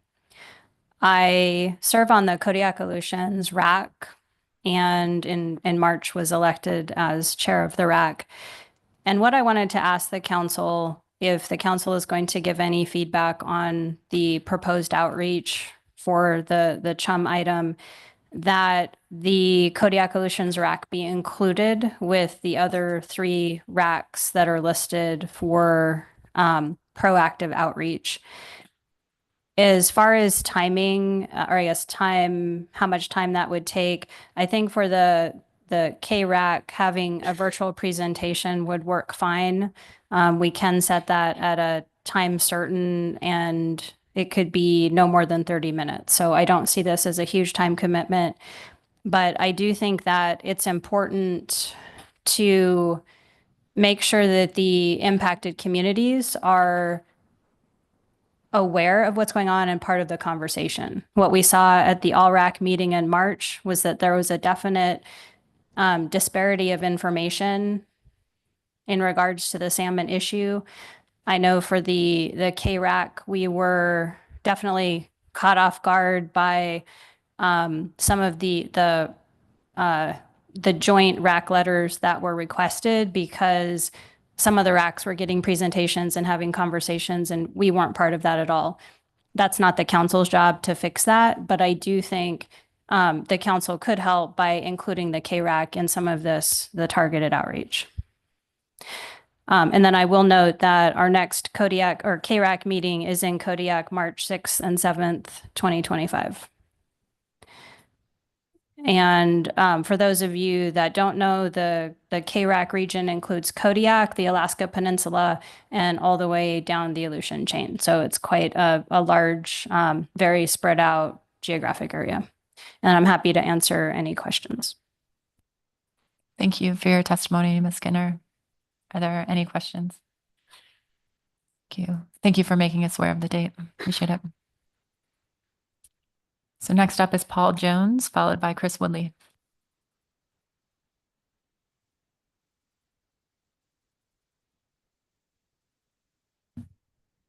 Hello. Thank you. Well, Madam Chair, members of the council, thank you for allowing me to speak again. I'm here speaking now as an individual rather than as a representative of the Bycatch report. Again, would just like to reiterate my gratitude for the opportunity to be here and the reception that I've received from the council and NPFMC staff. One quick comment from the Alaska Bycatch report.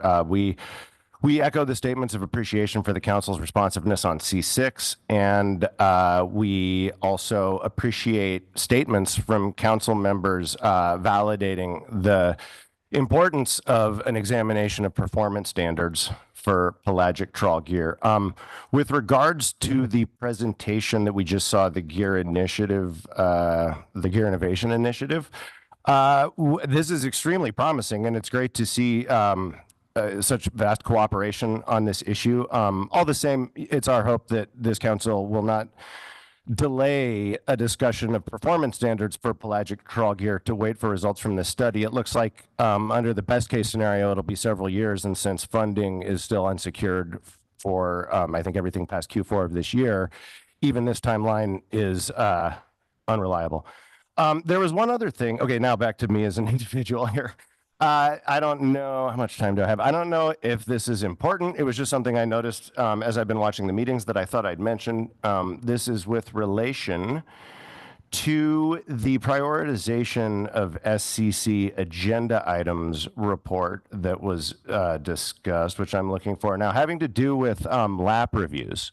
Now, as I recall, when I was watching the first day of the SSC meeting, when this was presented to them, several of the scientists on the SCC, I forget how many, I believe it was at least 3, expressed some consternation about the deprioritization of lap reviews. And if I recall, their suggestion that was offered, I believe anecdotally as it was being presented, was that the lap reviews happen on a case-by-case basis. And again, I could be getting this wrong, so if this seems important, check the record. But I believe their concern was that with climate change accelerating, certain lap reviews might need to happen on a quicker timeline to respond to a changing climate. And, you know, also I think that whether or not this is important, I mean, I barely understand what lap reviews are, but whether or not this is important, it also does highlight a challenge which is going to continue facing this council, which is, you know, given that over a longer time scale with climate change, we can be assured of instability,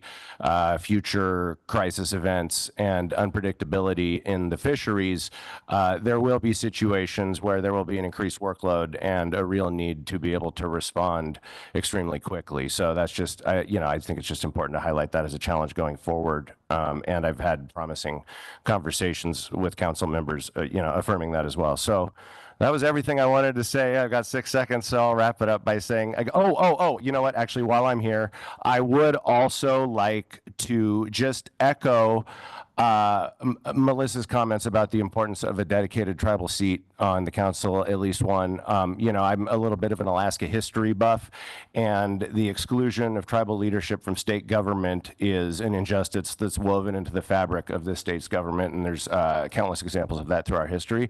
So I think anything that we can do to correct that imbalance is incumbent upon us. And of course, with the importance of these fisheries to tribal communities and their expertise in the area, they more than warrant dedicated seats on the council. That's just one guy's opinion. And so with that, thank you very much.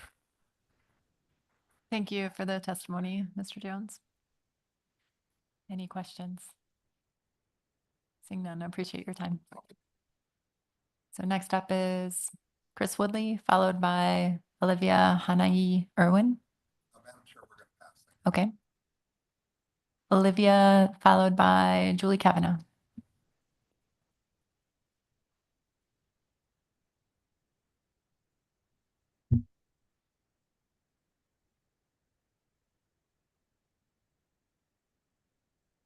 Dan Hazoon, members of the board, Olivia Sauza, Dehun Danaka Hitle, Hanahi Seasni. Good afternoon. For the record, my name is Olivia Hanahi Irwin. Hanahi is my Danaka name my grandmother gave me. It means the storyteller. My mother is the late Gretchen Sumter Irwin, and my father is the late James Timothy Irwin. I am a Nupiaq and Athabascan from the village of Nenana, and I am the policy coordinator for the Yukon River Drainage Fisheries Association, and I'll be providing comments today on behalf of YRDFA.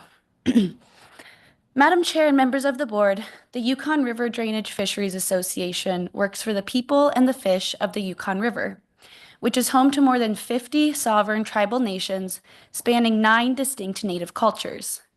These nations and cultures have a relationship to salmon that spans centuries, not just generations.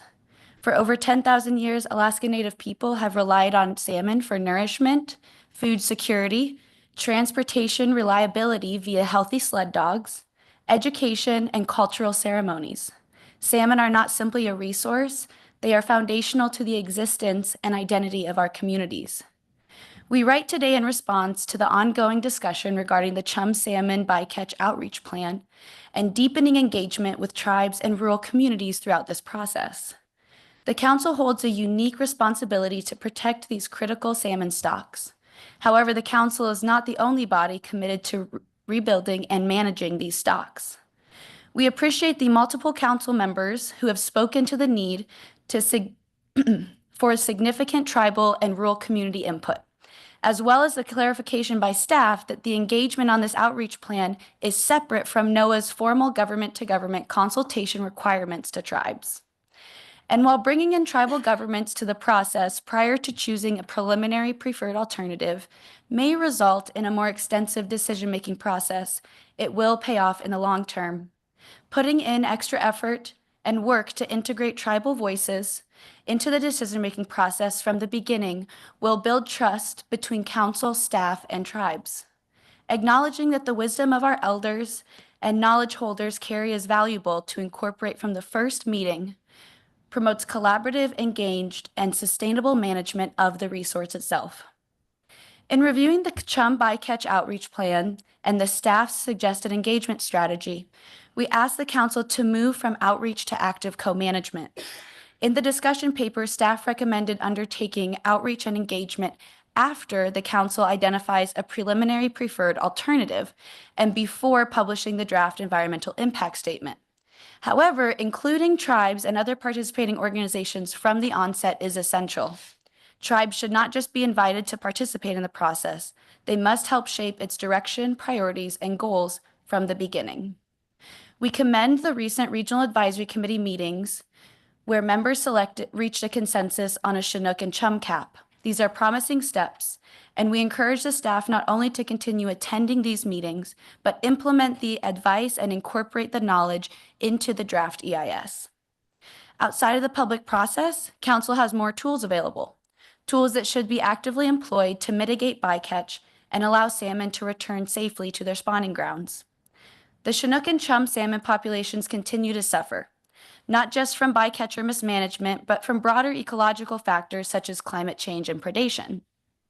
Unfortunately, there exists no emergency order for climate change, no consultation of ocean predators, and no immediate remedy for diseases like ichneophonus. But what the Council can do, however, is use its authority to manage fisheries alongside tribes, ensuring sustainable salmon populations through modern bycatch reduction measures and traditional knowledge of our ancestral fisheries. The commercial fishing sector on the Yukon River has been decimated. Commercial Chinook fishing opportunities were shut down years ago, followed by limited subsistence harvest, and now we're experiencing a phenomenon of a 7-year halt on Chinook fishing altogether.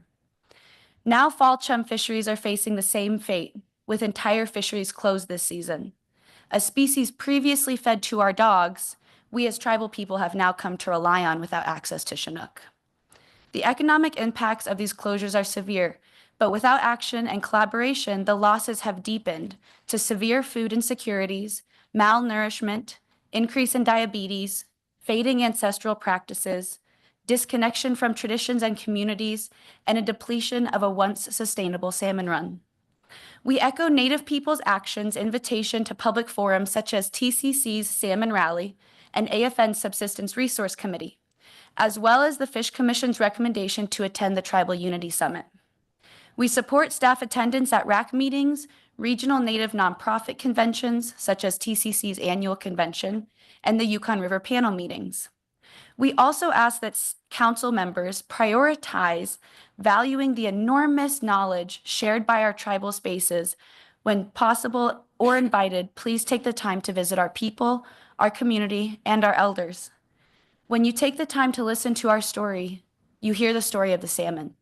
When you take the time to build relationships with tribes, you build relationships with salmon. In conclusion, we ask that the council fully utilize the management tools at its disposal to ensure the sustainability of the salmon. Tribal individuals alive today carry not just 10,000 years of ancestral knowledge, but 10,000 years of responsibility to the land. Our people are ready to be sitting at the table with you, not at the table across from you. The council's management decisions today will determine the future of salmon population and the communities that rely on them for survival. We ask the council not simply engage, but lead in a co-management framework that prioritizes long-term sustainability and the full inclusion of tribal nations in this decision-making process. Thank you for your time, and we'll accept any questions. Thank you, Ms. Irwin. See if there are any questions. Seeing none, thank you for joining us. So our next testifier is Julie Kavanaugh, and our last testifier of the day will be Ron Kavanaugh. Yeah, can you hear me? Yes, we can. Welcome. Awesome. Thank you. I'll just go ahead and start. My name is Julie Kavanaugh. We are state and federal participants in multiple fisheries encompassing the Gulf of Alaska, Bering Sea, and Aleutian Islands. Access is a concern the council has heard about at this and previous meetings, as well as in the climate change workshop. There is a fundamental understanding that when you put all your efforts into one basket, you are more vulnerable to disaster. This is directly relatable to the AP's motion to prioritize LAP programs moving forward. This one recommendation encompasses 3 actions: Bering Sea, Aleutian Islands over 60 pot cod, Gulf of Alaska trawl pollock, and Gulf of Alaska cod. Bering Sea, Aleutian Islands over 60 pot cod LAP is an ongoing action and is included in your draft 3 meeting outlook. It doesn't seem to need priority, but I would like to highlight that our family operation had the opportunity to purchase an over 60 pot LLP for our vessel. We weren't able to do that faced with the council's control date, pending action, and the uncertainty it creates. We were unable to diversify. Gulf of Alaska trawl pollock. I don't support moving forward with this action when the public is concerned with and wants clarity on what is pelagic trawling? What is a pelagic net? What are the innovations currently being developed? And high on the public's priority list, is a pelagic net allowed on the bottom? How much and where? Gulf of Alaska cod LAP. The AP wording appears to be inclusive of all sectors. It seems to tie cod to a trawl pollock action. This is separate, and cod is much more complex issue involving many other stakeholders not seeking this action. All 3 of these requests build an insurmountable wall around resource access. Quota share programs aren't performing well. They haven't stabilized markets or ensured stock abundance, and their complex nature inhibits adaptation. Rationalized programs have created a menagerie of management hurdles during times of low abundance that require a significant amount of council resources. I do support the council prioritizing a trawl performance standard definition in a public forum and in a transparent way, and also in a timely manner that informs innovation. I appreciate the inclusion of the Tanner crab protections item in the April agenda, and taking it out of the tentative column as soon as possible will help all stakeholders. Thank you. Thank you, Ms. Kavanaugh. there any questions? Seeing none, thank you for your testimony. Yeah, thank you. I just wanted to let you know that Mr. Kavanaugh is not in service area, so he won't be able to pick up his phone. Okay, I appreciate that. Thank you. That concludes our public testimony on staff tasking. Let's take 10 minutes and return to see what the discussion of the council looks like and whether or not there's any action. Thank you.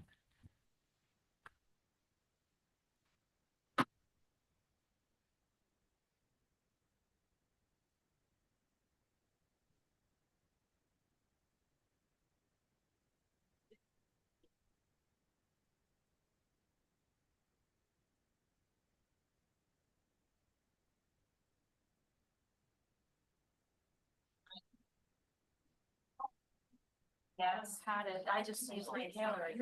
Yeah, I just had it. It's like almost the exact same time as I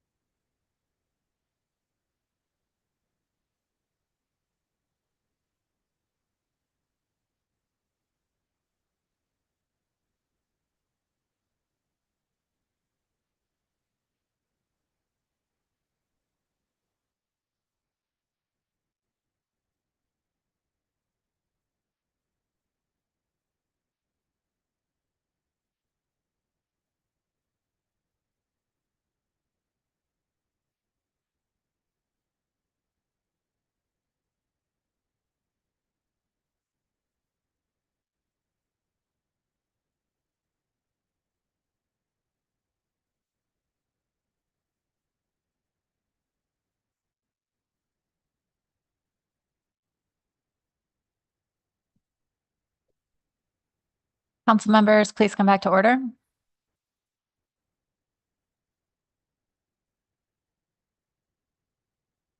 Okay, we're nearing the final stretch here. Appreciate all of the extensive public comments on staff tasking.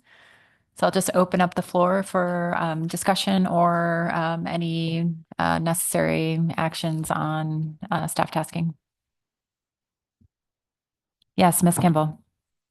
Thank you, Madam Chair. And this isn't a motion, but one of the things we were asked to consider is how to work the February council meeting such that we won't have the ability for the SSC, the AP, and the council to all be well staggered like we are today. And staff was looking for input on whether the AP should be reviewing the Cook Inlet specifications in February. And so I was just going to put out there that I think that's asking them to do an impossible task. I think if the SSC hasn't yet provided OFLs and ABCs, there's no way for the AP to then determine what a tax should be. So I'd rather just be very transparent and say, I don't think that should be on the AP agenda. I don't think they could do it if it was. And I would rather not put them in that position. I also think it'll give them additional time to focus on the Chum salmon action, which was really the focus of that February meeting. So that's my idea. If other council members have others, glad to hear it. I'm seeing a lot of head nods. I concur with that as well. Okay. Anything else, Ms. Kimball?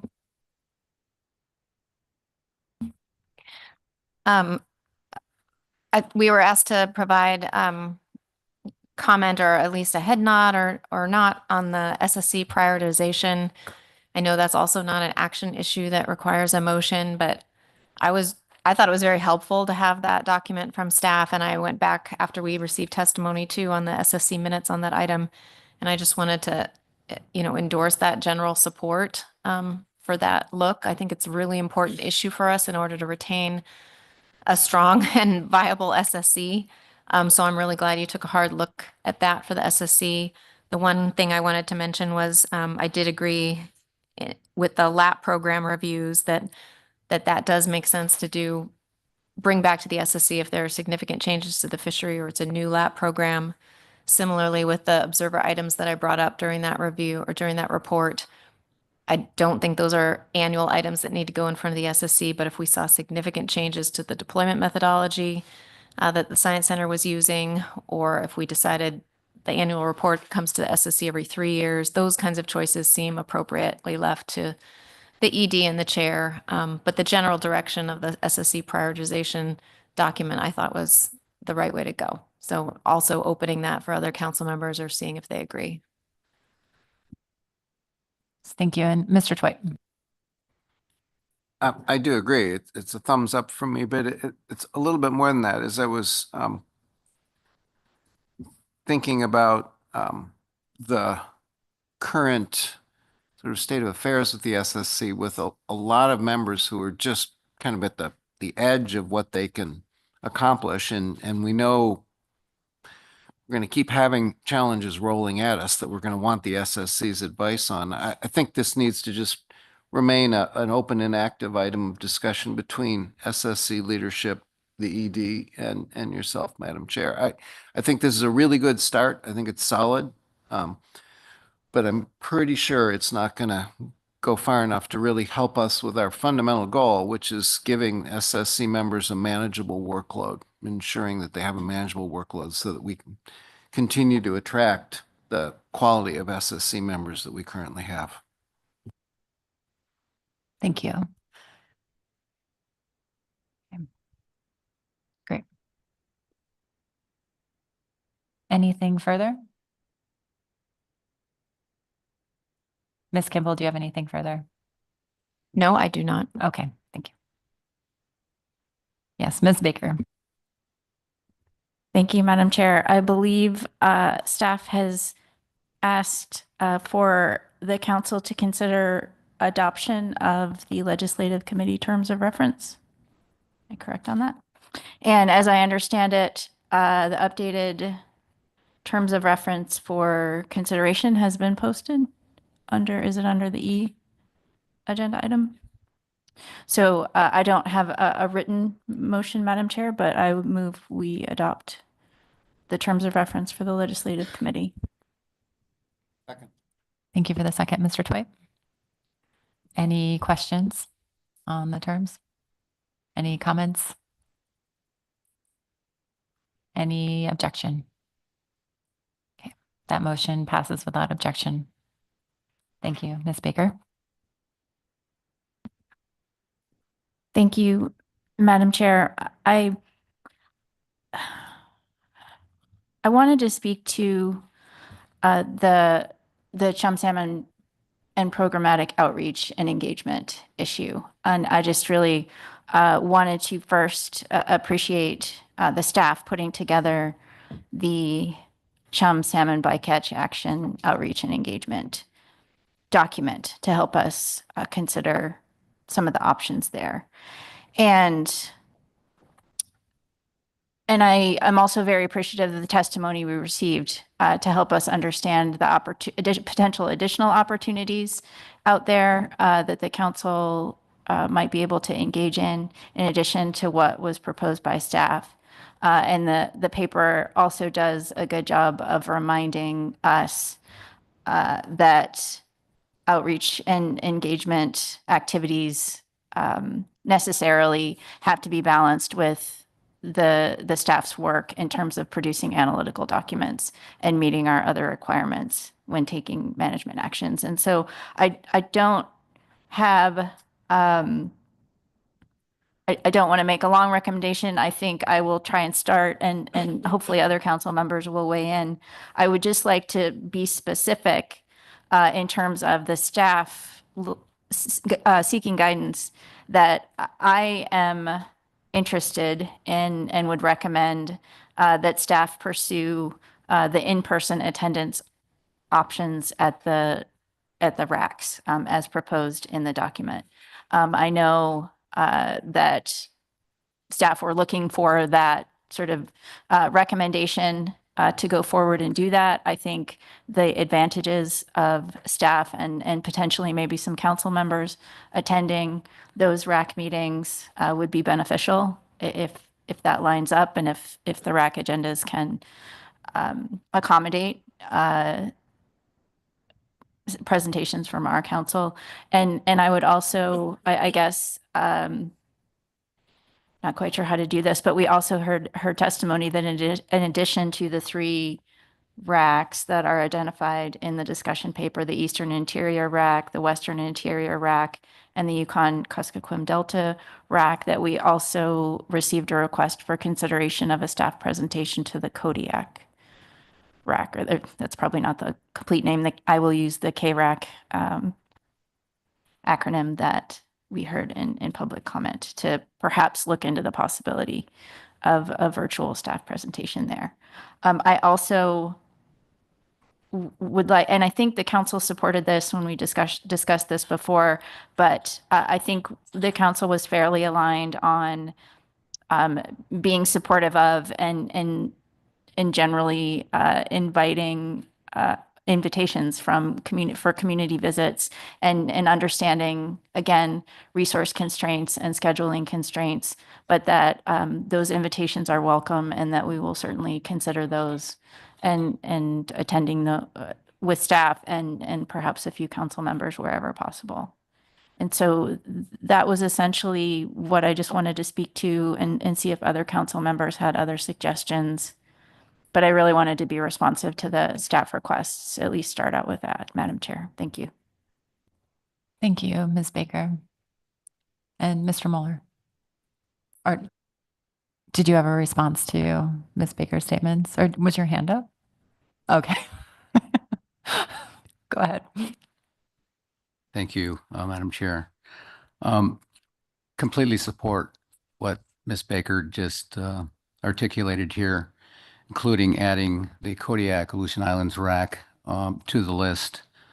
All that said, I think there's, given the fact that we have stretched staff and resources relative to this, but I'm still want to encourage, and we heard it through public comments and public testimony here, the value in attending to whatever degree that might be, the Tribal Unity conference or whatever they call it that's held during the Alaska Federation of Natives coming up here shortly. And I want to put an emphasis on the public testimony that we heard here and the importance of, in the Alaska Native community, the importance of that relationship building. For a lack of a better way of putting it, that once that relationship, and I'm speaking from a personal experience here, once you have that established, and it's an ongoing process, obviously, then it makes it possible to have the more in-depth conversations.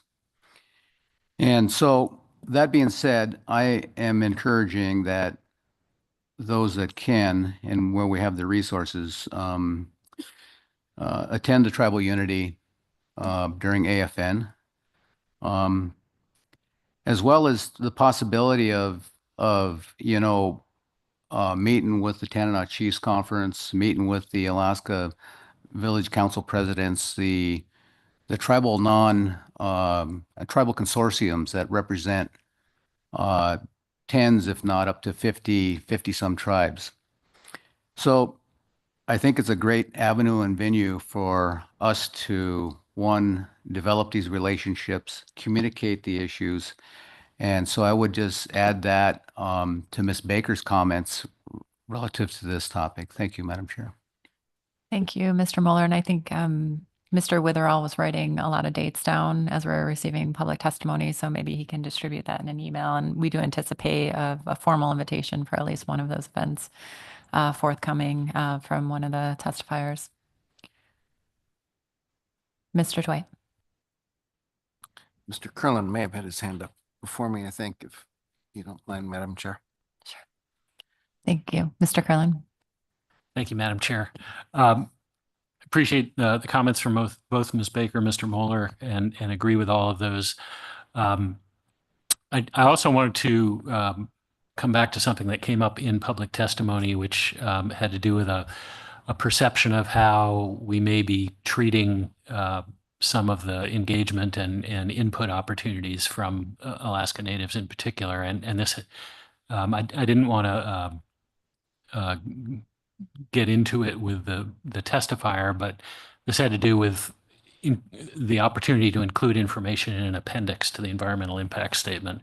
And I thought it would be important to address this because our thought in constructing the environmental impact statement, recognizing the new page limitations on EISs and also recognizing the opportunity to provide information essentially unadulterated, unsynthesized, was that it might actually be beneficial to include any direct substantive input we get from tribes, Alaska Native organizations, consortiums, et cetera, in an appendix that would then be available not only to council members and staff, but to the general public.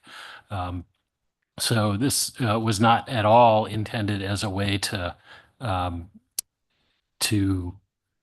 as anything disrespectful or any lesser consideration of public comments, but to the contrary, it was intended as a way to make sure that whatever substantive input we receive from such folks gets translated directly and not watered down or synthesized in any way. So just wanted to mention that. One final thing, Mr. Shane noted for opportunities either to attend the RAC meetings or other engagements, we do need to be mindful of the quorum limitations. So we can't have a majority of voting members of the council attend, but I imagine with scheduling that probably won't be an issue, but just thought I would raise that. Thank you. Thank you for that reminder, Mr. Curlin, Mr. Shane. Mr. Dwight. Thanks, Madam Chair. I support Ms. Baker's thoughts and as well as the subsequent thoughts by others regarding Chum outreach. But Ms. Baker also sort of mentioned at least programmatic outreach. And I'm not sure that the same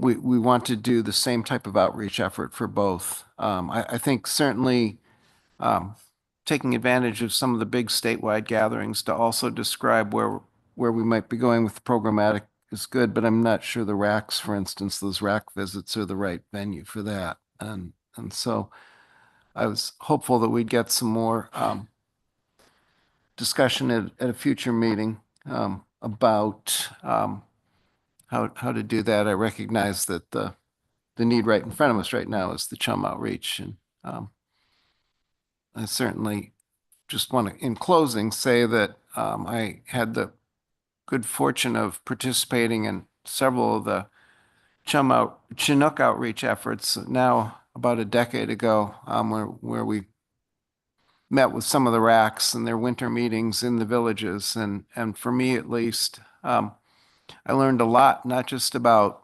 the people at the rack meeting and their questions, but also a lot about village life and what winter life is like in the interior, and sort of formed some of my first real long-term relationships with folks who make a living subsistence in the interior based on those meetings. And for me, at least, that was the beginning, I think, of a much greater understanding of a lot of the issues that we're hearing a lot about now, but back then we still didn't understand very well. So I want to strongly encourage fellow council members to take advantage of as many of these as they can under the quorum requirements, and also say I look forward to participating in some.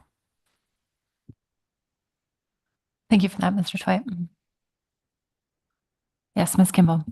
Thank you. Just briefly on this item, and I appreciate Mr. Curlin reminding us that we cannot have a quorum of council members attend. I'm hoping when you do send out the email on what potential invitations we've received or what the dates are, and that you can also provide some of the other guidelines around our participation in those meetings in terms of individual council members cannot speak for the whole council, things like that, that we can ensure that we state at the start of any kind of forum that we're involved in, so we're not creating confusion. Thank you.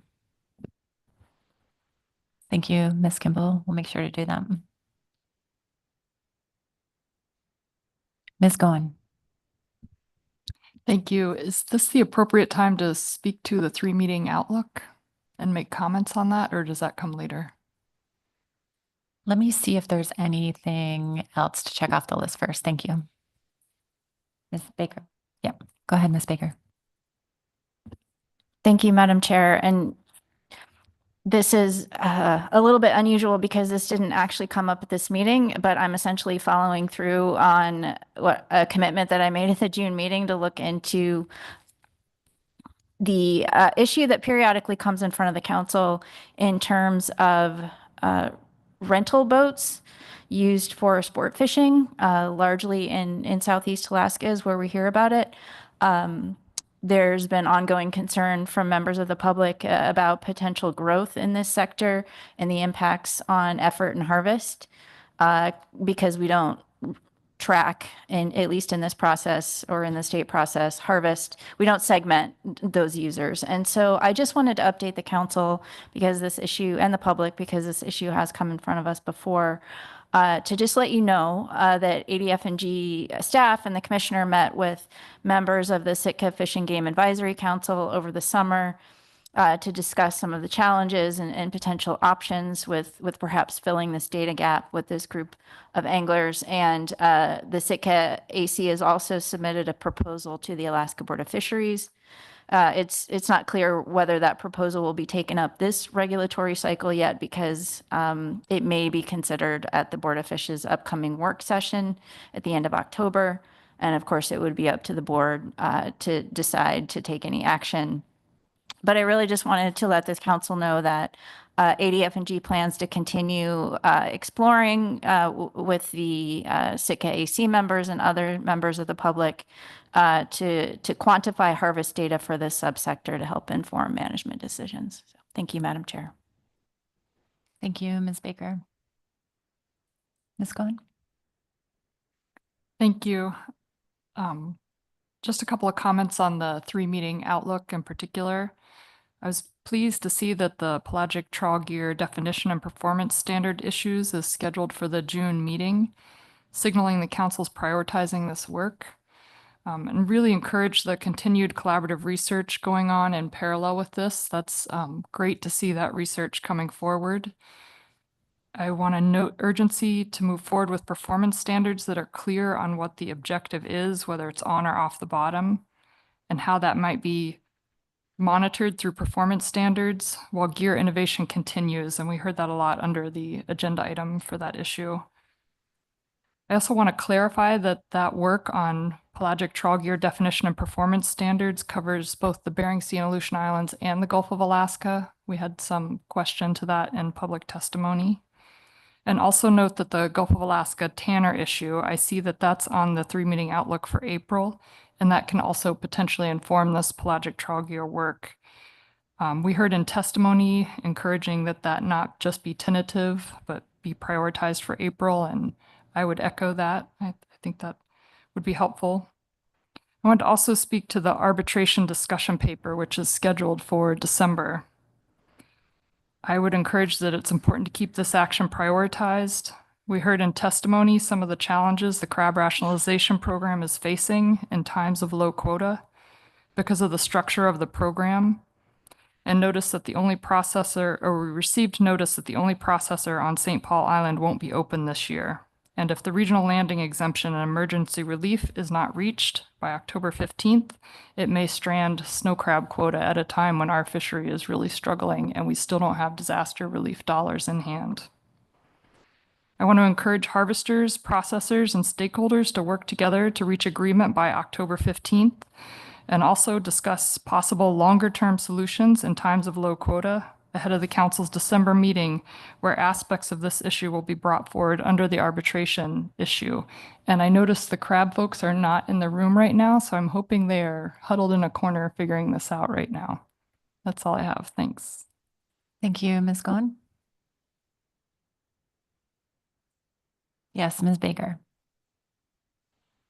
Thank you, Madam Chair. And thank you, Ms. Goen, for turning our attention to the 3-meeting outlook. I also just wanted briefly to speak to the pelagic trawl gear actions currently on the June council agenda. Appreciate staff responsiveness to the council discussion there, and just note that really, again, appreciate the testimony we received today from the pelagic trawl industry group representatives in terms of the research that's ongoing.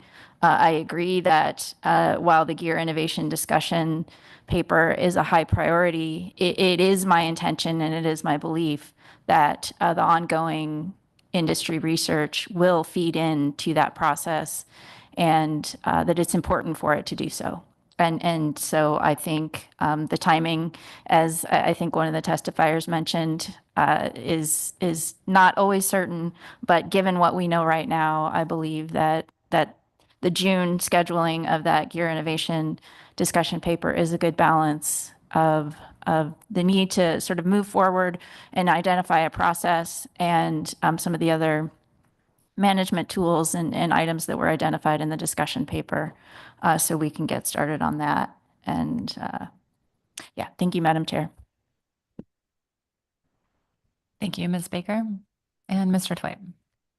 Thanks, Madam Chair. I got a question about an item that still shows up in the batter's box, and that's the pot cod lap discussion paper. I do see that sort of tentatively assigned to staff, but when I look at the other issues that are also assigned to those staff, I see those as, at least some of them, needing delivery earlier. So as I look at it, I sort of guess that the earliest that they might be commencing work on that is beginning of the year. And I just wanted to check with Mr. Witherall and see if that was a reasonable assessment at this time. Thank you, Mr. Twite. Yes, given other priorities and staff availability, I can assure you that work will not happen on that before the beginning of the year. I wasn't looking for that much assurance. Mr. Witherall's no, subtlety is not one of his strengths. Anything else? Okay. Seeing none. I think that concludes our discussion on staff tasking. As always, appreciate the incredible work from our staff, and welcome new staff on board. We're very excited to be working with you, and would like to thank the public for their thoughtful engagement throughout the meeting, as well as my colleagues around the table. Thank you so much. So with that, we will call the meeting, we'll adjourn the meeting, and we will. Yes, I do. One moment.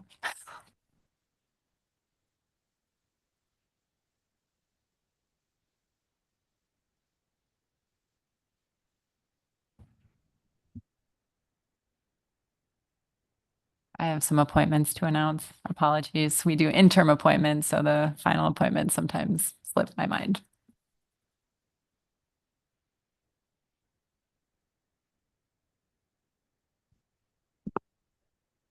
We've just nominated or appointed Dr. Sophia Wasserman and Dr. Jim Thorson to our Gulf of Alaska groundfish plant teams. So congratulations and thank you. So with that, this meeting is adjourned. We'll see you in December. Thank you.